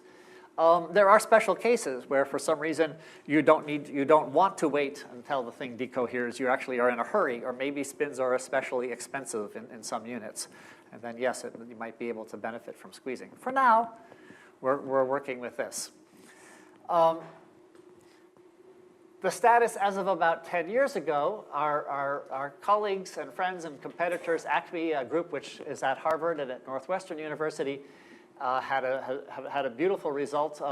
All of these plots here are not measurements of the electric dipole moment, but limits on the electric dipole moment. And you can see that over the course of 50-some years or something like that, the precision by which people measure the electric dipole moment has improved by, 6 orders of magnitude or something like that. This last factor of 10 or something that happened coming up to about 2015 gave these experiments sensitivity to new physics. And in a little bit, I'll explain more about what the nature of that sensitivity. Sensitivity to new physics, which was comparable and in some ways better than that achieved at the Large Hadron Collider. These two measurements together, in combination with the sort of non-observation of new physics, new particles at the Large Hadron Collider, helped sort of murder supersymmetry, or at least the simplest, most optimistic versions of supersymmetry. So we were happy about that crime. And not long after that, the ACME group did a factor of 10 better, which proposed a major challenge to us, and also to this project of determining new physics, and that this factor of 10 in precision, a factor of 3 in mass reach, was now really cutting deeply into the parameter space of possible new particle physics. We thought, and I think most people agreed, that one measurement of this is really not good enough. Given that the consequences for new particle physics were so profound, we really wanted to confirm that. However, we weren't able to do that immediately for an interesting reason. We can make fun of this limit. We can say, well, this is very old school. Measuring phases to an accuracy of 1 over square root of n. That seems very 1950s to us. But what I emphasize is that as square and old-fashioned as that sounds, it's actually not as easy as it might sound, because even getting only to the shot noise limit, if we want to say that in this group, is not always so very easy. Let me explain why. This is an old slide, which is no longer completely up to date, but because it's just a way of sort of explaining how our experiment goes in a very, very rapid way. And the way we do this is this was inspired by the comic artist from the 1920s and 30s in the United States who invented these. You've seen actual YouTube realizations of these very complicated machines, but they were inspired by this, this graphic artist from the 1920s. And our experiment is very much like a Rube Goldberg machine. We mix together gases, hafnium fluoride. We melt the hafnium fluoride. We mix it together with sulfur hexafluoride and a background gas, a buffer gas. We have the combination of ions and neutral gases. The neutral gas molecules are allowed to fly into our experiment. The ions are deflected. We hit the neutral molecules. If we look inside there, they're relatively cold, just a few Kelvin, but molecules are so complicated that even at sort of 5 or 10 Kelvin, there are 1,000 different internal states occupied. We only want one of them. We can do our first stage of selection just by using a resonant photoionization process that selects only one of the isotopes and one of the rotational levels. We come up very close to the ionization threshold. There's a shake-off process where vibrational energy is turned into ionization. And we're left with an ion which is at a relatively small number of internal states, which we can purify further with a second stage of optical pumping. This is, I say, a little bit out of date. It's complicated, but eventually we start with the atoms in a single state, in particular, a single rotational state within one Zeeman level or the other Zeeman level, and in one projection or in the other projection along the ambient electric field. And then after we do that, we apply the pi/2 pulse. We wait. We apply a second pi/2 pulse. We want to know their relative populations. Don't feel like you have to follow all this. The emphasis I'm trying to give here is that it's a very complicated experiment with a lot of steps involving at least 5 pulsed lasers. We now need to read out these relative populations. And you might think, oh, well, we'll just use circularly polarized light, and they'll either give us laser-induced fluorescence if it's in this state, or maybe they won't if it's in that state, which is fine if you're trying to detect rubidium atoms, but not so good if you're trying to detect molecules which don't have cycling transitions. We have only a few thousand molecules there. We would detect in this original experiment where we were looking at laser-induced fluorescence, we detected 0.1 photons per shot, not really acceptable. We can get much higher efficiency by instead doing state-selective photo dissociation. So again, with a resonant process, 2 new UV photons come up through an intermediate state to a molecular state, which is repulsive, and they fly apart. So then, contingent on whether the atoms were finally in this state, or the molecules were in this state or not, they wind up in the trap either in the form of a molecular ion or an atomic ion. And then when we throw them out of the trap onto a detector, the atomic ions are a little lighter, they arrive a little sooner, and we can distinguish this peak from that peak with close to 100% efficiency. So if it looks like that, it means that we have, yes, the molecules are still in the state. If they look like that, then they're not in this state. Very complicated experiment. Many pulsed lasers, many CW lasers. There's an ablation process, a lot of technical noise involved. We went to a lot of work to be able to have 400 ions, to detect 400 ions on the side of a fringe. We were entitled to the square root of 400, which is 0.05 radians per shot. We were entitled to it. As atomic physicists, we should get the shot noise limit, but we were getting about a factor of 3 less good. Factor of 3, that's doing a factor of 3 less good in phase is like having a factor of 10 fewer molecules. We worked very hard for that factor of 10 molecules, and it was very frustrating to us that we had to give that all away. Another way to put it is this factor of 3 is equivalent to sort of waiting to get this factor of 3 back, we would have to take 10 times more data. We were already taking 300 or 400 hours of data, so our experiments were going to turn from month-long experiments to year-long experiments, and taking a month of data for my graduate students at the intensity that's required was just close to the what we call the standard homicide limit. You know, the group can only work that intensively for so long before people start hitting each other over the head with wrenches. Okay. The other problem we had is in between the different shots, we would have the electric field pointing up or the electric field pointing down. We want to take a difference, but if in between these two things, which takes about 10 seconds to switch this, If the magnetic field has changed a little bit, that looks like another drift. Okay, so what we do, we mentioned this already, we have populations in 1, 2, or 3, 4 different states.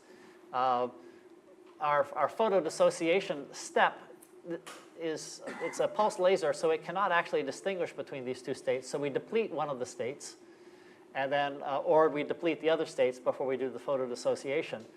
And we do that sequentially for these 4 different levels. The phase, or the frequency between these 2 levels that we're trying to measure is in this difference. What we really like to do is simultaneously measure that population and that population. If we could measure them both at the same time, a lot of the common noise, common mode noise would go away. If we could do that, here you can see the Ramsey fringes associated with measuring one state, one spin level, or the other spin level. The difference between these two is the phase we're trying to measure. If we have some noise that causes the overall yield of ions to go up or down, it very strongly affects the difference, the perceived difference between these two states. If instead our noise was common noise, and then if these two numbers are quite close to each other, the common mode noise would be greatly suppressed. So that's what we're shooting for. Most of the technical noise will cancel out. So we had this idea, well, we'll simultaneously measure this population and this population using photo dissociation.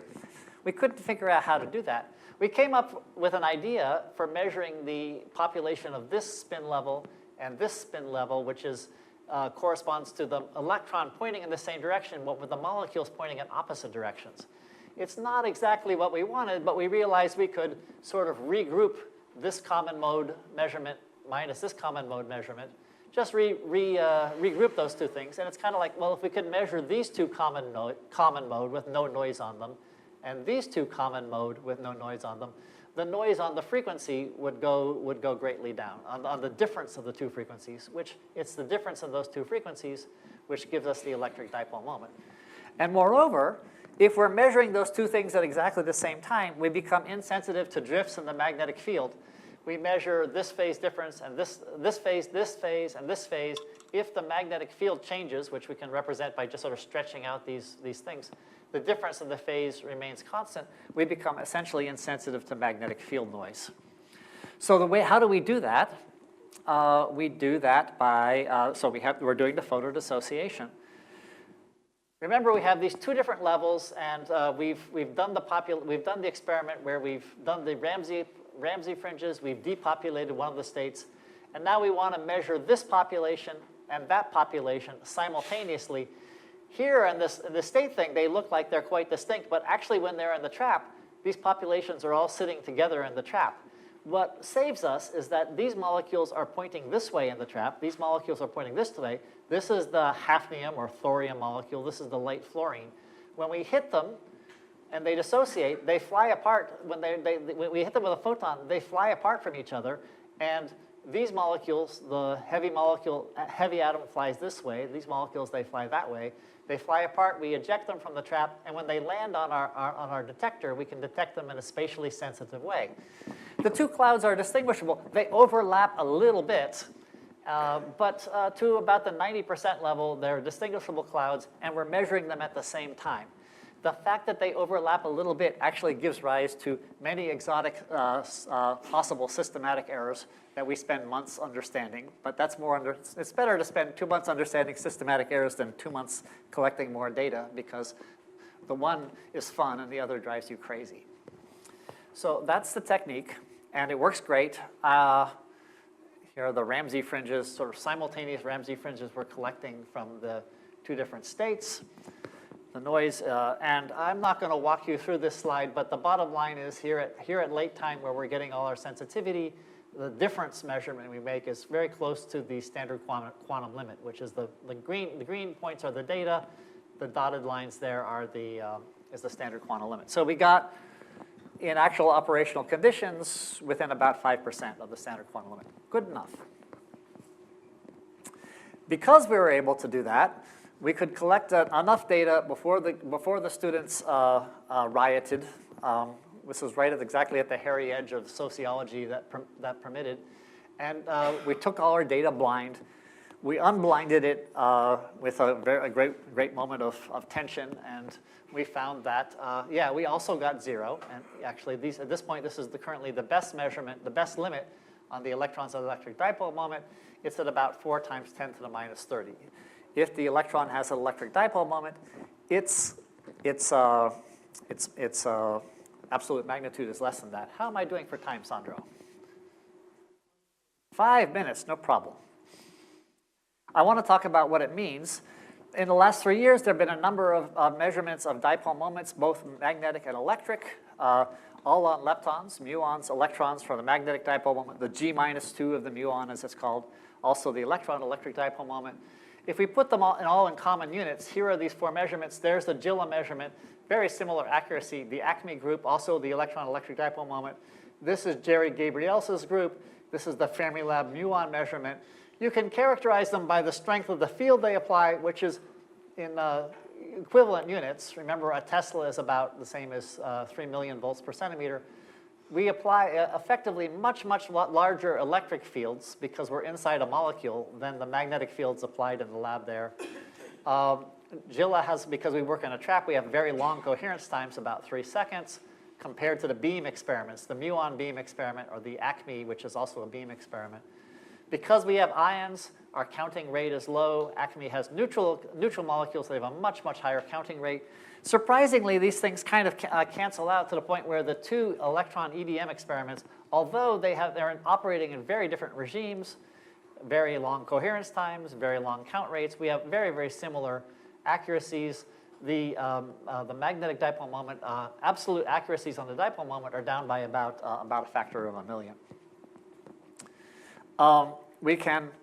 I want to emphasize that we can convert this into particle physics because this is a quantum physics session here.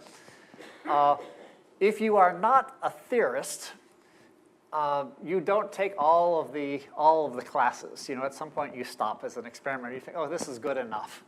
And these days, even the experimenters, we all learn about quantum information and stuff like that. We didn't learn about that. When I was a kid, the last class you took as an experimenter was relativistic quantum field theory. I took that class, and in principle, I should be able to calculate the correction to G-2, the electron's magnetic dipole moment. The electron emits a little photon and recollects it right before at the same time it's interacting with the static magnetic field in the lab. This photon can have all possible different momenta. You integrate over it. It's very hard. It's really hard. But you know, in principle, I did this. I would say it's kind of like a homework problem. It's one of those things, a homework problem with 75 different steps. You do each one, you know.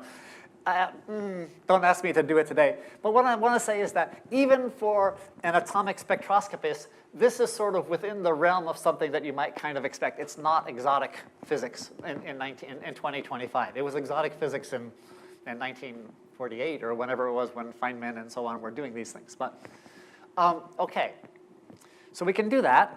And what I want to say is it's actually not very much more complicated. So instead of having this be an electron here and a photon, instead of having this be an electron and a photon, have this be some exotic particle as yet unknown, and this some other exotic particle as yet is known. And instead of having this being the electromagnetic coupling constant, have it being a coupling constant also unknown. It's the same thing, and the result is the same. I express this in these sort of dimensionless units. If you express this in unitful values, you can right away see that this reduces to this. This is just a special case of this more general calculation. If you here you put in the mass of the electron, here you put in the mass of the photon, and so on. And for G here you put in square root of alpha. You get the same value. There's nothing new here. The only thing that's different is that you can do this. This does not give you an electric dipole moment because electrons and photons respect CP violation. If these particles, CP conservation, these particles don't, you get a contribution both to the magnetic moment and the electric dipole moment, and they're exactly the same except for some mixing angle, sort of some angle that characterizes conceptually how much CP violation there is in these new particles. It's not exotic physics. I can't do the calculation. These folks can. Matt Rees and Ramzi Moussalf can do these sorts of calculations. It's basically, imagine these are sort of like very simple, like the sort of simplest version of supersymmetric particles. You can, if you measure a dipole, you try to measure the electric dipole moment and you see nothing, you can flip this over, just invert this and say, well, if I see nothing, what does that tell me about the possible mass of a hypothetical new particle? And you can put limits on the hypothetical new particle, which are smaller, larger and larger. The limits you put on these masses are larger and larger as you make more and more precise measurements. It's going as the square root of your precision. Do a factor of 10 more precision, you're sensitive to particles which are a factor of 3 more massive. All right, I'm going to blip through this because I think I'm almost out of time. But the main point is that the magnetic dipole moments have amazing fractional sensitivity. The electric dipole moments have no fractional sensitivity at all, since the best value is basically consistent with 0. But in terms of absolute precision, the electric dipole moments are about 1,000,000 times more precise. And then when you convert that into sensitivity of new particles, we're about 1,000 times more, we're sensitive, sort of about 1,000 times more sensitive to hypothetical particles, new particles, which are 1,000 times more massive. So in particular, in this sort of simplest version here, if you pick a kind of geometric mean between weak forces and unity here, call this the square root of alpha, you're seeing limits on the order of about 40 TeV from the electric dipole moments. So already very, very good in this simplest of pictures. Of course, for the magnetic dipole moments, they're sensitive to CP conserving things. The electric dipole moment are sensitive to CP violating things. The Large Hadron Collider are just collision experiments. They don't respect any symmetry at all. And so that Large Hadron Collider is more general in that respect. All of these experiments have problems with standard model background. In particular, the Large Hadron Collider has basically, if you are a postdoc in particle physics, you spend all your time trying to subtract the standard model background from whatever you see. It's a problem also for the magnetic dipole moments. It's not a problem for the electric dipole moments because the background is so close to 0. Matt Rees at Harvard has done, and let's just have a moment where can we all just say, go Harvard, stand firm? Yeah? Anyway, every time I think about Harvard, I say that. I know some of us are here, but go Harvard, stand firm. Anyway, he's extended this to much more complicated things with 2 loops. You can see here's the electron coming in, there's the static field, now up to 2 loops, which means he can explore sensitivity to a much more general range of new physics, a lot more parameters. So he has many plots that look like this, but the take-home lesson you should see is that the existing limits on the electric dipole moment are setting limits to new particles sort of in the vicinity of sort of a few TeV, up to maybe 10 TeV, depending on the model. So already the existing limits are, say, challenging, roughly equivalent to the Large Hadron Collider. If we could do a factor of 10 more sensitivity in the EDM experiments, we would be equivalent to a factor of 3 more sensitivity in EDM. And instead of challenging the Large Hadron Collider, we would be challenging the next generation of particle physics, which is 20 or 30 years out, but the next factor of 10 in sensitivity is only 2 or 3 years out. So we feel like we're sort of passing and zooming by some of the particle physics. Okay, so just wrapping up. In order to do that, we would like to do another factor of 10 better. Our friends, the ACME people, are actually very close to doing a factor of 10 better. I think they will probably beat us to that next decade. We will come limping along behind, but especially if they see some new physics, they'll want us to come along and confirm it. So we're happy to provide that role in this business. I'm not going to tell you how you do that, except that the effort is being led by Anjo and Son. We are doing many experiments in parallel. Every 4 of these little disks is a separate little ion trap. And we're also pushing so we have parallel processing, so to speak. We're also pushing very hard. Let me just flip through there. We're pushing very hard on coherence time. Our molecular coherence time is currently out to 12 seconds. I think Ramsey pulses separated by 12 seconds is by the longest anyone has ever done in a molecular system. We think we have another factor of 2 available to us, but we're not quite there. Maybe in the next year or so. With that, I thank you for your attention.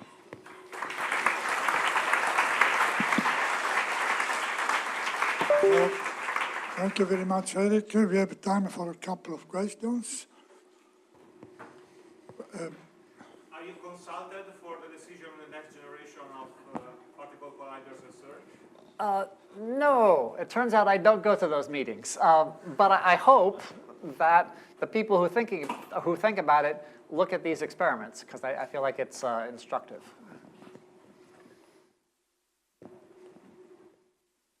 More questions? So Eric, you made the point in the comparison very well.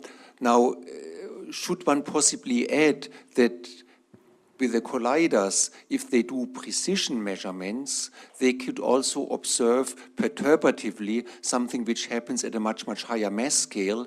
In principle, that's what you are doing. You are capturing the physics at very high energy by looking for smaller effects. So is there any possible advantages of looking for these new particle physics from high energy, not at your room temperature experiment, but maybe find corrections to collisions at current collider energies? Yeah, that's a great question, and I know that when people are considering new colliders, one of the things they are considering is, instead of going to higher energies, let's call it a cleaner collider. Can we make Higgs by colliding just leptons together? So we have, right at a resonant energy, and then look for discrepancies there. I can't tell you anything more about it. I know that, okay, you start with a much more massive particle, which means the fractional precision can be much less and still see interesting new stuff. I'm not able to say how realistic that is. But I know that's sort of the alternative to getting to 50 TeV, is just doing 400 GeV, but with like a really clean, sort of easier to interpret system. So I think we should stop here, but I would like to thank again both Wolfgang and Eric for sharing their enthusiasm of science, which is typical of young researchers. So you're young. So and you must motivated. have me mistaken for somebody else, yeah. And so we should meet at in half an hour, no, at 3:30 sharp, because we have an additional event that I would not anticipate now, at 3:30. And so thank you again, Eric.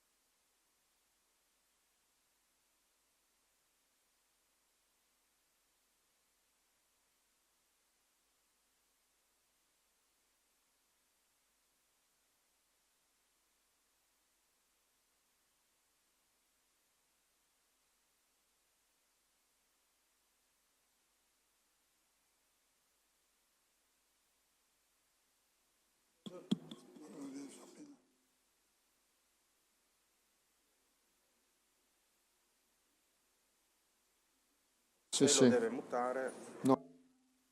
Teniamo acceso. Perfetto. Sì, così si parte. Anche in tasca, Va bene. è più semplice.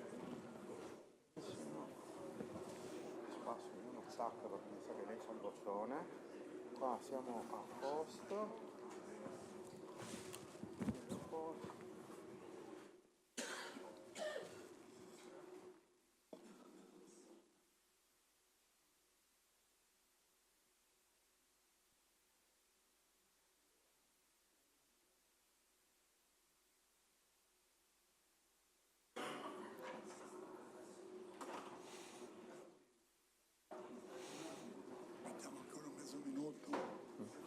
Sì, sì.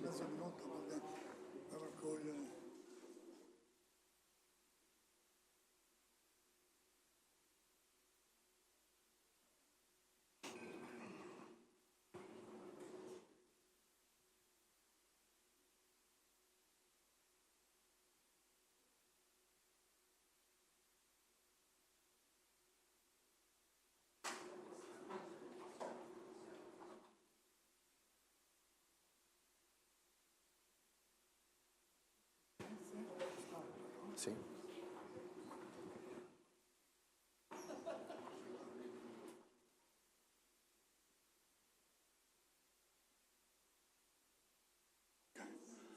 So I think we should start now with the last section of this afternoon. And the first speaker is Gabriele Beccaria, who is a journalist involved in communication of science in some Italian newspapers, Le Scienze e La Stampa, and the JD Group, which collects different journals in Italy, which take care of communicating scientific events and scientific problems. So he is playing an important role for building a bridge between our community and the more general community of people interested in general cultural events. So please, Gabriele is raising 6 questions concerning communication of science in the field of quantum physics. So thank you very much, Professor Stringari. Thank you all. I'm very happy and honored to be here tonight. And so as a scientific journalist, my talk, of course, will be quite different from the previous ones. And also, I think the slides will be a little bit different with no math at all. Anyway, I hope to share with you with this short talk some ideas and thoughts about quantum world and especially about emerging technologies and future scenarios. As you know, a century on from the birth of quantum mechanics, the UN has declared 2025 the International Year of Quantum Science and Technology. And we can say that the thrill surrounding this upcoming revolution has never been more intense. Just recently, Google unveiled Willow, a new quantum computing chip, and Microsoft launched Majorana 1, a processor which, they said, fits up to 1 million qubits. Now the flurry of news regarding quantum technologies is increasing further and proves unstoppable. So the buzzword is quantum supremacy.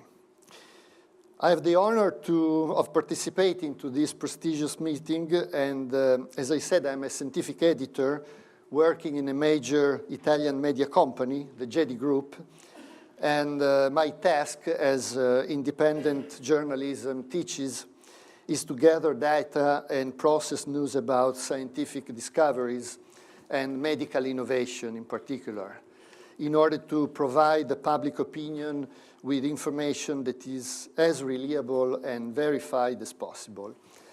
That's why now I'd like to quote a sentence of the historian and philosopher Yuval Noah Harari, who said, "In a world deluged by irrelevant information, clarity is power."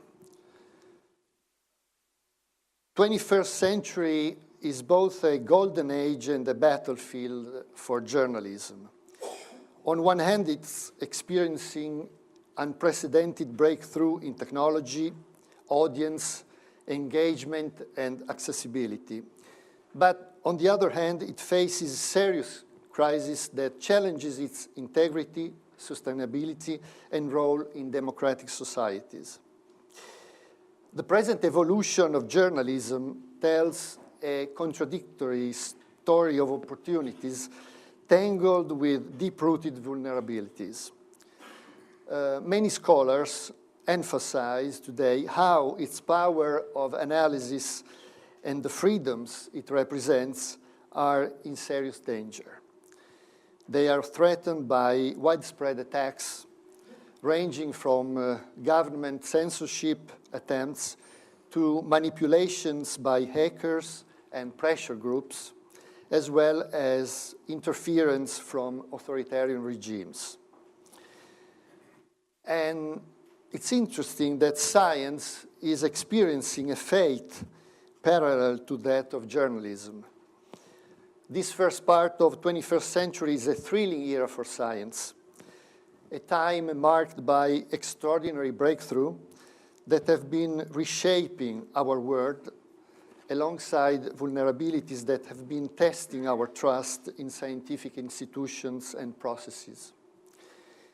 From the rise of quantum technologies to the widespread popularity of AI chatbots, science is racing forward, unleashing unprecedented computing power, personalized tools to cure disease, sophisticated instruments to understand our universe, and innovative strategies to mitigate climate change.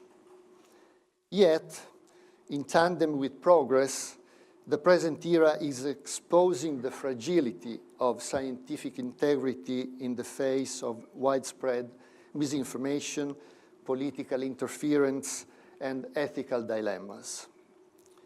Science is under attack.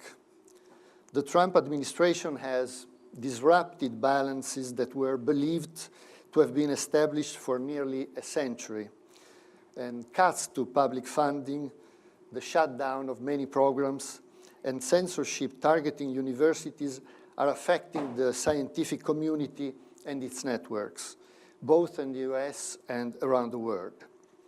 These threats put at risk not only the advancement of knowledge, but also, not less important, the fight against infectious diseases, the prevention of pandemics, and the management of global health.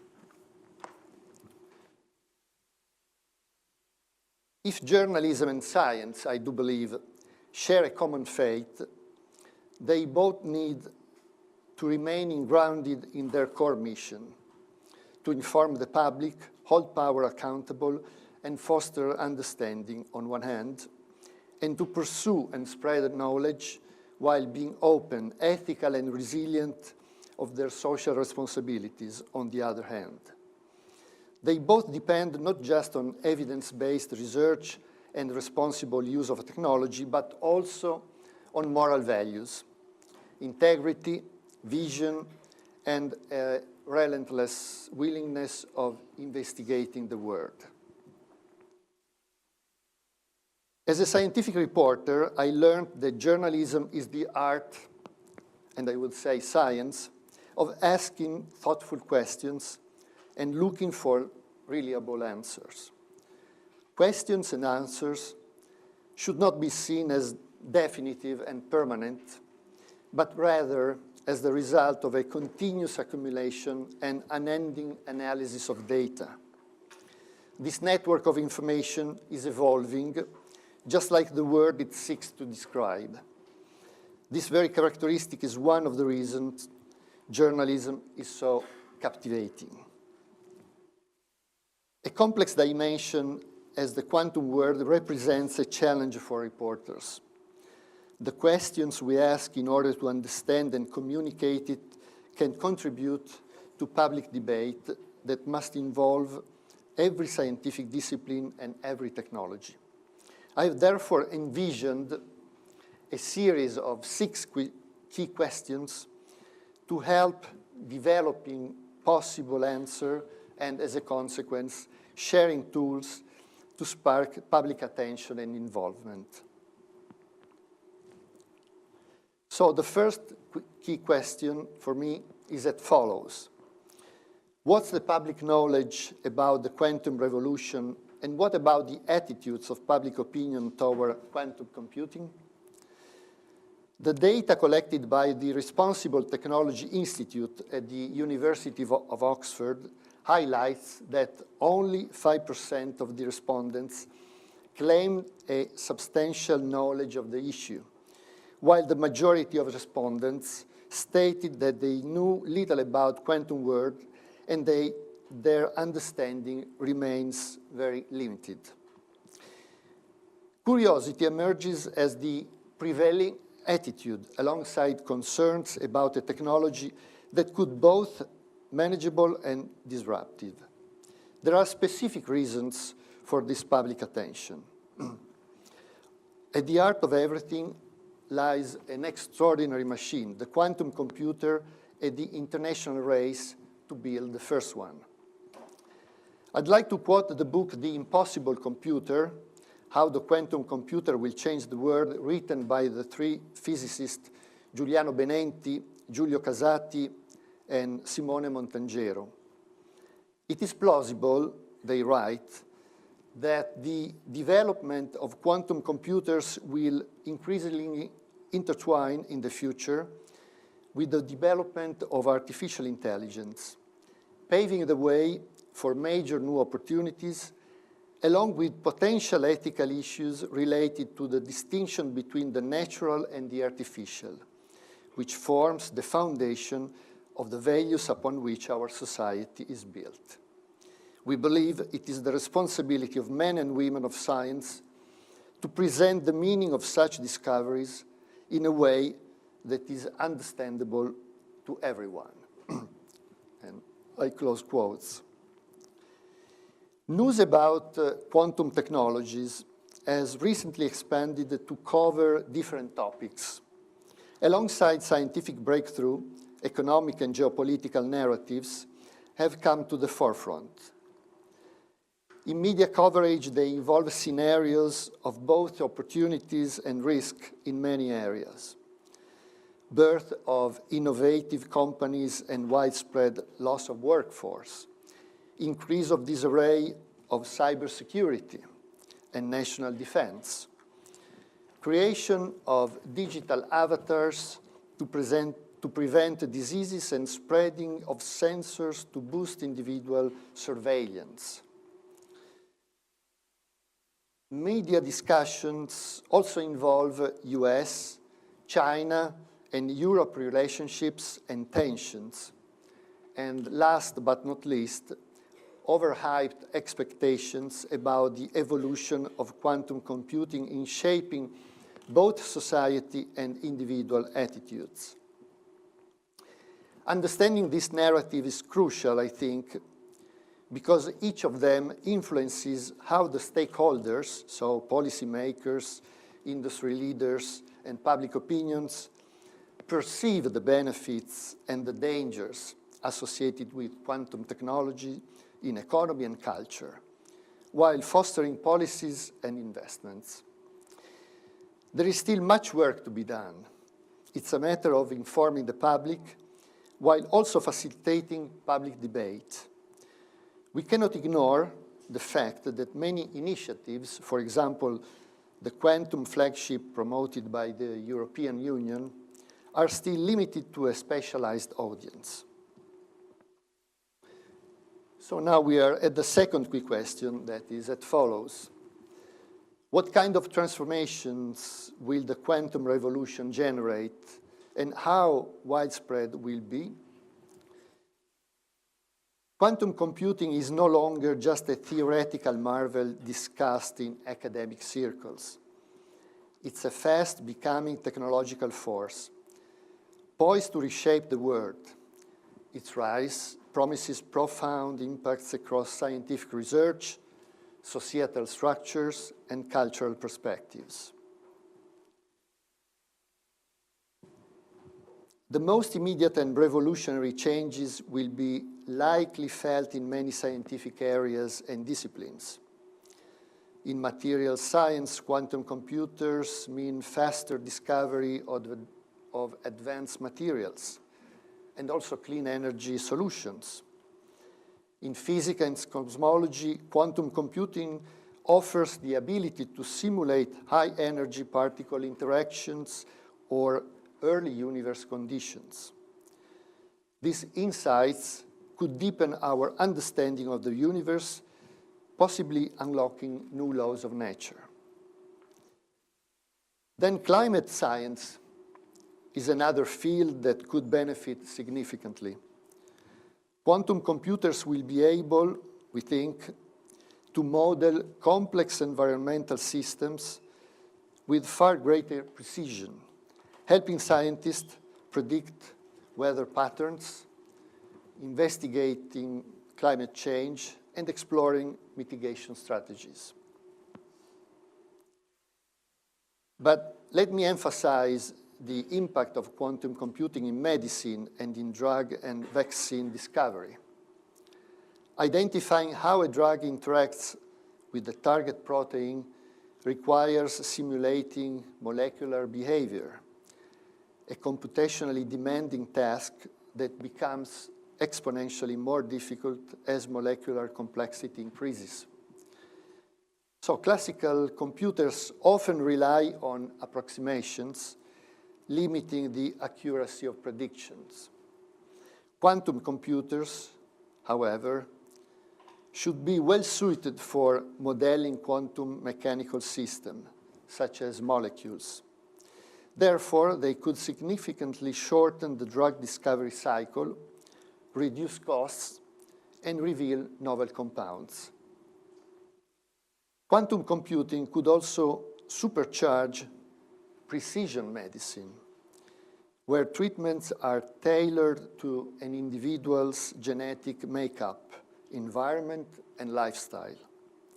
Analyzing the data sets generated from genomic sequencing, health records, and clinical trials requires computing power beyond the capacity of most present and current systems.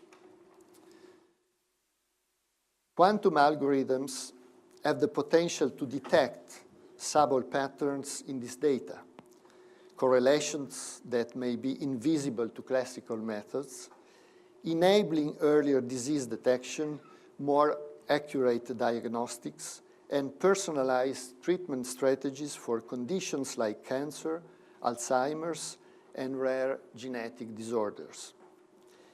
The design and management of clinical trials is another area ripe for quantum-driven innovation. Selecting optimal patient groups, predicting outcomes, and minimizing side effects involve complex optimization problems. Quantum computers could streamline these processes through enhanced modeling and simulation, helping bring therapies to market more quickly and safely.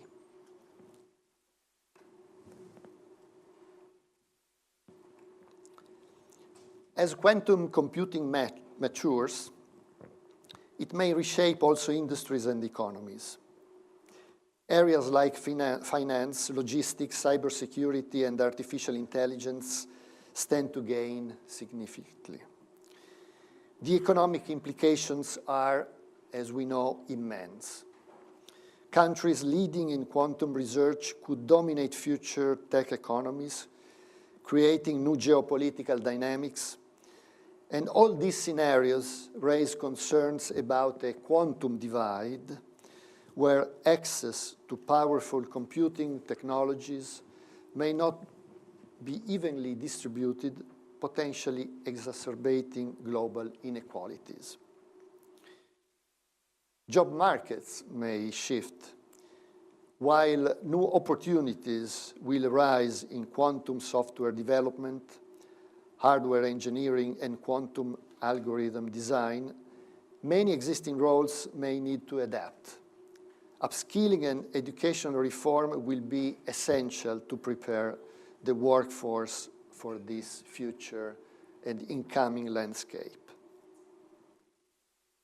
Quantum computing challenges also our deep-rooted cultural and philosophical assumptions.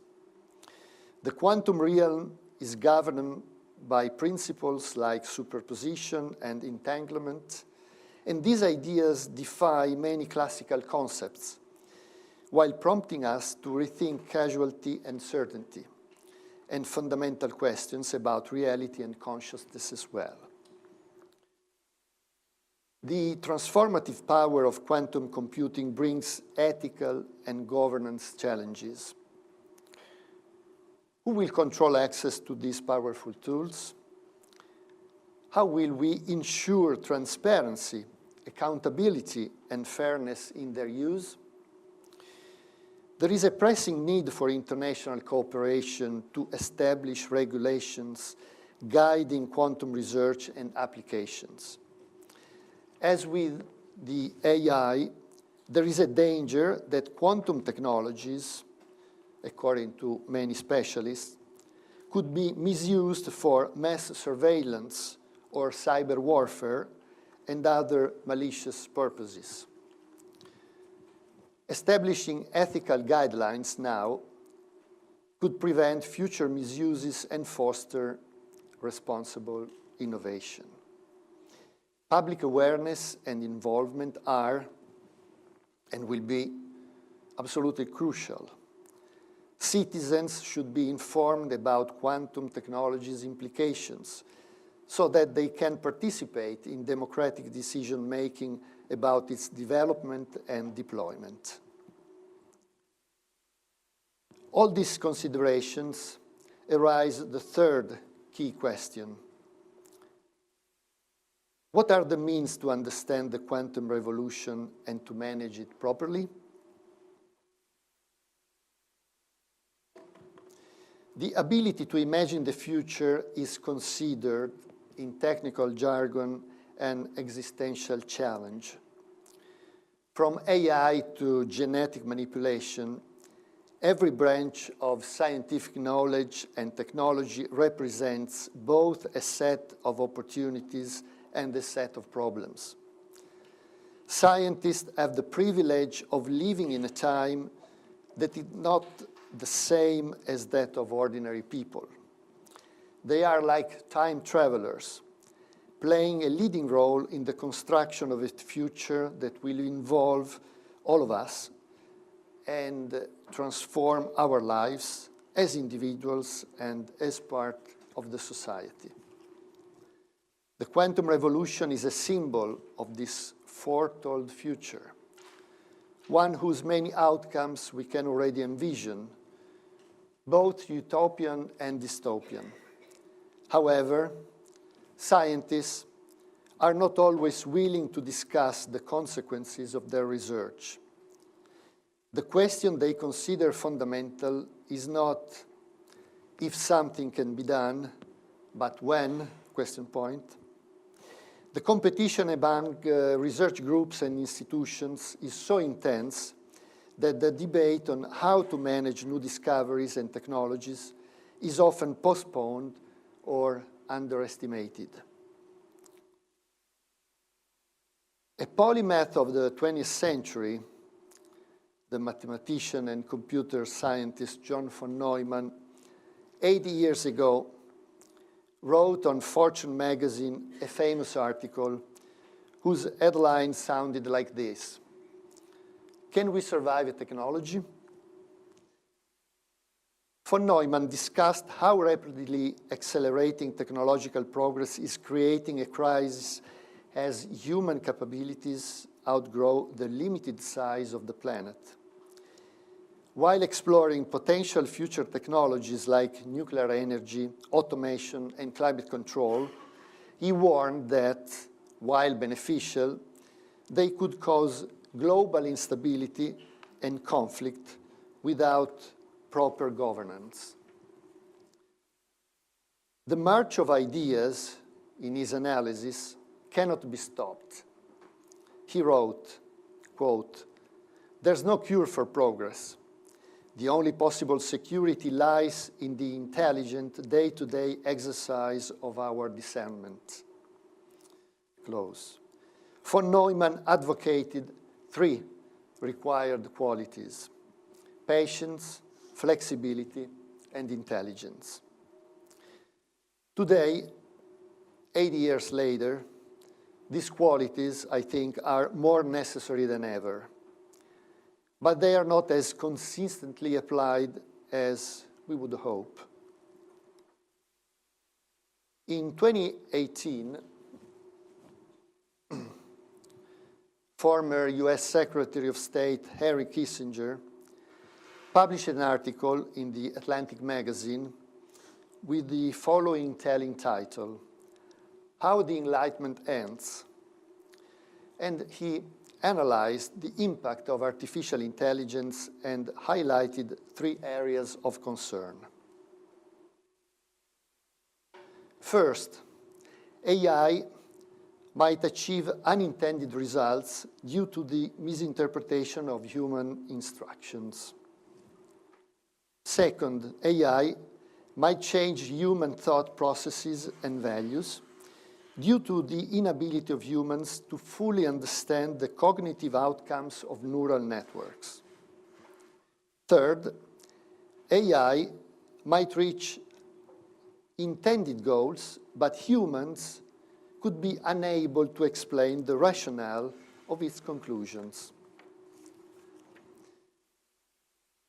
Kissinger emphasized the danger of losing the intellectual and moral abilities that have been the essence of human cognition throughout the centuries, and invited both politicians and public opinions, alongside with scientists, to investigate the transformations of human conditions. He, in particular, emphasized a fundamental difference. In the 18th century, so during the Enlightenment, the philosophical insights of Voltaire, D'Alembert, Condorcet, Montesquieu, and others flourished thanks to the birth and popularization of new technologies. Today, in the 21st century, the scenario is the opposite. A dominating technology, AI, is in search of a guiding philosophy that can guide its development. Kissinger discussed the pros and cons of AI, but the logic behind his statements, I think, can be extended to the extraordinary development of all our knowledge, which is increasingly interconnected, and therefore also to quantum technologies. The theoretical physicist and cosmologist Stephen Hawking said in the early 2000s that technology evolves more rapidly than our wisdom. So he said that we need to develop some antibodies. One such antibody is a profound use of rationality, one that takes into account the philosophical and humanistic knowledge that we have developed over the centuries. Lee McIntyre, a research fellow at Boston University and an instructor at Harvard Extension School, recently wrote the essay, "The Scientific Attitude." In this book, he points out the need to exercise a cognitive attitude in a 21st century society. The scientific attitude, he asserted, has to be evidence-dependent and exert a respect for solid evidence, as opposed to mere anecdote, belief, or opinion. Today, this attitude is a pivotal value when irrationality is growing and science denial and pseudoscience proliferate on social media. We live in a post-truth world. Many people, such as the anti-vaxxers and climate change deniers, as long as homeopaths and creationists, claim certainties which are not based on empirical evidence, but on ideology, wishful thinking, or worse, conspiracy theories. So now let's come to the fourth key question. How can we effectively communicate the characteristics and effects of the quantum revolution to a general audience? Quantum physics, as we said, a shocking reality where particles can be in two places at once, where observation alters reality, and where entanglement links objects across vast distances, can be a paradoxical playground that defies common intuition. Yet, it's the foundation of present technology, from lasers to quantum computing. The challenge is rooted in communicating these bewildering concepts in ways that captivate rather than confuse. Literature in general, and science fiction in particular, can prove decisive in this task of popularizing both theories and discoveries, and helping educators and science communicators, and I think scientists as well, to think out of the box and address vast audiences. Literature and science fiction thrive on metaphor, analogy, and narrative. These three tools are essential to making the abstract tangible. They are more than mere tools of explanation. They are vehicles of imagination, empathy, and meaning. They can translate the alien language of qubits into characters and stories that speak to our shared humanity and willingness to building the future. What's at stake is the power of imagination. And there are many engaging examples, such as Philip Dick's novel, The Man in the High Castle, or Michael Crichton's Timeline, and more recently, Liu Cixin's The Three-Body Problem. But let me emphasize the cold case of a writer who symbolizes at his best this pioneering creative skill. Is Jorge Luis Borges. In the realm of speculative fiction and literary philosophy, I think few authors have had as profound an influence as him. His 1941 short story, The Garden of Forking Paths, is celebrated for its metafictional ingenuity and layered narrative structure. But beyond its literary brilliance, Borges' tale mirrors also the idea behind the many words interpretation of quantum mechanics, as it will be proposed years later, in 1957, by physicist Hugh Everett III. According to Everett's many words interpretation, every possible outcome of a quantum event actually occurs, each in its own newly created universe. Rather than collapsing, the universe branches endlessly, producing parallel realities. As you remember, The Garden of the Forking Paths is a story narrated by Dr. Yu Tsun, a Chinese spy working for Germany during World War I. Knowing of being pursued by a British agent, Tsun devises a way to relay a secret message to his German commanders. 10 minutes. He travels to the home of a scholar named Stefan Albert, who has studied the seemingly incoherent novel written by Tsun's ancestor, Tsun Pen. Albert reveals that Tsun Pen's novel and the labyrinth he claimed to be building are one and the same, a book that describes a universe where every possible outcome of an event occurs, creating a web of diverging realities. Tsun, moved by Albert's insight, but focused on mission, murders him because Albert's name, Albert, is the key location Tsun needs to communicate to the Germans. So the story ends with Tsun awaiting execution, knowing his message was successfully delivered and leaving readers to ponder on choice and the nature of time. While Borges had no background in physics, his philosophical imagination led him to a revolutionary concept of time. Time is not linear, but multidimensional.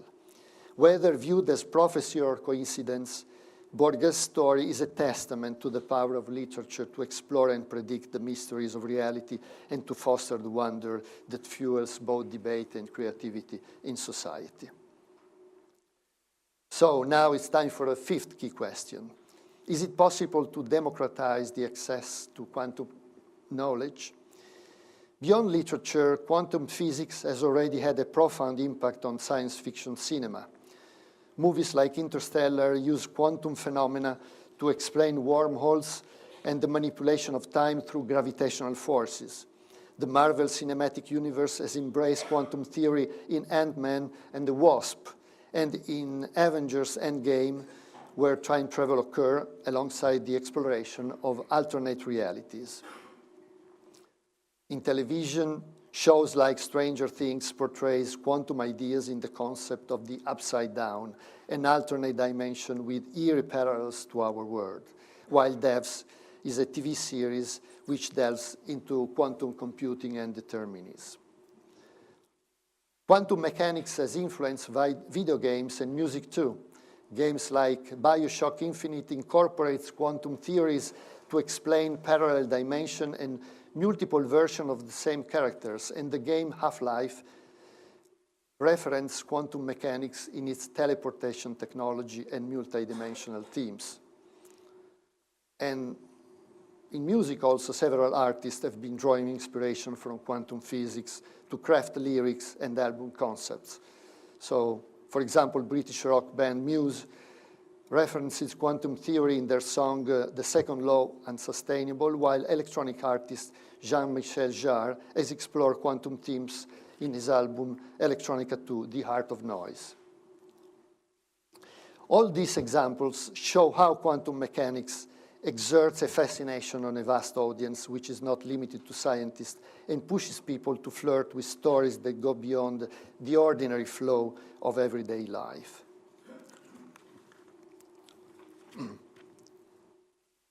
The so-called phenomenon of quantum speak, where popular culture raises public awareness about the wonders of theory and of its applications, has been absorbed by the entertainment industry, by media and social networks, and the works of artists. This integration of mass culture in quantum physics doesn't mean oversimplifying science, I think, but rather enriching through multiple lenses. As a matter of fact, collaboration between physicists and creatives can yield compelling results. The program Arts at CERN is at the forefront of facilitating this fruitful dialogue.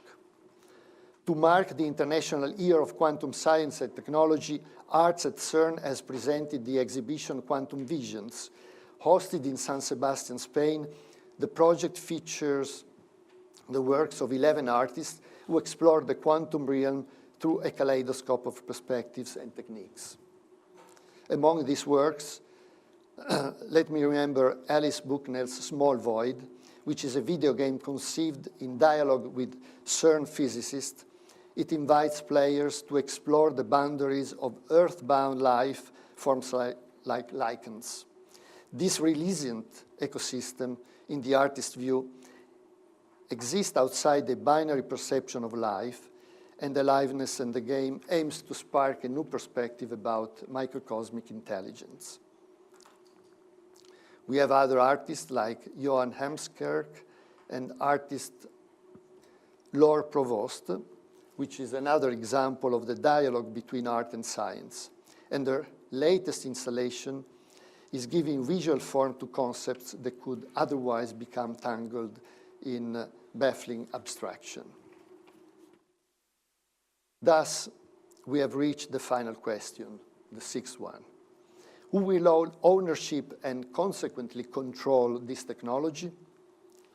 As I said at the beginning of this speech, quantum computing has transitioned from theoretical exploration to a central focus of geopolitical strategy. the United States, China, and the European Union are intensifying efforts to achieve quantum supremacy, the point where quantum computers outperform classical counterparts in solving specific problems. This pursuit holds significant implication for national security, economic competitivity, and technological leadership. The US continues to lead in quantum computing innovation, bolstered by substantial private sector contribution and government initiatives. China has made significant strides in quantum technology, emphasizing state-led initiatives. And the European Union adopts a collaborative approach to quantum technology development. The Quantum Flagship Program is a 1 billion initiative aimed to foster research across member states, focusing on quantum computing, communication, and sensing technologies. So, as a conclusion, a new gold rush is underway, and a few tech giants are now pouring billions into quantum research. But this isn't just about innovation. It's also about control. They are building the computers themselves. These machines are so expensive and sophisticated that no startup and no academic institution could seriously compete. Then, they are planning to lock in users into proprietary software platforms. Meanwhile, government investments, instead of leveling this playing field, are often funneled straight into partnerships with these same corporations. So, according to many specialists, if we let this continue unchecked, a handful of companies could end up owning the keys of the next era of technology, and with it, an unprecedented economic and political power. So, the final question is, who will own the future? A handful of billionaires? Right now, we don't know. But we know that time marches on relentlessly. Thank you very much.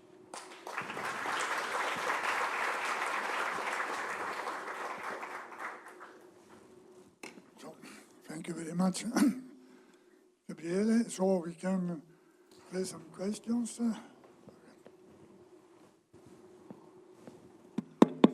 I think that we live in a very strange time. You said it at the beginning, but there are other reasons for that. The people who started the quantum era 100 years ago never bragged that they were doing a revolution.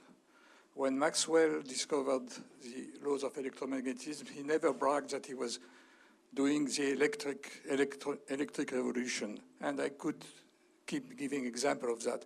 Now we live at a time when everything has to be marketed, where everything has to be advertised, and this has very perverse effects. For example, you talk always about the quantum revolution, the second quantum revolution, and this made people dizzy, and the politicians who don't understand anything about that take this for face value. And for example, as you said, they want to protect their strategic advantage.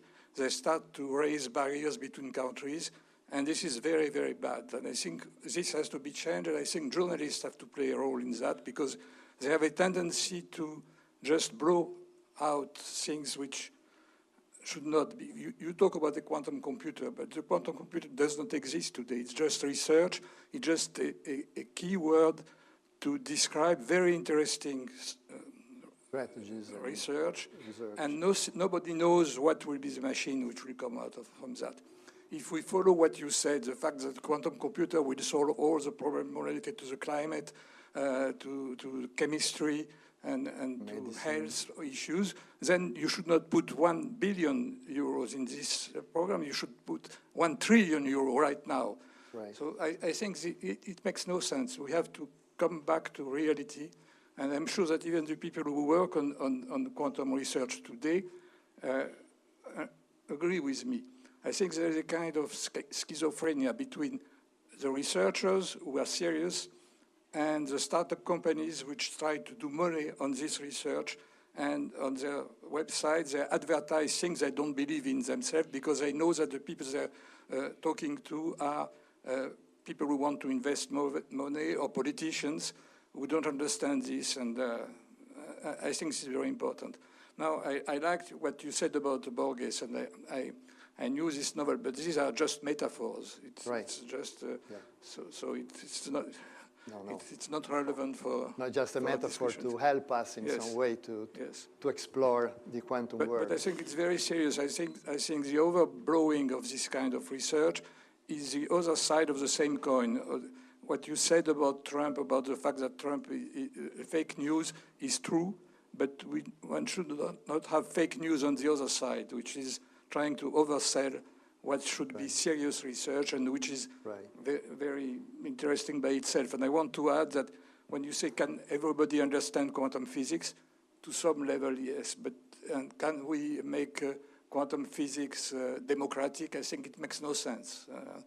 You need to have knowledge for that, and people, what you need to instill into people is the trust in science, the trust into the values of the scientific method, even if they will never be able to understand in depth what's going on. Right. I think it's a concept of scientific citizenship, no? In some way that at least we have to be, to know some basic data in order to understand what's going on and what scientists are telling to us.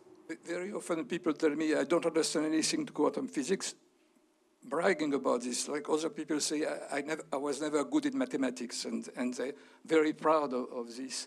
Nobody will tell you, I don't like books, I don't like literature. So this is what we should understand. Why are people defensive against knowledge and against advanced knowledge like that? But to do that, we have to work a lot. Thank you for your comments.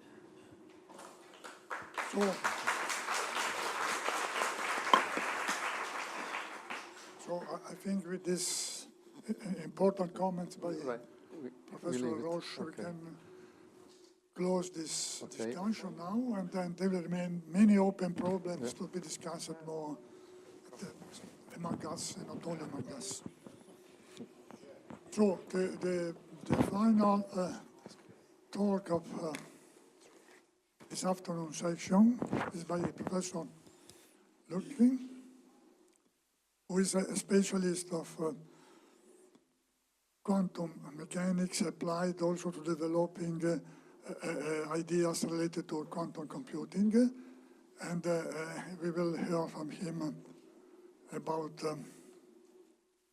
the new progress in the field.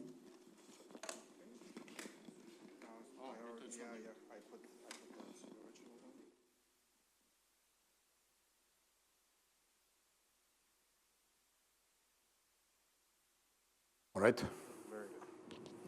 All right. So I don't know if it was intentional to schedule my talk. Yeah, that's both mine. Yeah. Oh, both yours. It's okay. all, yes, it's all good. Okay. Yes, thank you so much. Yes. So it's a tough act to follow, but I should start out by saying that a lot of these things have been discussed. It is actually true. So this field. So I'll be talking about building quantum computers, and this is actually a very exciting field, but there are a lot of open questions. So first, we don't know if and how truly large-scale quantum computer can be built. We actually certainly have no idea how we will use it, But nevertheless, what I hope to communicate is that actually this field is a very exciting junction, in particular, from the point of view of basic science. This is really an exciting field of fundamental research. So I will be talking about how to build quantum computers. And in particular, we'll be using neutral atoms, the system which have been already introduced and mentioned.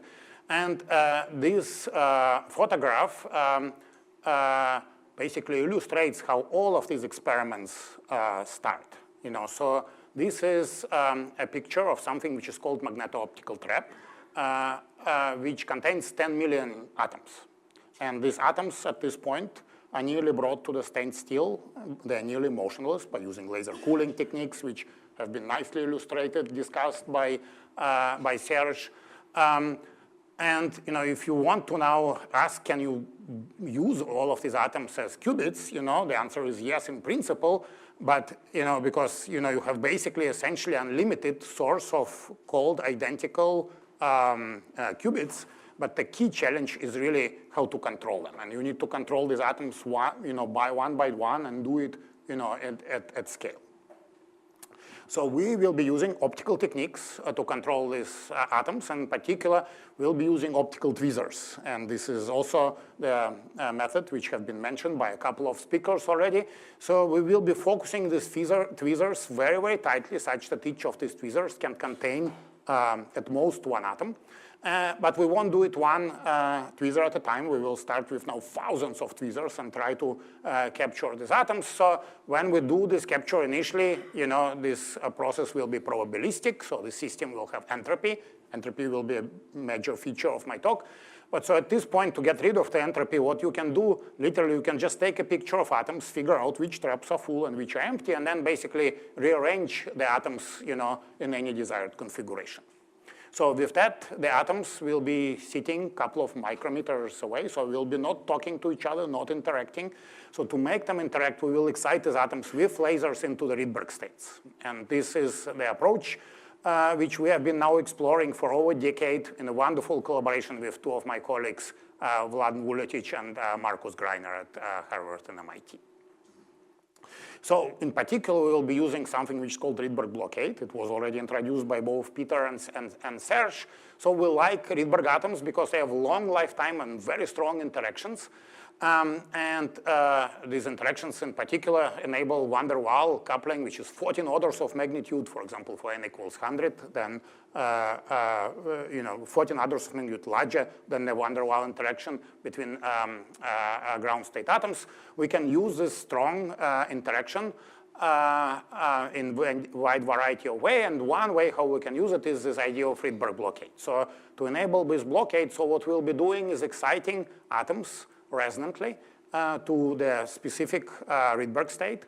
If the atoms are very far away, they will just undergo independent Rabi oscillations. But if we bring them close, then eventually this interaction will take over. And basically, what it will do, it will prohibit the excitation of more than one atom. So in this case, for example, there are two atoms. Each of them can be excited, but never both. So that's the essence of the blockade. And we like this effect, to use this effect to entangle atoms and do quantum logic, because it essentially kind of allows us to make this interaction almost digital. So when atoms are far away, they don't talk to each other. When they are close to each other, interaction is almost infinite. So with all of these things, so here is how this, most of the experiments which I will tell you are done. So we will be starting by preparing some registers of atoms, and then subject these atoms to a sequence of laser pulses, which can change the internal state, sometimes flip the hyperfine states, sometimes excite atoms to the Rydberg states, and then eventually we will read out the state of the atom. We'll take another picture, but in this case, in the state-dependent manner.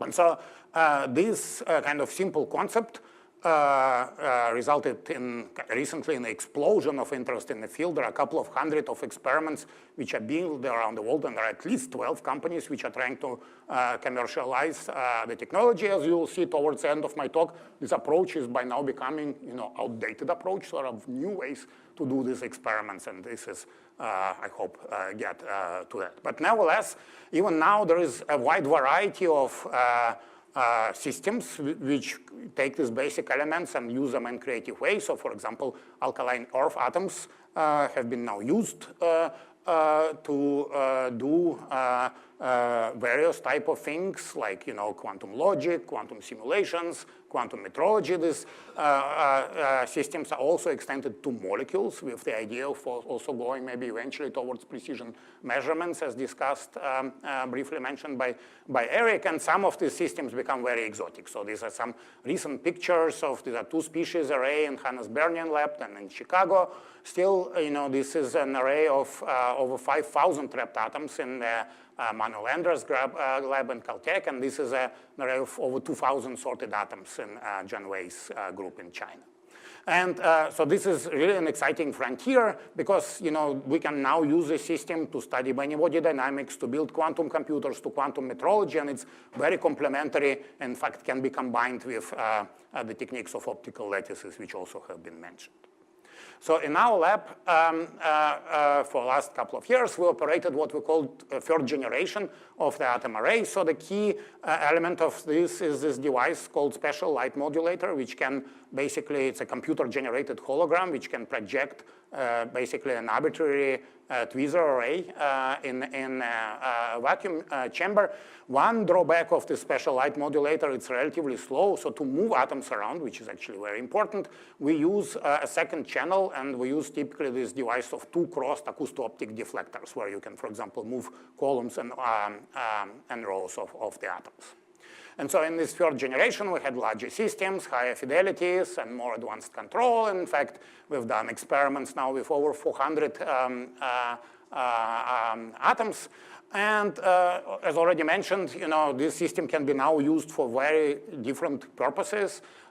Here is some recent sampling. So we explored, in collaboration with actually many theorists in the audience, various directions, including studying quantum phases in two-dimensional systems, probing on equilibrium dynamics, kicking system away from equilibrium. We also explored some topological physics, built a small topological qubits, and actually all of these things involve essentially analog dynamics, and this kind of analog machine has actually been now available for over 2 years publicly through Quera, through our startup company, and actually Peter already talked around some of the recent experiments involving string breaking. So actually I'm very proud of this work because Peter is one of the pioneers in this field, and now his group is doing actually experiments on this on this machine. But I will focus today on a different topic. I'll focus today on digital quantum processor, and in particular this idea of quantum error correction.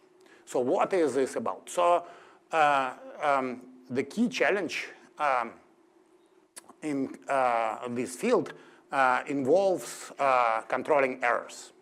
And this has been identified early on. So in fact, even currently, after several decades of amazing progress in the fields, the typical errors are, somewhere, about between 1% and 0.1% per operation. But we will eventually need to push these errors to less than 10 to the minus 10, or even smaller.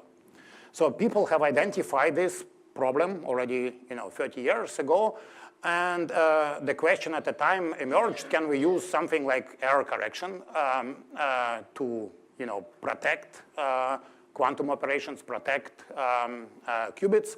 And the answer to this question was completely non-obvious. So in particular, you can, of course, think about using classical codes where you basically just make the information redundant.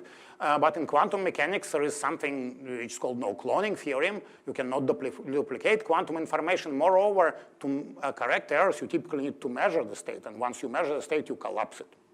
So the fact that one can even do quantum error correction for these reasons is actually amazing by itself. So how do you do it? So in fact, it turns out that you can use entanglement to essentially store information non-locally to encode the so-called logical qubits.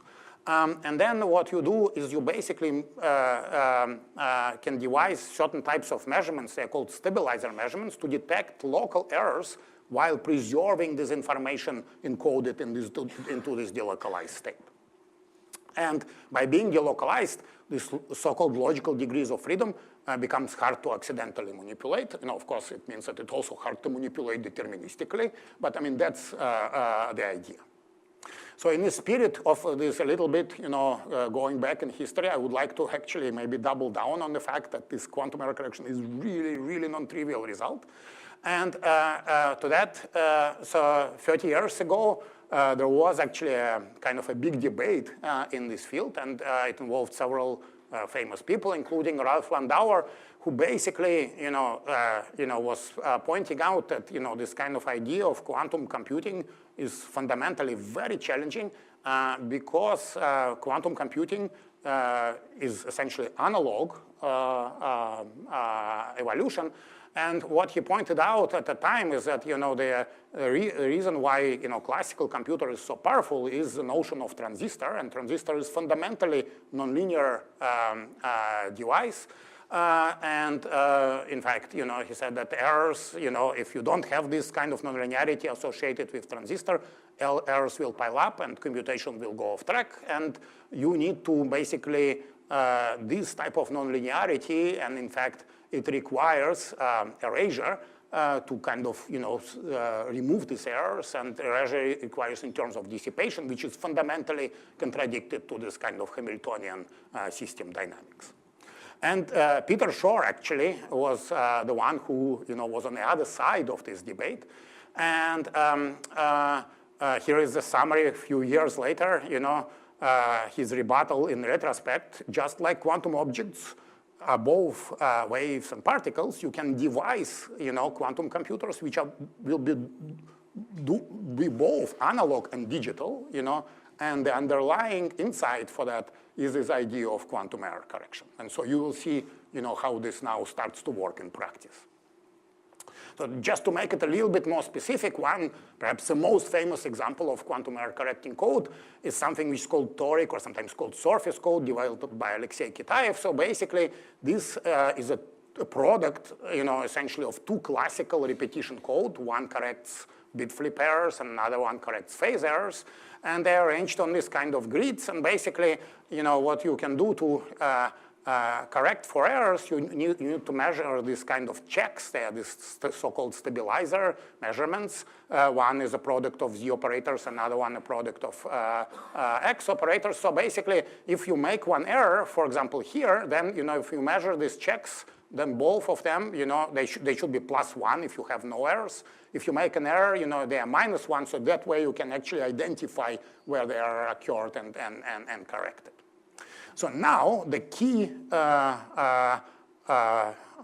sort of insight of the error correction is that what will happen if you make this system bigger. So if you grow, for example, this system side, you have two competing trends. On one hand, you have more opportunities for errors, but on the other hand, you have more measurements of these checks. So it turns out, these things indeed compete, and there is a phase transition. There is a threshold behavior. So basically, if your error is smaller than certain threshold error that for this system is about 1%, then making system bigger, increasing what's called code distance, reduces the error. So that's the key idea of the error correction. And so it was really this theoretical breakthrough which caused the field of quantum computing to take off. And it's very clear that eventually we'll need to switch to performing algorithms with these logical qubits instead of physical qubits. The key challenge, however, even building one of these logical qubits is hard. You need to have a lot of this redundancy. You need to control all of these things. Until recently, the demos were really limited to a small number, a few small logical qubits. So we'll address this challenge by using tweezer arrays. And in particular, we'll use something which is called reconfigurable architecture. And the idea is the following. So in most of the transistors, like the ones which you have on your cell phones, the connectivity of the processor is determined at the point of design. There someone lays down the architecture, sends them to optical lithography, and this is how these things develop. So here, we have an opportunity to actually change the configuration of the processor during the computation itself. So for that, we will encode qubits in a long-lived hyperfine states, which will be protected, while the atoms are being moved. And then what we'll do is we'll basically arrange atoms in certain configuration, entangle them, perform some number of operations, and move them, change the connectivity, and repeat and go on. So these two have unique opportunities. One is clearly now you can connect qubits non-locally, but in particular it allows us to control these qubits in parallel very efficiently, which, as you will see, will be the key. So as an example, let's go back to this Kitaev story code, and let's try to implement it on a torus. So it's non-trivial because you have two-dimensional system. So again, in this toric code, you have these data qubits, and then you also have this what's called ancilla atoms. Ancilla atoms are used to measure this kind of local checks, to do these local checks. But actually, it turns out that with this reconfigurable architecture, implementing this on a torus is very easy. So here are the movie showing basically stationary qubits and ancilla qubits, which are moving. And what's happening here is first, when these ancilla qubits move locally, so they just do these local checks, and then in the final step, they move all the way across, kind of closing this kind of torus. So the details here are not important, but what's important is that in this case, what we do is we actually encode two logical qubits by just using two control parameters. And these control parameters are voltages, which move atoms up and down and left and right. So with this kind of idea, over the last couple of years, we as a community made a lot of progress, technical progress. I'm not going to go into the details. One of them is reducing the errors in physical operation. Remember, there was this threshold behavior, so the lower are the physical errors, the better. And there is actually a trend which is, exponential in reducing these errors, and they're actually inching towards like 99.9 fidelities. We also learned how to do programmable circuits implementing in parallel single qubit operations. And we also learned about how to do measurements of the atoms in the middle of the circuit. As you'll see, it will be very important. So the way how we do it in this moving architecture is we just take some qubits from this storage and entangling zone and move them to a separate zone where we can individually measure them without disturbing the other qubits. So one can have a lot of fun with this system. So one of the recent example, for example, we implement something which is called honeycomb Kitaev model. It's another model which Alexei suggested. So in this model, you have basically spins which are interacting with their neighbors' spins on this honeycomb lattice, interacting with their neighbors in this kind of highly anisotropic configuration, XX, YY, ZZ. And we implemented it through this atom moves, very simply by just taking one sublattice, moving it in one direction, implementing a gate, then moving in another direction, switching the bases, implementing, and just looping exactly, David, exactly, exactly. So looking. So with that, we can really do some very interesting things. For example, we realized the so-called phase B, which is actually non-abelian spin liquid. We also could basically, explore, fermionic dynamics by essentially building, like digitally building interferometers for anyons. And we actually also carried out new type of realization of Fermi-Hubbard model, again, using this kind of digital insights. So this is actually very exciting, and there are a lot of prospects, related to some of the applications people have already mentioned, but there is one key limitation. So again, we have some error in quantum operations. So in fact, in these experiments, we have done, thousands of, entangling gates, and we used all sorts of tricks, Maybe we can push this number by a factor of 10, but eventually you're kind of limited. So we basically need to think to switching to these error correction techniques and the logical qubits. And this is the work which we started, about 2 years ago. So here is an architecture for this, what we call logical quantum processor, which involves this kind of zones. One zone is to store qubits, another one to entangle. It's like a CPU analog, another one for readout. In fact, this architecture looks very much reminiscent to that of what's called von Neumann classical CPU architecture. And actually, there is a version of that called Harvard classical CPU architecture, which actually also played a big role there. So many people have made remarkable contributions to that. They're like amazing individuals, but in particular, I would like to emphasize the role of Dalev, who was really an intellectual leader here. And so the key idea of this approach was to basically switch from focusing on control of individual physical qubits to control over individual logical qubits. So I will illustrate it with just one example, and this will be a logic gate, logic operation between two encoded qubits. Again, remember, these qubits here are delocalized, and this delocalization is the key. So somehow to make the logic gate, you need to to create a situation that kind of every physical qubit on the right somehow know about what's happening on the left. So it's generally very, very challenging. But in this case, when you move atoms, there is one elegant approach how to do it. And this approach is the following. So you basically can just pick one of these qubits, bring it on the top of another, and then just with a single laser pulse, entangle these qubits pairwise, and then just separate them. So basically, this implements the so-called transversal CNOT gate. And this transversal CNOT gate has a lot of useful properties. So one of them is that it's inherently fault-tolerant because errors cannot spread. If there was some error on one qubit, it will propagate deterministically on another. Second, we can implement these operations, with long range. We are not limited to nearest neighbor. But most importantly, we can really do it efficiently from the point of view of classical control. So here, all physical qubits receive the same instruction and in a way act like one of the big atoms. So you can really think about this entity as one object. And so here is some data from this by now old paper. So what we did is we entangled a pair of qubits, ranging in size from distance 3 to distance 5 to distance 7. And what we saw indeed is we kind of, increase the size of the qubit.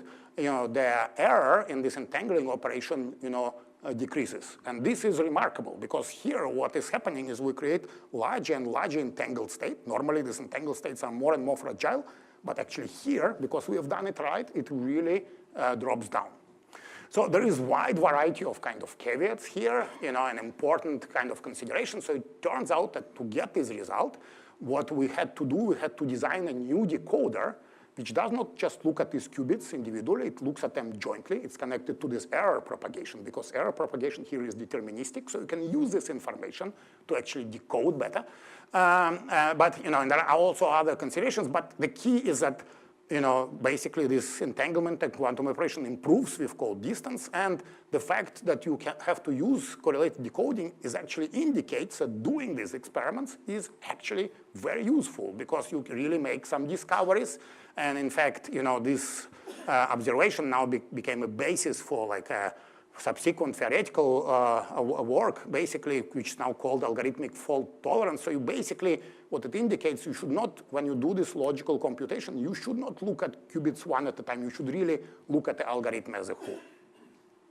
And with these ingredients, we also had a lot of fun. For example, we built this fast scrambling circuit with a different code with this 832 code, which actually involved 48 logical qubits, which we have entangled in this kind of sequential manner. And basically, in this case, we ran out of space in entangling zone, had to store some qubits in a while. And what you see is like it's hierarchical. We entangle larger and larger circuit, and eventually we entangle them all together. And so this is really the circuit involving that each line here is a logical qubit, and we can quantify that it performs well by using different properties like, basically fidelity, or, for example, we also measured this logical entanglement entropy, which actually turns out that this is a fast scrambling circuit, and in fact has some reminiscence to like what the physics which is happening in black holes. So basically, these kind of things indicate that these logical qubits are already starting to be useful for studying probing physics of these entangled complex systems. And I think this really some exciting scientific opportunities for these early fault-tolerant processors. So this work kind of started a series of experiments across different platforms, and in 2024, which really advanced this quantum error correction frontier. So most of you probably heard about Google's work. There was also very nice work done with trapped ions, and I also already mentioned it kind of inspired new theory concepts and inspired some new generation of experiments, and some of them are quite sophisticated demonstrations. For example, magic state distillation is very important. Primitive was actually realized by Quera. It's their second generation machine. So the kind of advantage here, you can now buy a small Lego version of the quantum computer, or you can buy a quantum computer, of course, itself. But but anyway, so this is really an exciting time. So I would like to use this last 5 or so 10 minutes.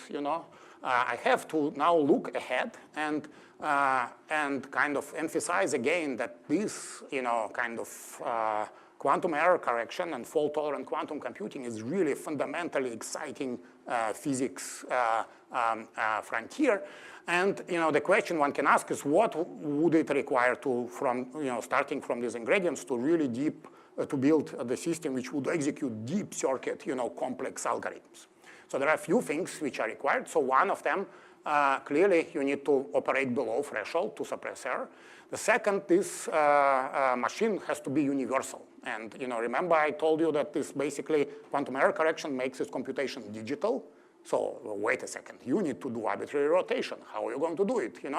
And finally, what's very important is that somehow you need to build a system which will undergo unitary evolution on this logical level while removing entropy at the physical level. So for that, we will use a couple of ingredients. One is physical entanglement, another one logical entanglement. We'll talk a little bit about this magic and also how to remove physical entropy. So in order to do that, I will actually describe one additional experimental tool which we implemented recently. And this involves what we call state-selective low-series atom readout. The idea is the following. So if we start now with our atom, an optical tweezer, it can contain two states, 0, 1, located in this tweezer. So in order to read out this atom without losing it, and what we can do, we can actually split this atom. We can basically pin one state and then just move the atom in a state-dependent way, and after that, image this atom. So this allows us to determine the state of the atom 0 and 1. It also allows us to determine if the atom was lost. And this is a movie showing, how we can do it. So basically, these two positions here are basically 0 and 1, and if the atom is not found in one of these positions, we know that it is lost. So this allows for the atom loss detection and replacement, and also considerably speeds up our experimental cycle. So in fact, the movie here is nothing but a Rabi oscillation, which actually is, kind of recorded through this, kind of fast cycle procedure. Okay, so with this ingredient, we can now, address all of these, physical requirements. One of them will be doing this quantum error correction repeatedly. So here we'll start with just 1 qubit, distance 5 surface code, and so we'll use this oscillus. We'll move these oscillus, to basically make the stabilizer measurements. And this is how the result of this, experiment looks like. So these are oscilla measurements. The oscillus, either up or down, or sometimes they're lost. And these loss events allows us to gain extra information, which can be very useful in quantum error correction. So in fact, this is the result showing average logical error per round. And what these different curves are, they are basically different decoding strategies. And in particular, this decoding uses loss information. In fact, we are doing it using machine learning techniques. And the bottom line of this result is that, from these curves, we can, estimate that we are about factor of 2 below threshold for this specific characterization circuit. And moreover, by, for example, looking at various instances, we can basically select the circuits which have, fewer or more losses. We can also basically characterize what's a relative contribution to our errors. And basically from this, there is a very clear path to improving this number by a factor of 3 to 5. So, and this is basically where you want. You want to be like factor of 10 below threshold for this exponential kind of error suppression to take off. So this was a very simple circuit. It's just qubit idling. Of course, this is not what we really want to do computation. And actually, it turns out you can do computation in different ways. One is you can do something which is called lattice surgery, basically by just taking 2 of these logical qubits and just measuring them in a certain way. You can actually do logic in this way. Or you can do this logic transversally, and you can actually compare both of these ways. And from this, it's very clear that these transversal operations are far superior. And in fact,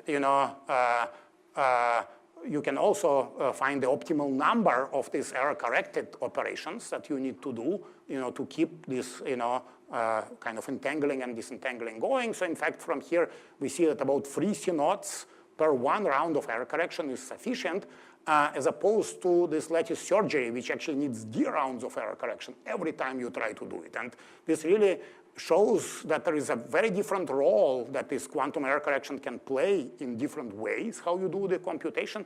And in fact, it has significant implication, factors of 10 or 100 saving when you do large-scale algorithms.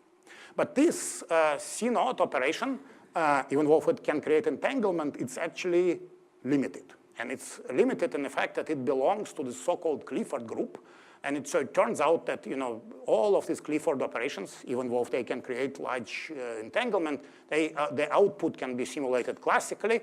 So that's where you need this so-called quantum magic. So this quantum magic corresponds to non-Clifford operations, essentially going back to the fact that you need, to use quantum computers, you need to have this kind of analog rotations. So how can you do it with this kind of digital circuit? So to explore that, we can use a family of codes. So these are so-called color codes. So this is a 3-dimensional color code, is a 2-dimensional color codes. And basically what you can do is that you can just take these codes and apply a phase shift to all of these atoms globally. It's one example of these transversal operations.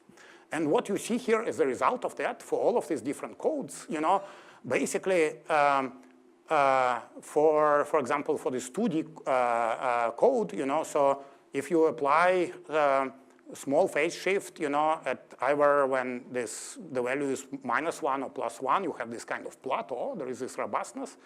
But what's unique about these 3D codes is that there is an additional plateau. And this plateau occurs, right here when this kind of phase shift is pi/4. This is exactly this kind of non-Clifford operation. So this is exactly this nonlinearity that Landauer was looking for, and actually Peter Shor and others have indicated. So basically, using this kind of 3-dimensional codes, one can implement robust pi/4 rotations. And actually, I don't have time, but there is a very deep link between this between entanglement and this so-called logical magic. So this non-Clifford operation is what's called magic. That's what it's a term. So this is still pi/4 is a specific rotation. Can we synthesize an arbitrary angle? And it turns out the answer is yes. And for that, we use teleportation. So this is a circuit which is very much reminiscent to something called measurement-based quantum computing, but it's kind of, the idea here is very simple. So what you do, you start with the qubit encoded in this kind of logical code. So you apply this T-gate, then you kind of teleport this. You basically, you entangle it with another qubit, make a measurement, teleport this state, then, apply another T-gate, and you kind of can perceive it by rotating the qubit around different axes. So here is the result, these are actually experimental data, which basically indicate that you can create, just with 3 applications of these T-gates, you can create a lot of different, rotation angles. And in fact, on a full Bloch sphere, this is how it looks. So it's actually manifestation of something which is called Solovey-Kitaev theorem, which shows that you can, with exponential precision, approximate any angle. And basically all of these things, basically are within error bars are really the angles you want to generate. So in a way, it shows that this teleportation is a very powerful tool. It's kind of experimentally probed this Landau-Shor debate, and really shows what one can do unitary operations on a logical level, while kind of doing non-unitary things on physical level, which actually removes the error and entropy buildup. So what one can do now is apply it to a larger circuit. So and in this case, what we have done, we actually implemented this kind of 2-dimensional cluster state with logical qubits, where we basically kind of take a pair of these, cluster states, and in fact, in this case, 2 rows of these logical qubits, and then entangle them together, measure one, and conditioned on the measurement, apply some gate, and then basically recycle. Take this first row, kind of reset it, re-entangle, and this process can really, keep going from long circuits. And in fact, in this case, basically hundreds of logical teleportations which we are using. So here are some preliminary results. It's still very much work in progress. So here we create 1D cluster state, basically in time, starting with this STEAM code with a color code, which basically shows, remarkable things. So basically, if you look at this kind of, algorithmic evolution, it has very high fidelity, but the physical errors, have a very short correlation. So basically, this process kills this entropy at the physical level by keeping these logical qubits the same. And so here is an example of two-dimensional cluster states in space and time, again showing that, basically the stabilizers of the cluster states remain, high and finite as you proceed with this computation, while the physical error correlation is really, wiped out very rapidly. So this really kind of shows, how this unitary evolution on logical level through teleportation can lead to robust computation and correlation, while dissipation at the physical level is provided by measurements, which which rapidly kill this kind of the errors. So here is a movie showing how this is done. So this probably supersedes my previous claim about most advanced computation. So this is basically how we first entangle logical qubits, create this cluster state, and then there is a step where we measure now this one of these cluster states. You see these results of the measurement, and then eventually we will, after a measurement, we will kind of reset this state, fill the holes, bring atoms to a well-defined state, and now this is a fresh register which can now go on to get entangled, with this, with the other register, and this process continues. So at the end, if you want to really sort of a prosaic answer, bottom line, so this quantum computer in many ways is like a giant refrigerator, What it does most of the time, it works to extract the entropy, which is created by this kind of, by errors in your computation, and it can keep going so long as you can actually bring fresh atoms, so long as you can refill this reservoir. And actually in this last, maybe 2 minutes, I want to show you how one can actually do it, how one can keep computation in principle indefinitely.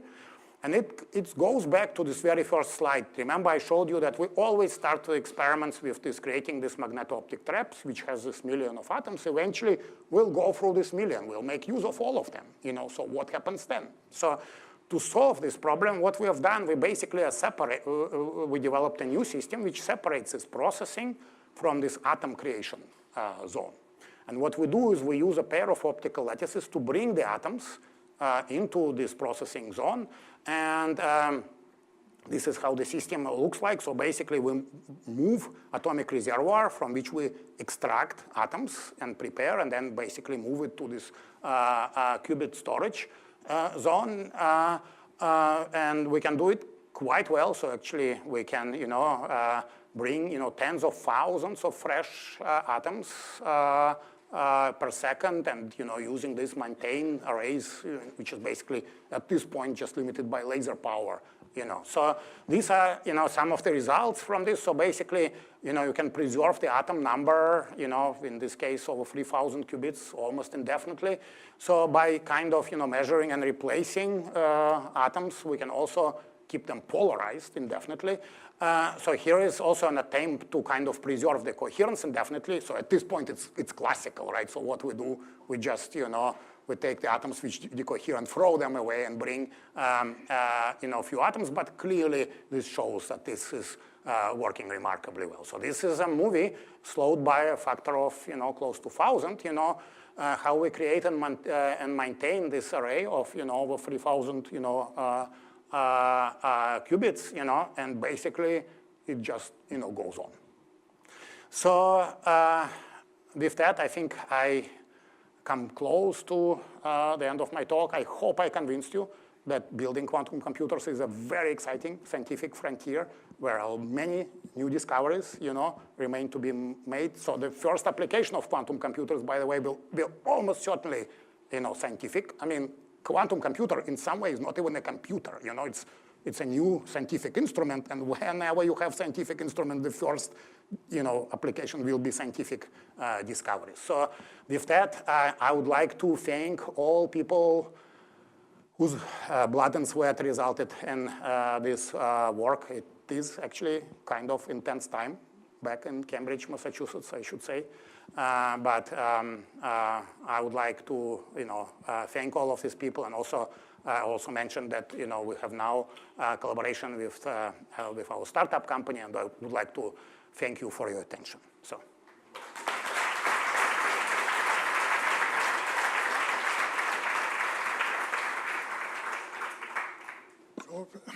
Thank you very much for this beautiful presentation.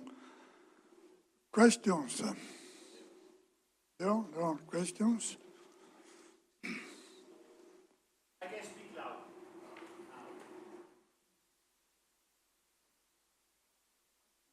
So, Misha, thanks a lot. I have two questions. I mean, the first is, what is the time scale in the logical qubits to perform a T-gate? Yeah. And the second is, how much magic I mean, at the end, magic will be the bottleneck in terms of realizing state. Yeah. So how much magic you think you can realize reliably before you start it in the present coherence times, despite the error correction? Yeah, so, I mean, okay. So creating magic efficiently is certainly a very exciting scientific frontier. So the current method, okay, so there are, actually I mentioned two ways to generate magic, One way was through this kind of magic state distillation, which I didn't really talk about, but it's a conventional way. So the second way is a related kind of approach, but slightly different. So in general, to generate and teleport in particular magic state, I mean, the time scale is limited by like logical cycle.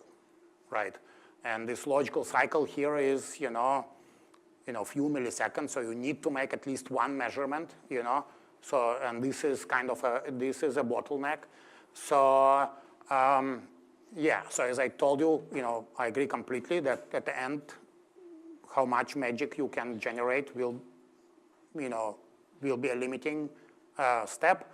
But I think there are some new developments. For example, we work on things called QLDPC codes, in which you can actually operate on blocks of atoms encoded blocks of qubits encoded densely in atoms, and perform many operations in parallel. So I think the approaches like that could be very, very useful, so. Other comment, questions?